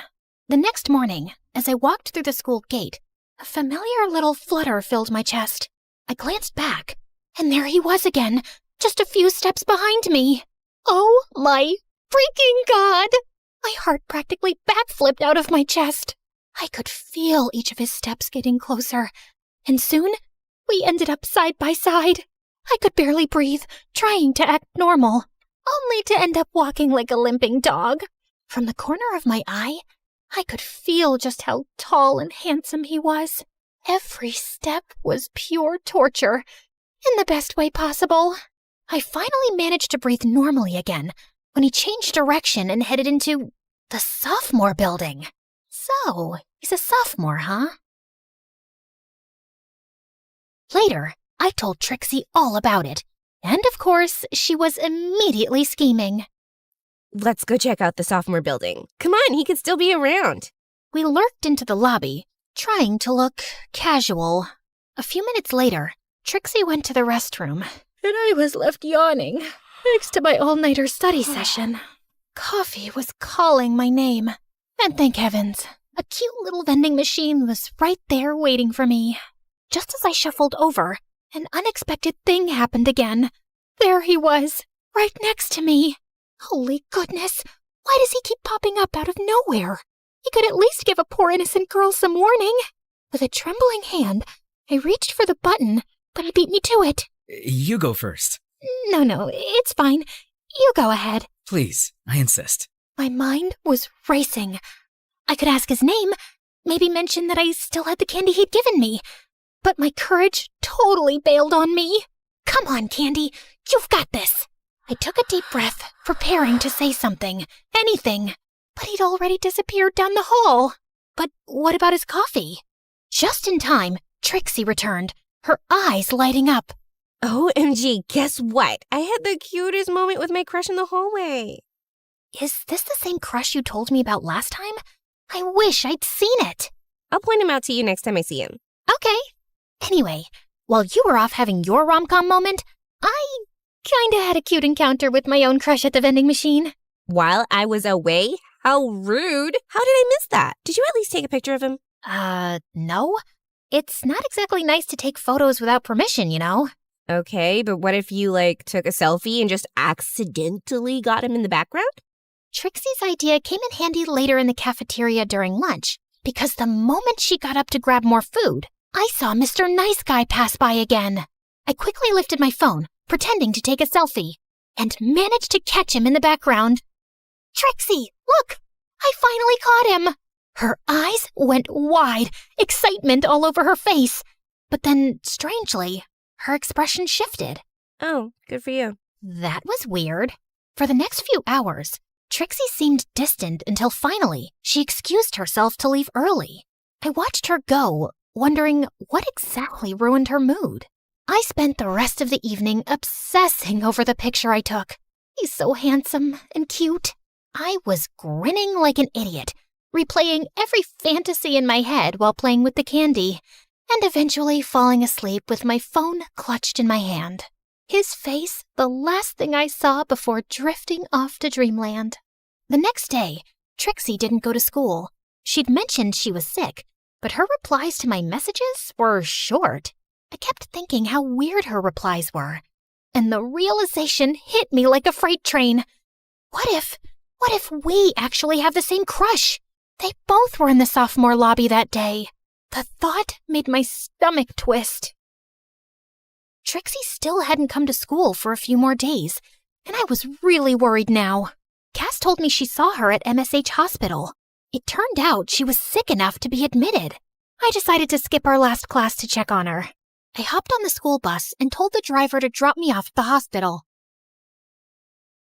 After showing my visitation card to the information desk, they gave me Trixie's hospital room number. As I made my way to the door, a nurse came out of the room, and I caught a glimpse of a sight that shattered my world to pieces. Mr. Nice Guy was sitting by her bedside, taking care of her. So, we were indeed sharing the same crush all this time. Hurt and confused, I turned around and ran back to the elevator. Alone inside, I fought the tears from spilling out of my eyes. When the elevator slid open, I hurried out and accidentally bumped into some guy. Sorry, I needed to be anywhere but there. The next day was the weekend, and I spent it sulking, replaying that scene in my head over and over. I ignored Trixie's texts, especially the one asking why I'd left so quickly when I'd come to visit her. I didn't know what to say, or how to explain the pain in my chest that I didn't even fully understand. Monday came, and I went to school early just to clear my head and nurse my broken heart a little bit more before facing Trixie. Hello, Candy to Earth. I blinked my eyes and looked up to see her. Trixie! Sorry, I was just daydreaming. How are you feeling? Oh, better now. I tend to get sick easily. I know it doesn't match with my strong attitude and demoness face. Anyways, Candy, I have something to confess. Please don't be mad, okay? I already know, Trixie. Your crush, he visited you at the hospital. Wait, how did you know he visited me? Look, I get it. If he likes you, I understand. You're prettier and more charming than I'll ever be, so it only makes sense. As I rambled on, her expression shifted. She suddenly grabbed her phone and dialed a number. Get over here now. I don't care what you're doing. Not even a few minutes later, the most unexpected person suddenly showed up, looking a bit confused and slightly out of breath. Hey, why are you crying? Why does he look so worried about me? Okay, confession time. This guy's name is Drew, and newsflash, he's my brother. Huh? This guy, your crush, Mr. Nice Guy, is my brother, and his name is Drew. Drew, Mr. Nice Guy, your crush, my brother. Is that clear enough for you now? Wait, what? You never mentioned to me that you have a brother? We've been friends for months. I've literally told you like 23 times by now, but you were always too busy studying or, obsessing over your crush who just happens to be him too. I froze, trying to process what she just said. The reason I didn't say anything earlier was because as your protective and very pretty best friend, I wanted to make sure that he was serious about whoever he was crushing on at school. He mentioned he had a crush, but didn't give me details. Then last weekend, I caught him scrolling through your Instagram. He already knew we were best friends, but was too shy to tell you. He knew? All this time? Trixie smirked and gave her brother a little shove toward me. He just got a little too shy, but trust me, I've been pushing him to confess since he's the guy here. Wait, so who was your crush that visited you? That's a story for another time. Right now, you better do this right, bro. With that, she walked off, leaving me alone with Drew. I fiddled with my fingers, sneaking glances at him, waiting for him to make the first move. Please, say something. Soon enough, he finally cleared his throat. Sorry about my sister. She can be kinda intense sometimes.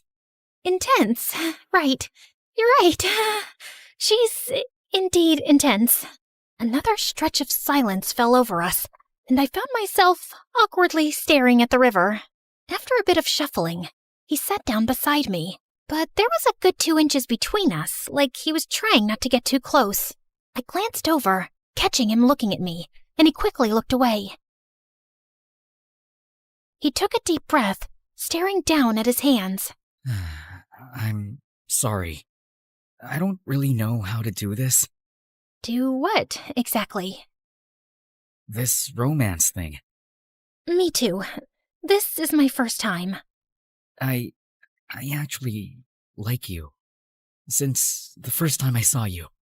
You liked me? Like, since the beginning? Every time I saw you on campus, I didn't know what to say.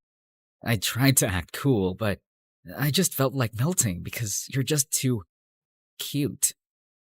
Me? Cute? He then inched closer, and eventually our hands brushed. The little spark that shot through me made me dizzy. Is it okay if I hold your hand? I nodded, hardly able to breathe as he gently took my hand in his. You've got soft hands. And cute nails. Oh, God help me. I felt like an ice cream cone fresh out of the freezer right now. Melting fast and hard. I still have that candy you gave me. I took it from my wallet and showed it to him. You kept it? I kinda thought of it as my lucky charm. The way he smiled at me as I said that sent another army of butterflies in my tummy. Wait, how about... He was looking at my lips. Is he gonna kiss me? Oh my God. After holding hands, kissing is usually the next step, right? The anticipation is killing me. My heart was racing so fast, I thought it might just stop. I wanted to scream. But instead, when a gentle squeeze on my hand snapped me out of it. Candy? Are you okay? Huh? Here, you can have the other half.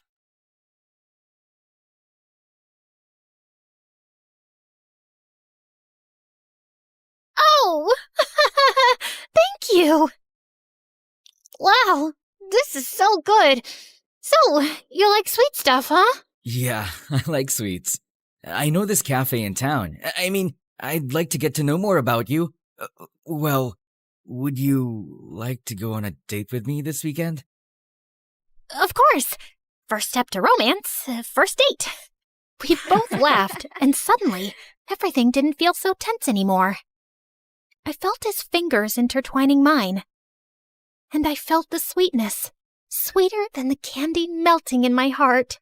I couldn't wait for our first date of thousands more to come.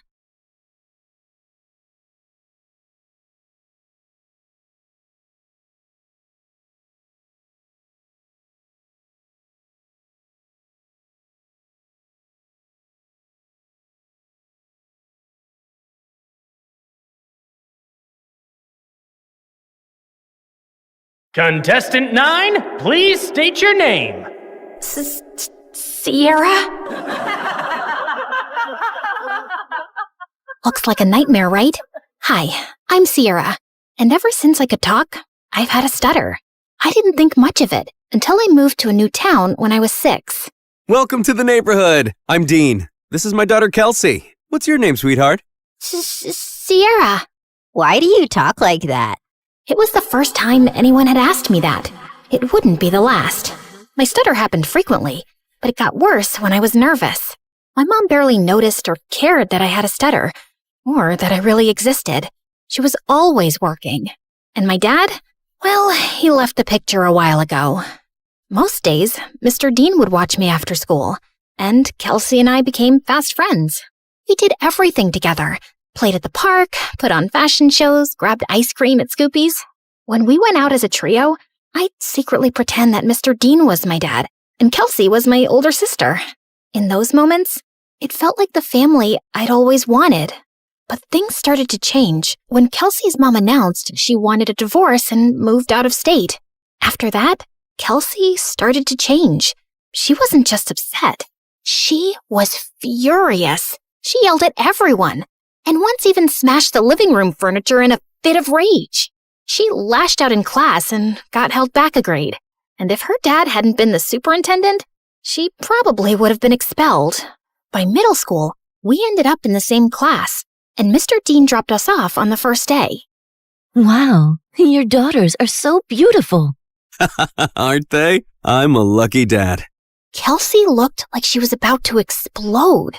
I'm Kelsey. I'm his only daughter. My mistake. And what's your name? Sierra. Sierra? Why do you talk like that? Yeah, can you not speak properly? Or are you stupid? The class erupted into laughter, and I could feel my face burn. Since then, Kelsey wasn't my friend anymore. A real friend wouldn't do that. Through the years, Kelsey's hatred only grew. Anytime I had an accomplishment, she had to ruin it. Opening night of the school play, she stuffed worms in my costume. She threw her birthday party on the same day as mine every year and literally paid people to skip mine. At the science fair, she unplugged my volcano as the judges walked by, so it just looked like a sad pile of paper mache. And during my middle school graduation speech, she just had to make a scene. And so, I want to say how proud I am of our class. We did... What the glitch here is trying to say is we did it. Congratulations, grads. Party at my house tonight. Everyone's technically invited, but only cool people should show up. If it weren't for being her neighbor and still being close with Mr. Dean, I would have liked to never see Kelsey again. I'm sorry about my daughter. Ever since her mom left, she's been a different person. I just wish she wasn't so mean. You shouldn't be ashamed of something you can't control. At the end of the day, your stutter is something that makes you unique. I held on to that going into high school. My stutter didn't bother me much anymore. In fact, it was getting better with age. He was right. It did make me different. And I liked that. One Friday in English, we were doing a vocabulary spelling exercise, and I was totally killing it. ESOTERIC. Esoteric. QUERULOUS. Querulous. VACILLATE. Vacillate. Everyone was surprised at how well I was doing. And honestly, so was I. Who knew I was that good at spelling? Sierra, there's a regional spelling bee in a few weeks. You should join. Who knows, you may make it all the way to nationals. That night, as I sat in my room looking over the spelling bee brochure, loud music suddenly rattled my walls. Kelsey was throwing a party in her backyard. A few classmates waved me over. Fine, just for a little. The party was fun, but I couldn't stop thinking about the spelling bee, and I decided I would sign up. I was about to leave when... What's this? She snatched the brochure out of my hand. A spelling bee? Oh, please, like you could ever win one of these. In case you didn't know, you trip over your words. Give that back. Not so fast. I'll help you practice for your big day. She pulled out her phone and turned the flashlight on as if it were a spotlight. Some other people gathered around and did the same. I felt blinded by all the lights in my face. Why don't you show us what you got? Nothing screams fun like watching you butcher the alphabet live on stage. Your word is quiberate. That's not even a word. Okay then, your word is pathetic. I'm sure you're quite familiar with that. IRRELEVANT. Irrelevant. I'll use it in a sentence. Kelsey is irrelevant. Now give me back my brochure. but she ripped it into pieces and threw it up like confetti. I took a small step in her direction. Kelsey took a step back and fell into the pool. Ugh! You pushed me! Yeah, right. I didn't push you. Your attitude just slipped. She climbed out and stormed over to me, and I bolted. As I ran, I saw her shoving people in her way into the pool. I made it home and locked the door just as she started kicking and clawing at it. My heart was racing. By Monday, the whole school was talking about it. Someone had filmed everything, and she looked completely unhinged. I avoided her all day. After class, I asked my teacher if she would sign off on my spelling bee application, and she wrote a letter of recommendation. That night, I was recording myself practicing when I heard Mom come home early.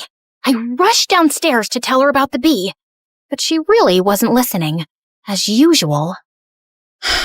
Sierra, that's great and all, but I'm working and I don't need any distractions tonight. And the Mother of the Year award goes to... Feeling annoyed, I went back upstairs and found Kelsey sneaking through my bedroom window. What are you doing here? Get out! Relax, Miss Broken Record. I'm just here to apologize. Apologize? Yeah. I saw the video from the party over the weekend. I looked crazy. It wasn't okay how I was treating you, so I'm sorry, okay? Thanks? I'm not really sure what to make of this. Yeah, well, we used to be friends or whatever. I think it's time to put the bad blood between us to bed, right? Trust doesn't just snap back into place, not after everything that's happened between us. I understand. I intend to prove it to you. Do you mind getting me some water? Climbing up the vines was harder than I thought. Uh-huh. Sure. This certainly wasn't on my bingo card for how the night would go. I brought her water, which she downed in one gulp. Thanks. I'll see you tomorrow. Maybe we can sit together at lunch? Maybe. Also, never sneak into my room again. Then she climbed out the window. What a strange interaction. But maybe we really were turning over a new leaf. The next day, I walked into class feeling good about the new era I was in, where I tried new things and made up with old friends. But that confidence vanished when I found my teacher waiting for me, looking pissed. Sierra, you will not be attending class today. I've contacted the spelling bee and pulled my recommendation for your application. What? What did I do? You should be ashamed of yourself. The principal is waiting for you in his office. What was going on? It has come to our attention that the English exam answers were sent to your entire English class yesterday. I'm sorry. I have no idea what you're talking about. That's strange. Given the exam answers were sent from your email address, you'll be suspended for 3 days. Your mom is on her way here to come get you. What? This wasn't possible. I didn't do it.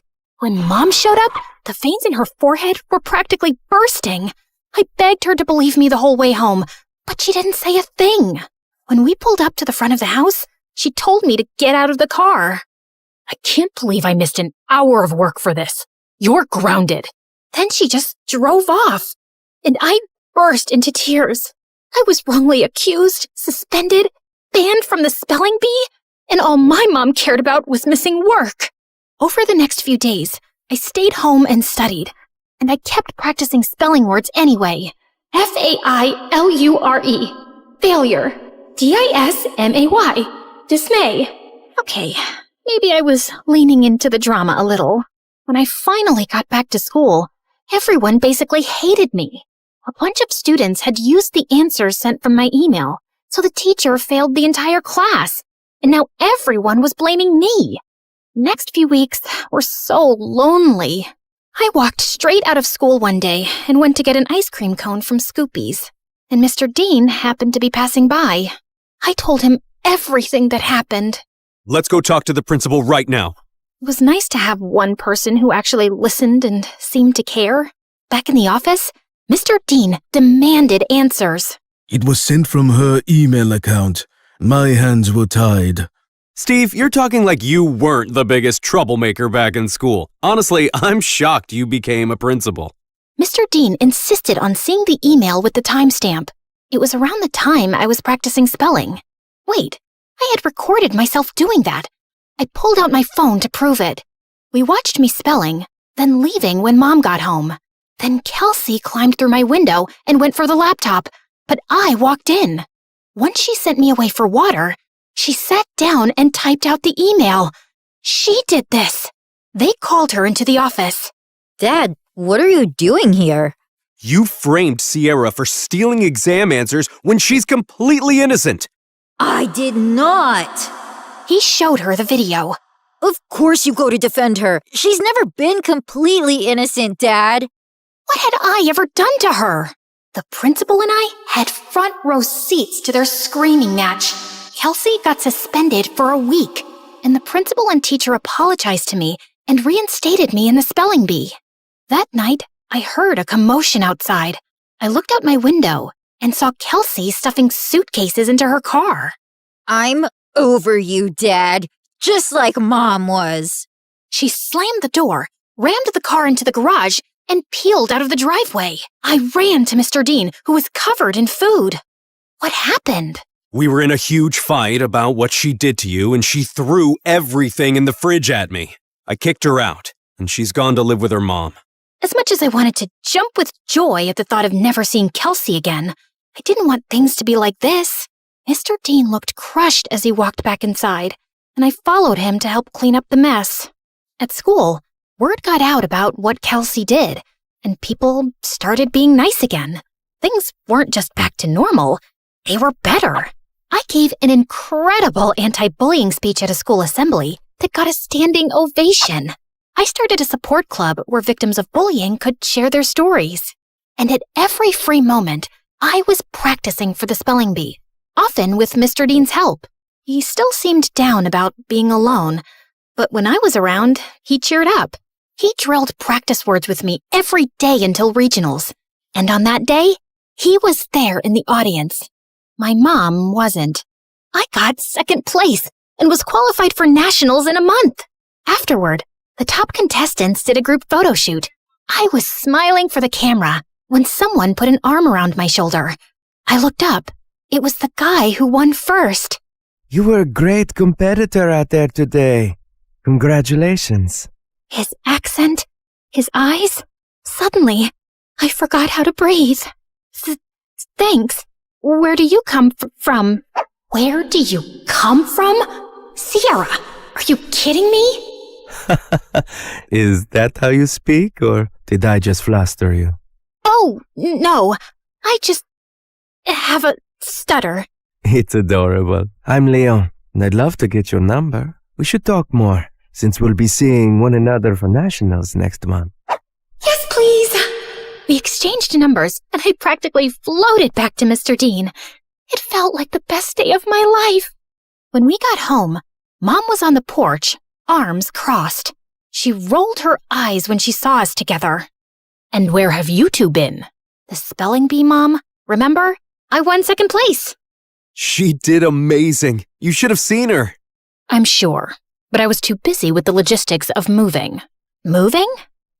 Work wants me to relocate to California within the next couple of weeks. Mom, no!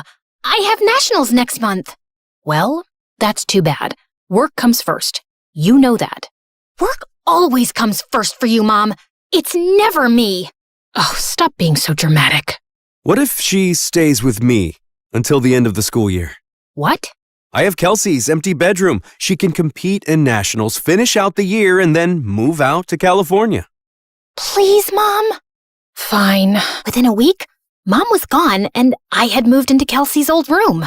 Mr. Dean cared in a way my mom never had, and this new life felt good. And to top it off, Leon reached out. He was a foreign exchange student from Spain living in New York, and we hit it off instantly, texting all night, every night. We had so much in common, and he was so easy to talk to. I had a major crush. One night, I even felt bold enough to tell him. I was losing sleep, slipping in school, and didn't care. I had never felt like this about someone in my life. Leon and I even planned our first date the night before nationals. That weekend, I was behind on prep, but I was more excited to see Leon than I was to compete. We planned to meet at a park, and I spent hours getting ready.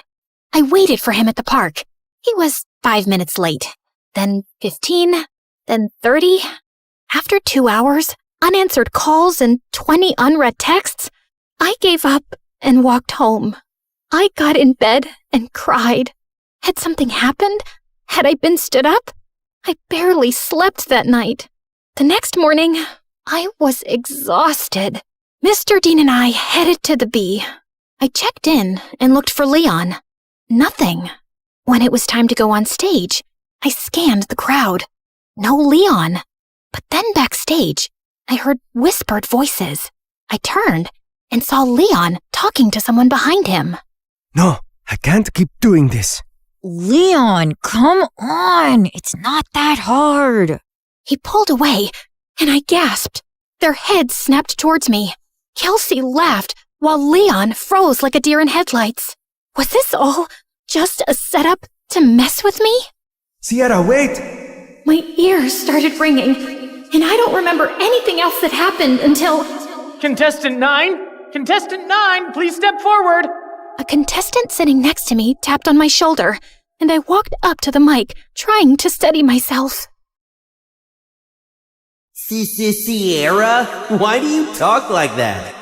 Yeah, can you not speak? Are you stupid? You should be ashamed of yourself. Like you could ever win one of these. In case you didn't know, you trip over your words. Contestant 9, please state your name. Sierra? Your word is vicissitude. Vicissitude. VICISSITUDE. That is correct. And just like that, my first round was over. With every ring of the bell that told me I got the word correct, my confidence rose. I shut Kelsey and Leon out of my mind. Contestants were dropping like flies, but I stayed strong. Until it was just Leon and I. Your word is appoggiatura. Appoggiatura. A-P-P-O-G-I-A-T-U-R-A. Appoggiatura. I'm sorry, that is incorrect. Sierra, if you can correctly spell the word, you will be our national spelling bee champion. Appoggiatura. A-P-P-O-G-G-I-A-T-U-R-A. Appoggiatura. That is correct! I did it! The audience went wild. I got my huge new trophy and went to the lobby to find Mr. Dean. But I heard Leon's voice behind me. Wait, Sierra, please! Leave me alone! Sierra, please, let me explain. It was all Kelsey. She put me up to this. She wanted to get in your head so you'd lose. Wait, don't go to the lobby. I walked through the doors, but Leon lunged at me and pushed me out of the way. The doors had buckets of slime and feathers on them, which all fell on Leon. Why did you push me away? I was trying to save you from this. Listen, Kelsey moved to my school and found out I was going to regionals for the spelling bee. She said she'd pay me to flirt with you and distract you from studying. I'm so sorry. I was just a game to you? I only agreed because I really needed the money for my mom's treatments. That's why I'm even competing in the bee. I didn't expect to end up having real feelings for you. When Kelsey found out, she stole my phone and smashed it. She even threatened to get me kicked out of school. Just then, my mom and Mr. Dean walked up.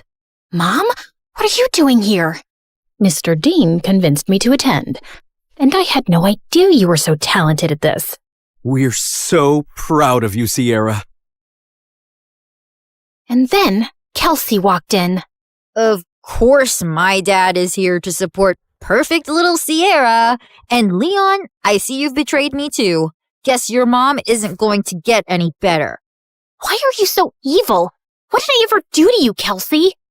You stole everything from me. Everything! She didn't steal anything from you, Kelsey. Oh, really? Because I remember the night you and Mom screamed at each other when she found out about your little affair, when we both found out Sierra is your daughter. What? Oh, yeah. My neighbor was actually my half-sister. The girl who ruined my family and took my dad away from me. Is this true? Yes, it is.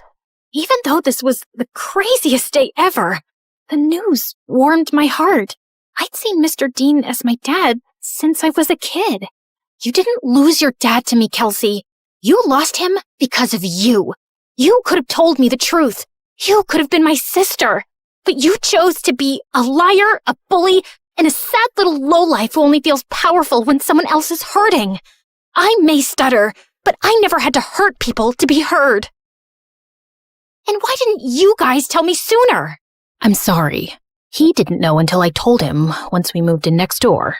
I wanted to tell you right away, but then my wife left me and Kelsey took the news really hard and started lashing out. We thought it would be best for you to not know. For your sake, and Kelsey's. I was planning on telling you. I figured since we live together now, it was the right time. You live together now? She screamed, grabbed my trophy, and hurled it through the convention center's windows. She got arrested for property damage and spent some time in juvie before going to live with her mom. I told my mom I wanted to stay with Mr. Dean for the rest of high school, and thankfully, she allowed it. I gave the prize money to Leon to help his sick mom, but I refused to date him even after all his apologies.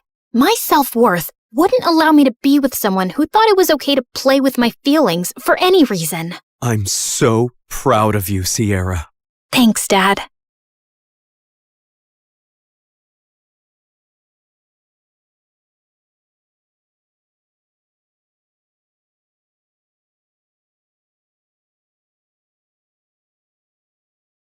As Hermes, messenger of the gods, I've borne witness to countless tales spun across the tapestry of Olympus. With my winged sandals, I have traveled across the realms of the universe, carrying tidings that have altered fates. Among these tales, one that stands out in my mind is the story of Persephone and how a twist in her fate affects every mortal until eternity. You see, Demeter is the goddess of harvest, and she could turn the earth green with her touch. She made countless flowers bloom and coax bountiful crops from the soil. With her presiding over the planet, no living creature ever went hungry. She took great joy in her role, but her heart belonged entirely to her daughter Persephone, the Maiden of Spring.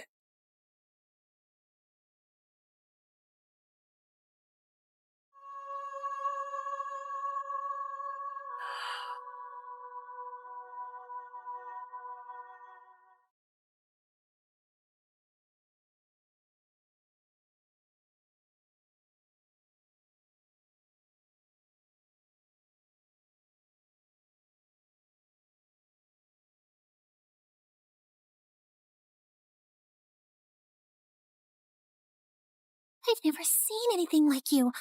Are there more of you nearby? Little princess, I know of a field where the flowers bloom as far as the eye can see. I can take you there if you want. Oh, really? Oh, that would be a sight to behold. Then come with me, sweet child.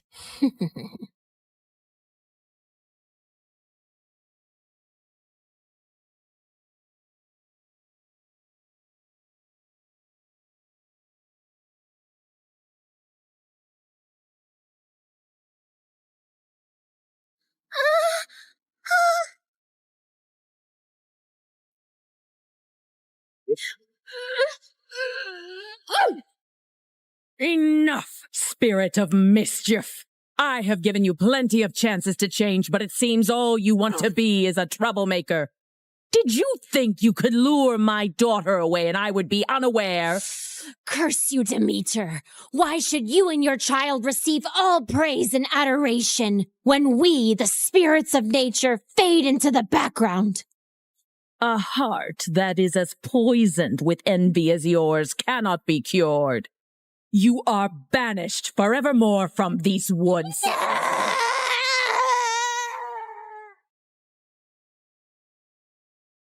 Did you forget that you are not allowed to venture into the forest alone? I'm so sorry, Mother.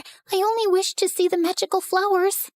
And you shall see many wonders, my child, but always within the safety of my reach. The world holds great beauty, but also grave danger. Come now, it's almost dawn. Let us go out into the meadows and make our own magical flowers bloom. That sounds perfect, Mother. Demeter always wanted to keep Persephone close to her. But as her daughter grew older, she turned into a beautiful young goddess who attracted the attention of many young suitors. Anytime a god smitten by Persephone's beauty sought her hand in marriage, Demeter sternly turned them away. I cannot marry her off, Hecate. She is too delicate for the harsh world outside. Huh? These gods who come after her, they only see her beauty, not her gentle soul. They cannot care for her as I do. Demeter, you must be mindful of what Persephone wants too, or she might grow to resent her cage. A cage? Is that what you would call it? She has everything here that she could possibly desire. She's a powerful goddess, and under my guidance she can wield life from barren soil. Any god she marries will only dim her light. No, she will be here with me forever. Innocent and loved. I do not desire to leave your side, Mother. I will stay here, forever. But fate had different plans for Persephone. On a rare trip to Earth's surface, the Lord of the Underworld, Hades, was wandering through a grove of trees when his gaze fell upon a scene that held him transfixed.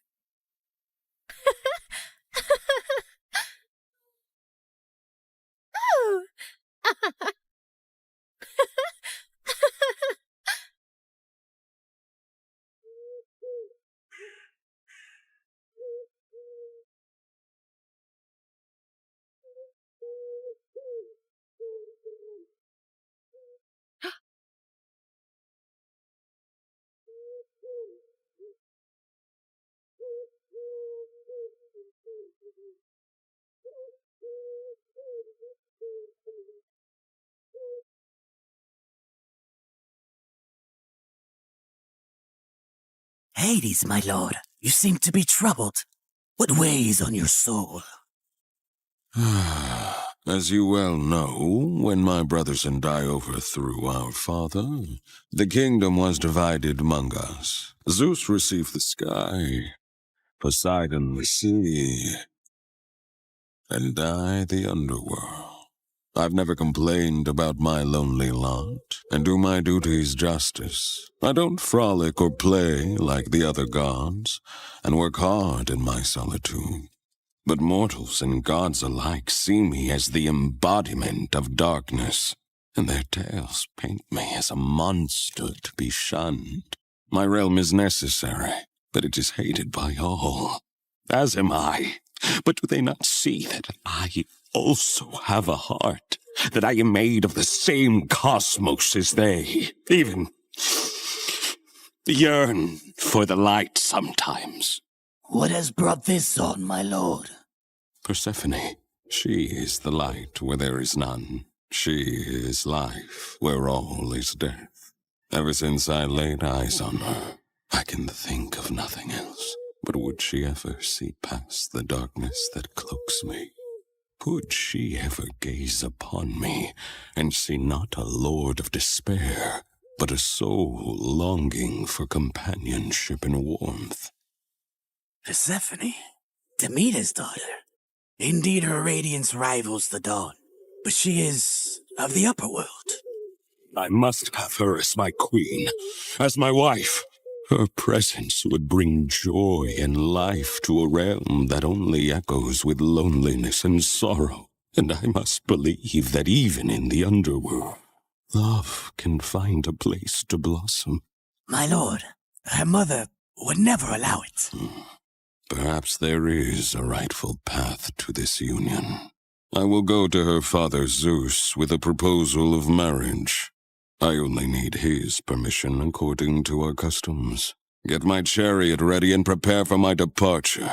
Today, either I win a queen for my empty halls, or I resign myself to an eternity of despair.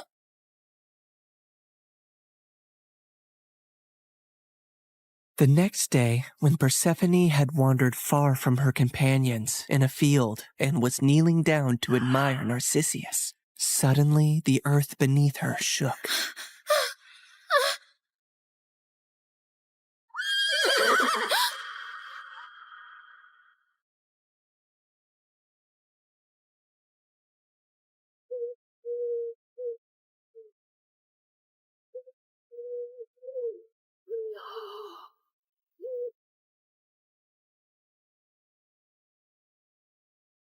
Fair Persephone, be not afraid. I am Hades, lord of the underworld. My kingdom is vast and rich, but it lacks the radiance of your presence. Unhand me! Come with me and rule by my side in the shadows where eternity lies. Let me go. My mother will tear the world apart to find me, and there will be no place dark enough to hide.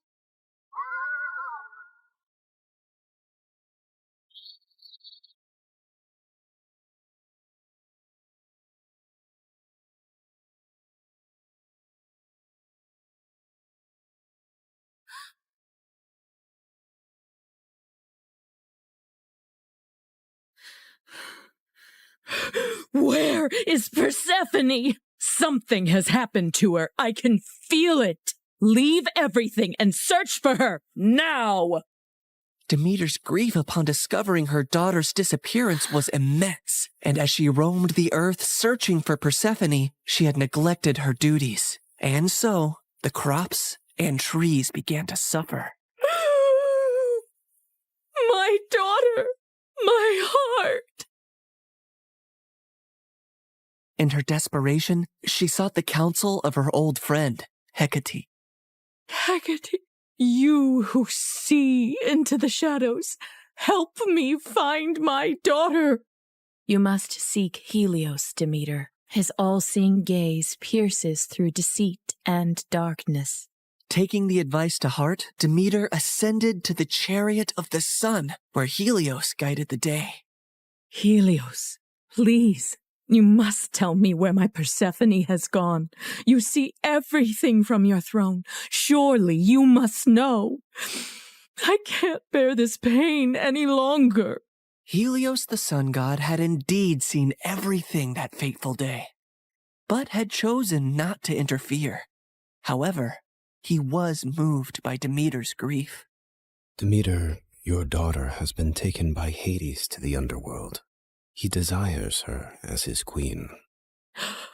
That cannot be. My daughter, queen of that cold, dead realm? I won't allow it. Perhaps it is not as dire as you fear. Persephone's grace could bring life even to the underworld. Also, he is one of the most powerful, wealthiest gods in the universe, and she would rule by his side. Is that so terrible? This is an outrage! How dare he take my daughter? Did Zeus know about this too? Zeus allowed it. In her fury, Demeter descended back to earth. Return my daughter to me, or I will let the earth perish in my sorrow. I will let this world turn into ice and ash. I will plunge it into eternal winter. Meanwhile, in the underworld, Persephone wept in despair and lashed out at Hades any time he tried to speak to her. To rule the underworld by your side?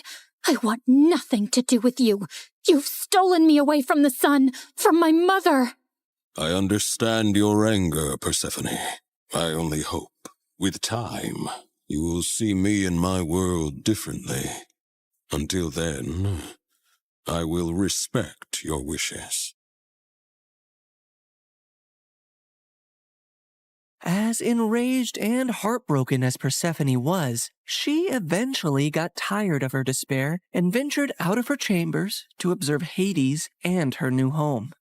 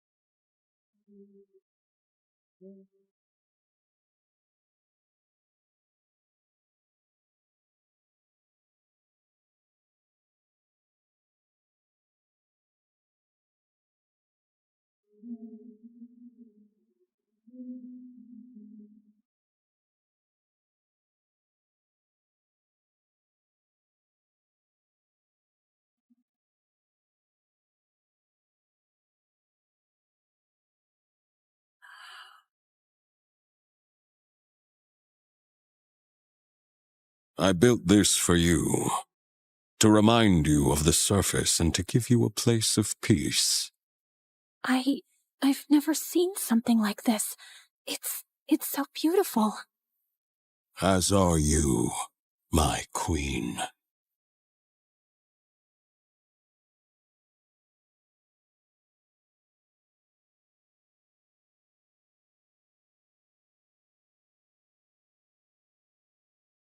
Each realm has its supreme ruler, Persephone.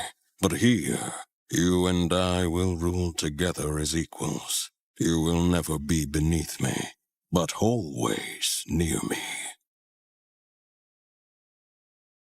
Meanwhile, on the surface, Demeter's grief and rage was a storm that screamed across the lands. Where she walked, earth cracked, rivers ceased their babble, and crops withered to dust under her shadow. As she withdrew her blessings from the world, famine began to spread far and wide. The cries of suffering mortals eventually reached the ears of Zeus on high Olympus, who could no longer ignore the matter. So he convened a meeting of the gods. Demeter's wrath endangers all. We must find a solution that honors both her demands and the laws of gods. If my daughter wishes to leave the underworld, let her return to me, or I shall never again let the earth bear fruit. Very well, Demeter. If Persephone wishes to return, she shall, if she chooses to stay with Hades. So be it. With a heavy heart, Demeter agreed, and Zeus commanded me, Hermes, to negotiate Persephone's return. So I descended into the gloom of the underworld, where Hades sat upon his throne with Persephone by his side. Her face was as pale as the ghosts around her. Hermes, why does Olympus disrupt the quiet of my realm? Mighty Hades, Zeus commands you to release Persephone, lest the earth die with Demeter's heart. I cannot ignore the decree of Zeus or the pleading eyes of the one I love. But know this, the ties that bind us are not easily broken. What do you mean, Hades? Just then, Persephone looked down at something she was clutching in her hand, and I saw it was a pomegranate. Suddenly, the realization of what had happened dawned on me. Fair Persephone, did you eat from that fruit? I couldn't help it. 6 seeds, to be exact. Each of them has sealed her fate and has bound her to the underworld. I knew I had to think quickly and come up with a deal that Hades would accept. Otherwise, Demeter would let the earth starve forever. She only ate a small portion of the fruit, so she should only stay with you for part of the year. She will spend 2/3 of the year with her mother on Earth, and 1/3 with you in the underworld.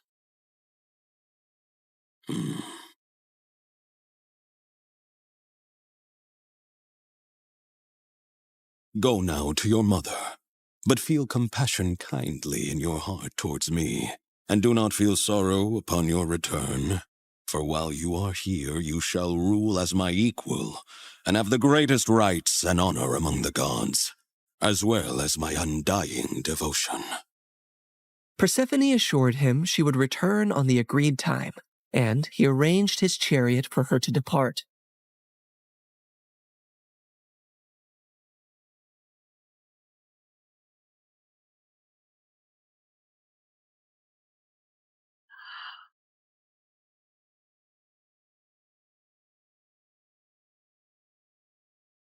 Demeter's joy knew no bounds when she was reunited with her daughter, but she was furious at the deal that had been struck. How could you possibly eat the fruit of the dead? It is common knowledge that eating anything in the underworld binds one to that realm. Why would you do that, Persephone? It was a moment of great weakness. I wish I could reverse it. I am so sorry, Mother. Demeter had no choice but to accept the deal, and once her wrath subsided, the earth turned green and bountiful again. But when it was time for Persephone to return to the underworld, Demeter began to mourn once more, and winter would arrive, thus setting the cycle of the seasons.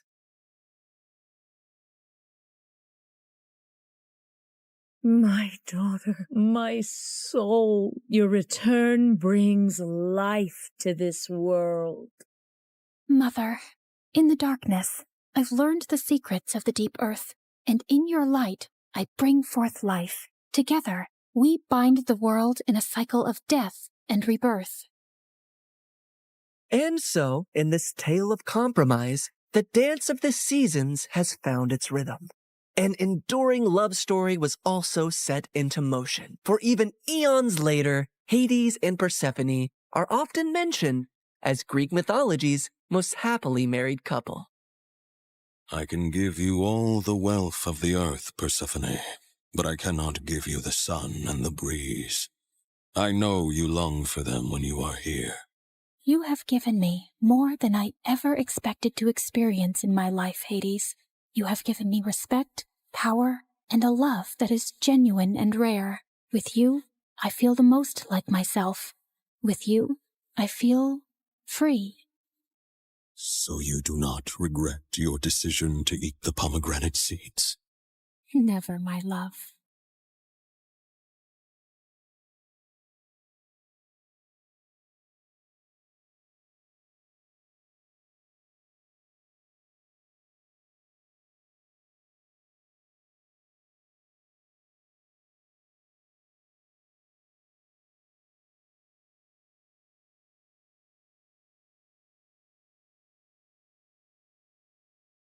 The morning bell echoes through the halls. 1,000 voices bouncing off the wall. From the quiet corners of the library floor to the laughter leaking through the classroom door, we're walking hallways where the legends grew. But today the ink is fresh and the story's new.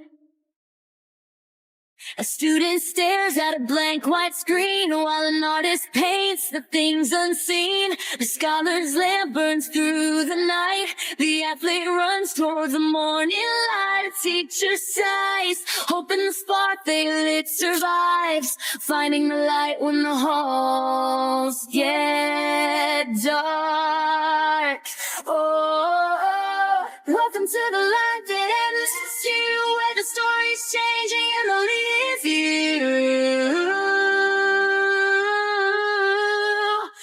carve your name in the wind, let the legacy breathe. There's a world in the pages that we're starting to weave. Not just a school, but the soul of a story, turning our scars into stars and our grit into glory.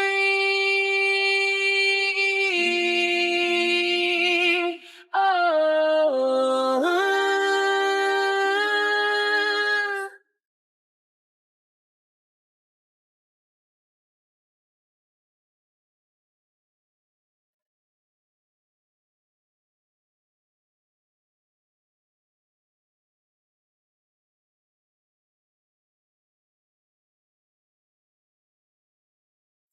Okay, deep breath, Audrey. This is it. First day as a freshman at my dream school, the place everyone spends their whole life trying to get into. For kids like me, who can't even dream of affording the tuition, there's only one option. Grind like your life depends on it. I don't have any special talents to get a sponsor. It's just my brains, coffee, and a very unhealthy relationship with practice tests. And the grind paid off. I made it through ultra hard mode, the entrance exam. Welcome to My Story University, also known as MSU. This place isn't just a world-class institution. It's a living campus of scholars, athletes, and artists from every walk of life. Some of you got here through hard work and exams, others through sponsorships, scholarships, or family legacy. But no matter how you arrived, one thing is true. You're here now, standing at the start of something extraordinary. To be here means you've made it through one of the toughest selection processes in the country, or at least convinced your parents to pay for it. Either way, you've earned this moment, so take a breath, look around you, because from the moment you pass through this gate, your story begins. Wow, just listening to her made me feel so excited. Just then, the student beside her stepped forward, literally bouncing on her toes. She's probably one of the prettiest girls I've ever seen. Hi, freshmen! Welcome to MSU! I'm Anya, sophomore, event planner, and your official chaos guide for today. All right, before anything else, keep your brand new ID close. It's your golden ticket. Tap it on the scanner at the first gate, add a fingerprint check, and boom, you're officially inside MSU. Very spy movie, I know. Now, everyone form lines. Trust me, once you scan in, the real MSU magic begins. Lines formed in no time as students started to pass through the entrance gate. I was grinning from ear to ear when someone hit me from behind. I stumbled forward and turned, glaring at whoever just ruined my perfect moment. And that's when I saw him, a tall guy with broad shoulders and messy hair that looked annoyingly good, like he woke up and the wind just styled it for him. And of course, handsome. Sports drama poster handsome. My bad. Didn't think you'd stop dead in the middle of the line just to admire the scanner. I narrowed my eyes at him. Perfect. 2 minutes into MSU, and I've already run into Mr. Sponsored Athlete with a smug grin. He chuckled, clearly not offended. In fact, he looked way too entertained. Only an entrance exam kid would call me that with a straight face. Entrance exam kid? Like it was stamped on my forehead? Don't worry. I'm sure your sponsors didn't pick you for your brains either. Okay, fair. You've got bite. I'm sticking with you. Please don't. Excuse me. Flirting's cute and all, but can you scoot? My first crush just walked through the gate, and I am not missing this. My face instantly went tomato mode. Relax. We'll let you chase true love. Ladies first. Thank you. Thank God she swapped places with Mr. Sponsored Athlete. I was able to focus again. Then it was my turn. I stepped up to the scanner, swiped my ID, pressed my fingertip, and the gates slid open. A security guard by the arch tipped his cap at me, smiling like he'd been waiting all morning just to say this. Welcome to MSU. Big day, huh? You're gonna love what's waiting on the other side. I gave him a smile as I walked toward the side entrance, and my breath hitches as I stared at what I can only describe as a dreamlike paradise. Rows of cherry blossom trees arched overhead, petals drifting like pink snow across a stone bridge that seemed to glow in the sunlight. Students slowed down, phones snapping, voices hushed, like we'd all walked into some dream sequence. So this is the famous Blossom Bridge of MSU. This was the kind of moment you wanted to bottle up forever. The kind that made every sleepless night, every exam, every meltdown feel worth it. I clutched my pamphlet tighter, grinning without even meaning to. For a second, everything felt perfect. Beautiful, right? You'll see this every day on your walk to school. Okay, now on to important people. Introducing our student council president and vice president. The student council president looked intense. Posture straight, sharp eyes scanning the crowd, practically glowing with authority. Meanwhile, the vice president had this cheerful, approachable vibe, like the type who'd hand out snacks during finals week. Welcome to My Story University. You should all be proud because earning your place here is no small achievement. But pride alone will not carry you. MSU demands discipline, excellence, and respect. Your time here will test not only your abilities, but your character. Remember that. The air went heavy. Students straightened their backs like we'd just been drafted into the military. My grin slipped into something closer to panic. Don't let him scare you too much. Yes, MSU is prestigious. Yes, it's challenging, but it's also where you'll find friends, discover passions, and create memories you'll never forget. The tension broke instantly, and I felt my shoulder relax. To help with that, we have a special event for the whole day. You may form your own groups, but if you're too shy, we'll group you. Like, for example... Her eyes swept the crowd, and then landed right on me. Her perfect couple here.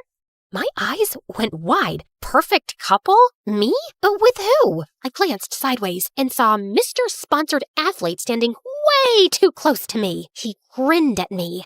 Told you. I'm sticking by you. I'm Tyler. And you? Before I could roast him, a camera shutter snapped. A boy popped out of nowhere with a massive camera, already crouching like he was shooting for National Geographic. Yes, that's the shot! You two are like campus power couple material. Vogue cover, MSU edition. Don't mind me, just documenting history. I'm Jaden, future photography club icon, and future sponsored legend. Once the universe wakes up. I mean, come on! Sponsors don't just fall from the sky, but these shots? Portfolio gold! So yeah, I'm grouping with you two. No debates. Lighting's immaculate, chemistry's insane. Ooh, you're literally my muses now! Ugh, holy patoochie! I almost went to heaven studying hard, day and night to enter MSU, and I ended up with a smug boy and shutter weirdo as my group on my first day? Ugh, pray for me. We went to the school auditorium, and I was stuck between my team. The ceremony kicked off with the basics about the school system and classes. Freshmen, it is my honor to present the man who not only leads this university, but built it into what it is today. The owner and president of My Story University, Mr. Lucian Valcorin. The hall erupted into applause. A spotlight cut through the room as Mr. Lucian stepped onto the stage. Tall, broad-shouldered, every detail immaculate, a dark, tailored suit, and an aura so strong it silenced the room the moment he looked at us. Handsome, almost too handsome, in that untouchable, dangerous way. Okay, yeah, that's definitely a vampire businessman. He wasn't wrong. A deep, velvety voice filled the room, sending a chill down my spine. Welcome, my dear freshmen, to My Story University. Here at MSU, we aim to shape you into the best versions of yourselves. Our university is more than just a campus. It's a community, one you may never want to leave. His lips curled into a smile, teeth just a little too sharp. We're currently expanding MSU's reach by adding classrooms right by our beloved cemetery. And soon, we'll be bringing MSU to the moon. Oh, wait, what? Did I hear that right? Heads whipped around. Murmurs rippled through the hall. Just kidding. I was only trying to wake you up. Some of you looked like you were about to fall asleep.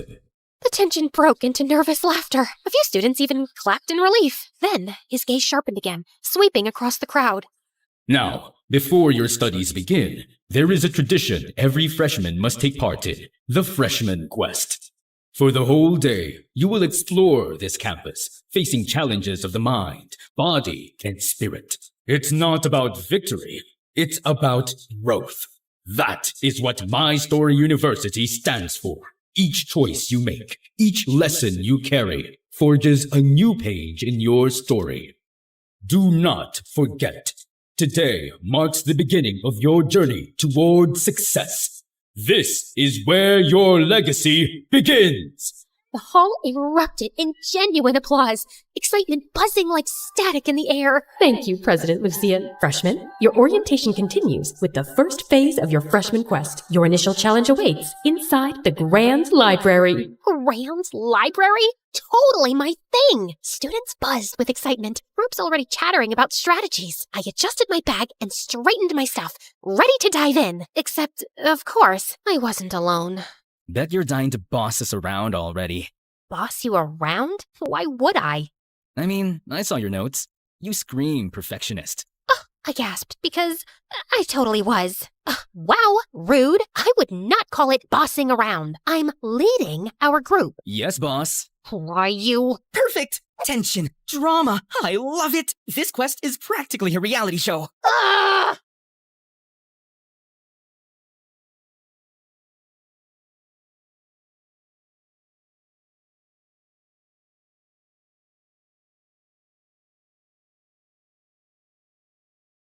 Welcome to MSU's Grand Library. Now, for your challenge, decode the riddle, find the hidden phrase within the library, and present it to the librarian's desk. You only have an hour.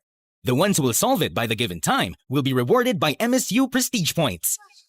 The room erupted into murmurs as groups crowded around the pedestal. I leaned in, scanning the parchment, my brain already piecing it together. Guardians of the word, keepers of time. Knowledge is locked in order and rhyme. Seek the author whose name holds 3. On the second floor, row 63. Next, take the tome of silver spine, 5th from the top where the lamps still shine. Last, find the scholar who never wrote. His number alone keeps wisdom afloat. Bring them together, letters align. Reveal the message hidden by design.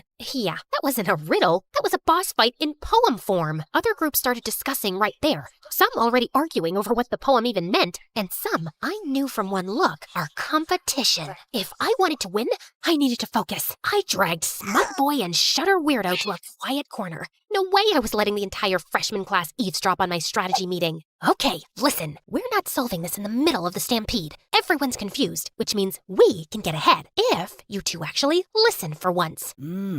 Love the confidence. Totally giving team captain energy. Yes! Secret strategy meeting! Love it! Focus!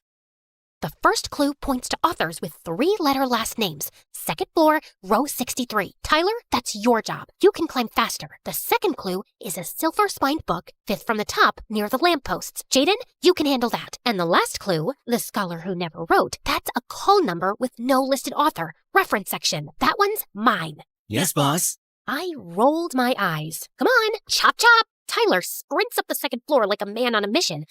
Jaden hops onto the ladder and zooms across the shelves dramatically. Guess I nearly choked. Why is he like this? He came back with the books and lined them up. As soon as I arrange them correctly, the secret phrase appears. Welcome, story makers. See? Genius. First place was practically ours. Whoa, okay, that was genius. brainy main character energy. Love it. Pose with the books? Yes, perfect. Save it. We need to move. But then, Jaden bumps into the table, and the silver-spined book slipped from the pile. Tyler lunged to grab it, but he crashed straight into Jaden, and boom, camera bag exploded. Several things cluttered, and Tyler scrambled after it like this was a sports drill. Jaden literally dived onto the floor. Not the lens! And 2 nearby groups tripped over the mess. It's absolute chaos in just 3 seconds. Okay. Not my smoothest save. Oh, come on! We scrambled through the mess of Jaden's stuff, books, and people. My heart raced as I dug for our pile, panic setting in. By the time I dragged both the guys in the books to the librarian's desk, another group was already standing there with the answer. Group 12, first place. Group 14, close behind. The crowd applauded while Tyler and Jaden looked so proud. And me? I am not even the slightest happy. Close behind? Second place? We should have won, thanks to Dumber and Dumber here. Relax, boss. It's not losing. It's character development. Character development? I don't need character development. I need first place. Holy Pachuchi! So much for my first day at MSU. Students would remember me as a viral TikTok sound waiting to happen. The next quest, art challenge. I hid behind my map like it was a security blanket, trying to block out the stairs. And of course, Tyler and Jaden were crackling like hyenas behind me. Apparently, my rage and humiliation are their new favorite hobby. We finally stopped in front of the art building. Its glass doors framed with colorful murals painted by past students. Anya bounced ahead of us, waving both arms like she owned the place. Welcome, freshmen! This is MSU's art building, one of my absolute favorites. We've got cozy rooms for solo artists who like to brood, and big studios for collabs or group lessons. You can make anything here. Painting, sculpture, digital art, photography, even the weird experimental stuff. And right in the center of MSU, our pride and joy, the Art Museum. Only truly extraordinary work gets displayed there. If your piece makes it in, trust me, people remember you forever. Check it out later if you're curious. Jaden practically vibrated beside me. He's looking like he'd found religion. Oh, this is it. This is fate. My portfolio is gonna hang in that museum. Center stage, spotlight, destiny. The doors swung open, and someone came out, a woman in a paint-splattered apron and the most colorful outfit I'd ever seen, like a walking rainbow with glitter on top. Her hair was bright orange and curly, the pencil tucked behind her ear, and she had the kind of energy that made you want to burst into one of those children's songs about how the world is colorful and so am I, while spinning in a field of flowers. Hello, my little masterpieces! I am Orla, and today you're going to discover that art is not just what you make, it's who you are. Prepare to laugh, prepare to cry, and most importantly, prepare to get paint absolutely everywhere! Your challenge is simple, yet profound. Each group gets one canvas. Together, you must create your very own team mascot. It can be anything. Bold, wild, ridiculous, iconic. Don't play it safe. Safe is boring. And in art, boring is the only true failure. Boring is totally not my thing. Holy Pachuchi, just looking at my teammates made me nervous.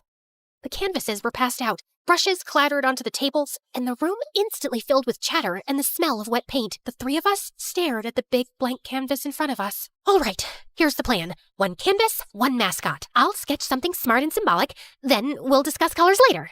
Yes, boss. It took me a while to create a pencil drawing of our mascot, and I was actually satisfied with it. Okay, for the colors. Tyler just dunked a brush into the paint like it was a soup spoon. This mascot needs fire. Boom! He slapped a massive red streak across my careful outline, and I nearly had a conniption. If there's fire, it needs protection and something cool. He added giant sunglasses, random accessories, and a ridiculous grin. Tyler started laughing, and Jaden doubled over with him. They continued drawing silly things, and I just can't. My drawing! Our symbolic creature looked like Memezilla on spring break. Look at his arms. He's jacked. Wait, he needs a Gucci belt. I snorted a tiny giggle, then clamped my hands over my mouth. No, Audrey! Don't encourage them. Stay strong. My eyes caught the team near us, and holy Pachuchi! They looked so artsy and serene, like they'd been born holding paintbrushes, and their mascot was a masterpiece. Relax, boss. Ours has flavor. Jaden added glitter to the sunglasses and posed proudly. And style. Don't forget style. They just kept laughing while I was practically combusting on the spot. I stared blankly at my pamphlet, now all wrinkled, like how I feel on the inside. Years of grinding. I ended like this. Day 1 of my dream school, and instead of rising to the top, I was sinking fast. Tyler approaches, hands still in pockets, still grinning. Jaden lingers a few steps behind, camera lowered for once. So, this is where you host your dramatic breakdowns? I'm not breaking down. I'm just frustrated. Yeah, no kidding. You nearly bit my head off in front of the entire art building. Because you won't take anything seriously! Tyler's grin faltered, his voice cutting sharper than usual. And you take everything too seriously. Newsflash, boss. It's supposed to be fun. My chest tightened. I shot to my feet, clutching the pamphlet like it might keep me steady. Fun doesn't win. I worked my whole life to get here, and now I'm stuck with two clowns dragging me down. Tyler's eyes narrowed, his arms crossing. Maybe the problem isn't us. Maybe it's you who are so obsessed with being perfect. You forget this isn't just your quest. The words hit harder than I expected, and heat rushed to my face. I didn't have a comeback, not one that wouldn't make it worse, so I spun on my heel and stormed off, leaving both of them in silence behind me. I went behind the school crying, for a variety of reasons, but mostly I feel bad about lashing out at Tyler. He's right. This is supposed to be a fun event. I should let go of the tension and exhaustion from all that studying for years to get here. I need to apologize later, sincerely. Then maybe we can actually enjoy today's event together. But then, later came, and the tension was still thick between me and Tyler. Jaden was caught in the middle, throwing out jokes, trying to lighten the mood, but it's not working. I gave Jaden an apologetic smile, and he just grinned back and mouthed, "Don't worry, it's cool." Then I glanced at Tyler. My stomach twisted immediately. Come on, Audrey. Just open your mouth and say you're sorry. Attention, students.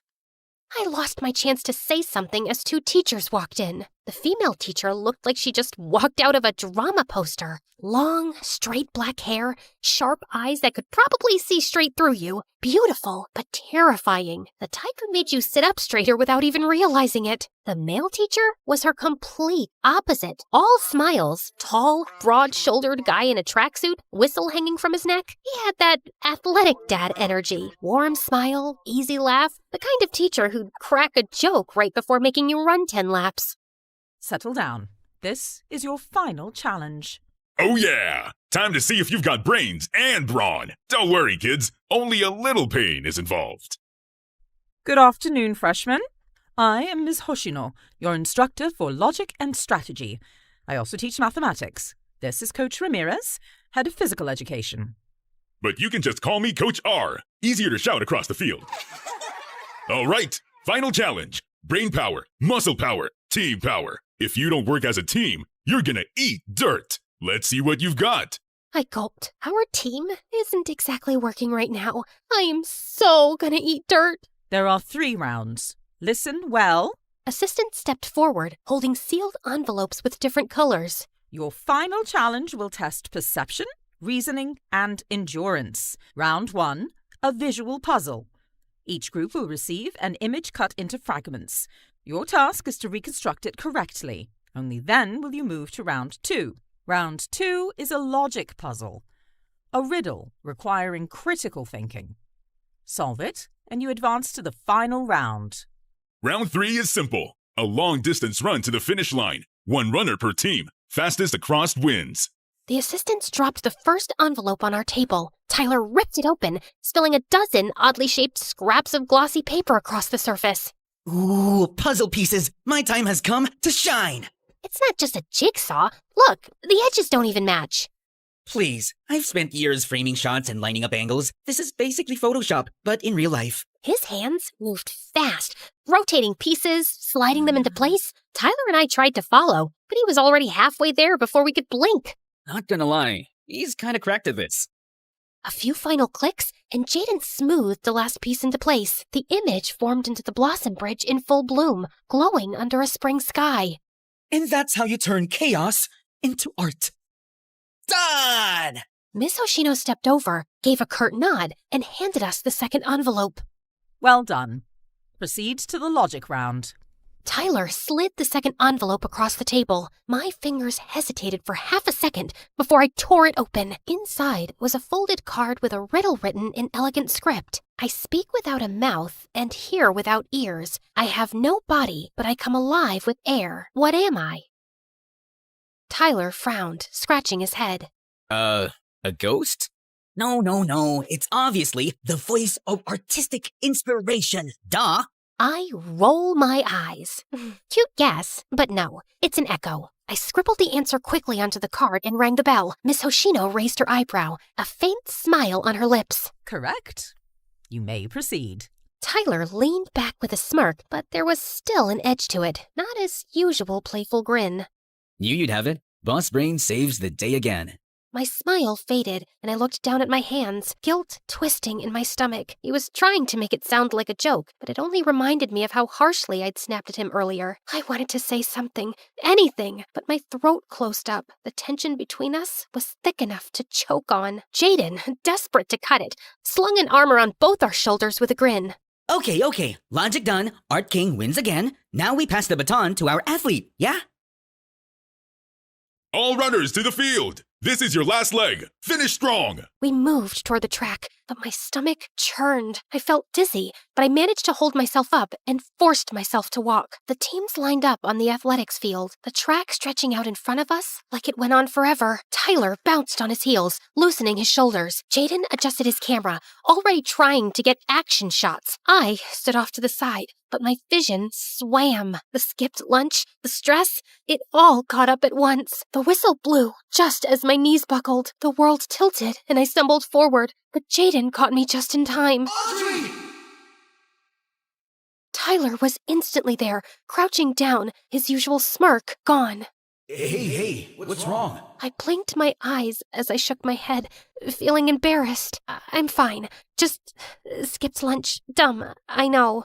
Don't say that. Just hang in there. I'm gonna call a teacher. I immediately grabbed his sleeve, stopping him in his tracks. Tyler, I'm sorry. I'm sorry for yelling at you and ruining today. It's supposed to be fun. And you're right. I was so caught up in being perfect, I forgot we should enjoy today. Together. Tyler blinked at me, surprise flickering in his eyes. I swallowed hard, my voice cracking just a little. I really wanted to prove I belong here, and I took it out on you. I'm so sorry. For a moment, silence. Then Tyler's lips curved into a small, warm smile. Hey, no problem. I've been yelled at worse during practice. He ruffled my hair playfully, but assuringly. Just rest. I'll handle this. That's impossible. We're already way behind. Tyler glanced at the track, then back at me with that familiar glint in his eye. Impossible? Nah, I'm a sponsored sports student, remember? I'm not called the wind of track and field for years for nothing. Before I could protest, he stood up and winked at me, and then he ran. Not just fast, blazing. Passing team after team after team, the gap closing with every stride. He was the wind.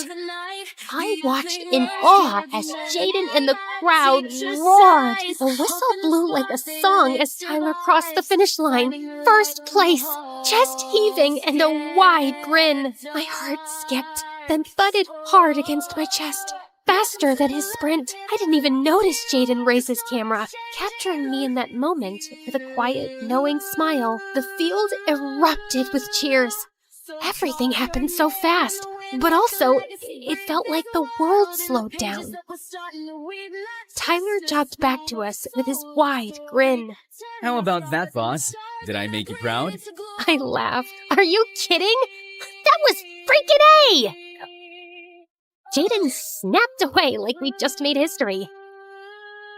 The day wasn't over. It was only the beginning. After an hour of rest, we were all assisted to the announcement board to see our class assignments, and there it was. My name, Tyler's, and Jaden's. Same class. They really had it out for me, huh? We stepped into the classroom and instantly started bickering over seats. I wanted the front row, Tyler claimed the window, and Jaden tried to sit in the middle just to capture the tension from both sides. From there, the tour kicked off. The science laboratory was first. The second I walked in, my heart fluttered. Rows of microscopes, glass cabinets of specimens, lab coats hung neatly on racks. The air even smelled like potential. The gym was huge, a full-size court echoing with the sound of basketballs. Tyler's eyes lit up instantly. Just behind it was the sports field, and Tyler was in his element, high-fiving Coach R like they were old friends, and younger athletes chasing him as if they were already their hero. Jaden, he practically screamed when we reached the photography club room. He gasped so loud people turned, then begged the club president to let him live there forever. And from there, the day blurred into moments stitched together. here, and there's a lot more to explore. We walked leisurely on the Blossom Bridge at sunset, petals drifting around us. For once, I didn't feel like I had to walk fast. We laughed, and the sound felt lighter than it had all day. For the first time since stepping off that bus this morning, MSU didn't feel intimidating. It was alive. It's our school, where our journey begins. The sky deepened into twilight, and lanterns flickered to life one by one until the whole campus glowed like a magical realm. Booths lit up the central campus, the air filled with laughter, music, and the smell of food. This is just pure happiness. Freshman night has officially begun. Each of us was given an envelope with our very first MSU points. To use them, we just tapped our ID and fingerprint at every stall. Like magic money, we bounced from food stalls to game booths, Tyler somehow winning me a giant plush with one throw. He plopped it in my arms before I could argue. Congrats, boss. You're a winner too. Thanks. Soon, the lantern walk began. A glowing river of students weaving through campus and ended at the campfire. Flames leaping high into the night. Cheers echoed. Sparks danced skyward. For once, I wasn't stressing about perfection or plans, just living, and it felt good. The bonfire roared higher. Music drifted through the crowds as students paired off, some laughing, some swaying in clumsy circles. Tyler turned to me, his usual smirk, softer now. Come on, boss. Dance with me. My heart stuttered. 1,000 excuses buzzed on my tongue, but his hand was already out, waiting. Before I knew it, I was stepping into the circle, firelight flickering across his face as he pulled me close. The world felt smaller, warmer. We both turned. Jaden stood there behind his tripod, grinning like he just caught the cover of a magazine. Perfect. Firelight, romance, history in the making. Before either of us could protest, he barreled in and hugged us both, nearly knocking me off my feet. I'm so glad it's you two. We're gonna make the next few years at MSU unforgettable. We all burst out laughing, tangled in the world's messiest group hug. And for the first time that day, it didn't feel like chaos. It felt like home. MSU Freshman Quest. It wasn't perfect. It wasn't according to plan. But maybe that's the point. The best stories aren't flawless. They're unforgettable. This is My Story University, a place where ambition awakens, your dreams take shape, where passion becomes flame of purpose, where friendships deepen into lifelong bonds, and each moment becomes a page in the legacy only you can write.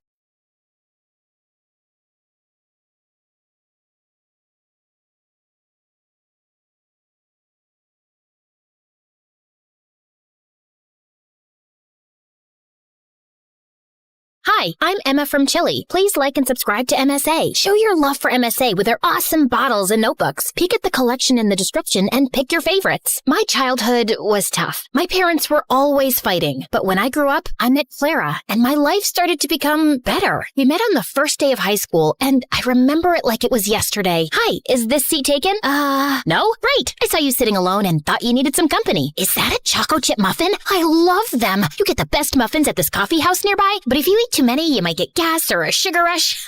Sorry, I'm blabbering a lot, right? Kind of.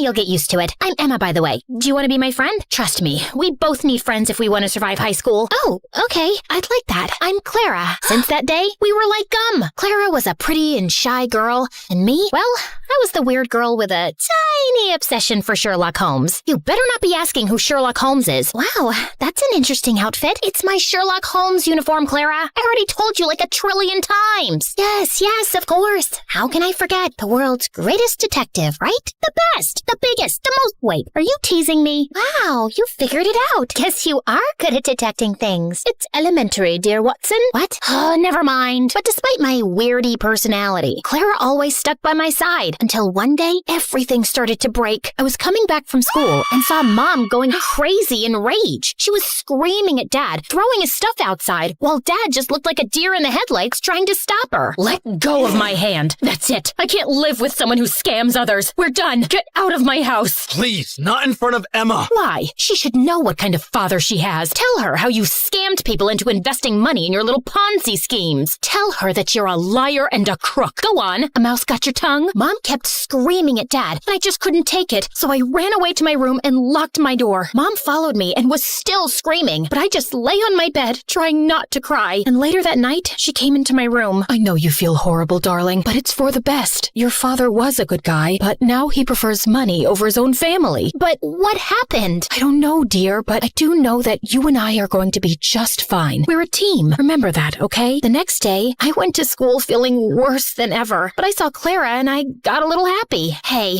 I had the most awful day yesterday. Can we skip classes and talk? I really need to vent. And why do you think I have the time to listen to you whine? Excuse me? Clara started to walk away from me, but I stopped her. No, wait, I don't understand. Did I do anything wrong? We can talk about it. Oh, God, if I have to listen to you talk one more time, I will kill myself. I don't even know how your parents tolerate you. You're so childish and annoying. I can't be around you anymore. But we're best friends. And now we're not. So please don't talk to me again. Clara left, and I felt completely broken. Did she always think of me like that? I tried to talk to Clara between breaks, but she ignored me, and she did so for the rest of the week. I had no other friends, so I just spent my time in the school library reading some Sherlock Holmes. At least the books were loyal. But one day, I was walking to my next class and saw a notebook by the lockers. I opened it out of curiosity, and what I saw blew my mind. The notebook was full of pictures of Clara. Clara going to class, Clara in the gym, Clara walking to her house. What kind of creep would do something like this? I was flipping through the pages when I noticed someone familiar in one of the photographs. It was this guy from our class, Gerardo, and he was holding a camera in a mirror reflection in the photograph. I'd seen Gerardo following Clara around in school, and I always felt that there was something off about him, but Clara would never let me chase him away. And now he was taking her pictures? This guy was a freak, and I had to do something before Clara was in some serious trouble. So I went to the principal and explained everything to her. I can't accuse any student without real proof, Emma. I mean, Gerardo is the official photographer for our yearbook. He could be taking pictures of anything else. But if you feel so strongly about this, I'll tell the teachers to be on the alert, okay? But nothing ever happened. Since telling the principal blew up in my face, I fell back on the one thing that I knew would work. My awesome detective skills. I spent the entire night stalking Gerardo on social media, but it was a dead end. The only possible solution was to confront him. But the next morning when I entered school, I saw Clara walk in with Gerardo looking completely different. Her face was painted with makeup, and her hair was all red. Oh my God, Clara, what happened? Did a radioactive spider bite you or something? What happened to your hair? And what's with the makeup? Can you stop touching her, you freak, and get out of the way? I wasn't talking to you, creepy stalker. Clara, what are you doing with him? Did he torture you? Do you need my help? She doesn't need anything from you, so get lost if you have nothing to say. Clara didn't look at me, so I walked closer to her, ignoring Gerardo's protests, and pulled out the notebook. Clara, this guy is a stalker. He's been taking your pictures since God knows when. Look, he's even in one of these pictures. Can you see that tiny little reflection in the background? Clara ripped the notebook out of my hands and finally looked at me, angry. What part of I don't want to be your friend didn't you understand? I don't care about your little detective games, okay? It's not a game. This guy is creepy and weird, and my boyfriend? He's my boyfriend, okay? Now stop insulting him with your dumb games and get out of my face. Clara stormed off before I could ask any questions, but Gerardo stayed, smiling at me. Thank you for finding my notebook. I was worried about losing my favorite photos of my girlfriend. Listen, I don't know how you brainwashed her, but she's not like that. I didn't do anything to her. I just offered her a quick way to earn money. What did you make her do? Why don't you ask her? He left with a victorious grin on his face. I started to feel really worried about Clara. The next day, after the end of the school day, I was determined to save Clara any way I could. So I decided to follow Gerardo like a shadow. After a while, I saw him slipping through the school back gate and entering a scary dark alley. I hid behind a pillar and saw him wait there. And moments later, a bunch of guys came in on their motorcycles, each scarier than the next. How you feeling about tomorrow, boss? Pretty good. You have the motorcycle I asked for? Yeah, it's in Clara's house. Perfect. I taught Clara everything she needs to know about riding motorcycles, and I've told her to meet us right here tomorrow. I'm telling you, Clara's so ready for this race. She's gonna nail it. And what if she doesn't? Then we train her more till she can. But don't worry, I can feel that money is ours stars already. Everyone started cheering in celebration, so I got out of there before they saw me. I ran until I found a bench and sat down. Clara was participating in a motorcycle race? Why? I had so many questions, but right now, the only thing on my mind was to save Clara from this dumb race. The plan was simple. I was gonna go to the dark alley after school and wait for Clara to show up, and then I would just grab her arm and run till we were safe. So the next day, I went to the alley extra early and waited for everyone to show up. Everyone, including Gerardo, was around, but Clara was nowhere in sight. Half an hour went by, and when she didn't show up, I decided to leave. But my jacket got caught in one of the boxes, and I fell, and all eyes turned to me. Whoopsie! I was just making sure there was no rats here. I think it's safe to say that this place is officially rat-free. Okay, bye! I turned around to run for my life when suddenly Clara popped in front of me, looking like a raging bull. I thought I asked you to stay away. I just want to help you, Clara. This is too much. I don't know what's happening with you, but I can help. How? You didn't even know your father's a scamster till your mom told you. I know you think you're some great detective and you can help everyone, but no, Emma, you can't. You have to stay away from this. Get that in your thick skull and leave me alone. I know you're saying this to hurt me, and I am hurt, I won't lie. But Clara, this is too dangerous and— Okay, enough. My head's hurting listening to your annoying voice. Lock her up. Wait, Clara tried to protest, but someone dragged me into a room nearby, took off my backpack, threw me in, and shut the door. I could hear Clara almost crying, so I pressed my ear to the door, trying to hear outside. I know she's in trouble, but you can't leave her here. You need to focus right now. We'll come back for her later, I promise. Now get on the motorcycle. You've got a race to win. I tried to scream for help, but I gave up after a while and just sat down on the floor. Ugh, how did I let this happen? I spent hours walking in circles and knocking on the door, but then I suddenly came up with an idea. I'd read in the Sherlock Holmes books how to pick locks with a hairpin, so I took the one I had in my hair and started to try it. Something clicked, and all of a sudden, the door opened. Bullseye! I knew I had it in me. Okay, now focus. I left the alley and started to run without direction, but then I heard sounds of motorcycles. I went down a stone stairway and found a giant tunnel full of motorcycles and people. And Clara! But before I get Clara out of there, I need to do something else. Hello? 911? Come to Keller Street, down the stone stairway, and hurry up. There's an illegal motorcycle street race happening. Can you provide me with your name? There's no time. Hurry up! I hung up and ran down the stairs. All the motorcycles were already lined up, and Clara was on one of them. I could see Gerardo talking to some guy, so I ran to Clara without him seeing me. Come with me. It's impossible to escape from you, right? You can roll your eyes later. Just get off this thing and come. Emma, you don't understand. I found out a week ago that my parents declared bankruptcy, and we might have to move to a homeless shelter. He's a liar. Look at that nose on his face. It's so plastic and fake. You can't trust him. His nose was really crooked. You should have seen— Wow, great story. Let's save it for another time. Now come. Just as Clara stepped down from the motorcycle, we heard police sirens outside. I pulled Clara away before Gerardo or anyone else could frame her. How? Shh, you're a suspect. If anyone asks why you're hiding behind this bush, pretend that you're from a really exotic island, you know? Maybe you're collecting a— Emma, I'm such an idiot. I've ruined everything. My grades, my life, my future, our relationship. Gerardo told me not to talk to you anymore because he wanted me all to himself. Emma, I am so sorry about everything. I just really need my friend right now. Hey, don't worry. I'm not going anywhere. You and your family can stay with us until you guys get back on your feet. Let's just go home and get you cleaned up. I missed you. I missed you too, Emma. Thank you.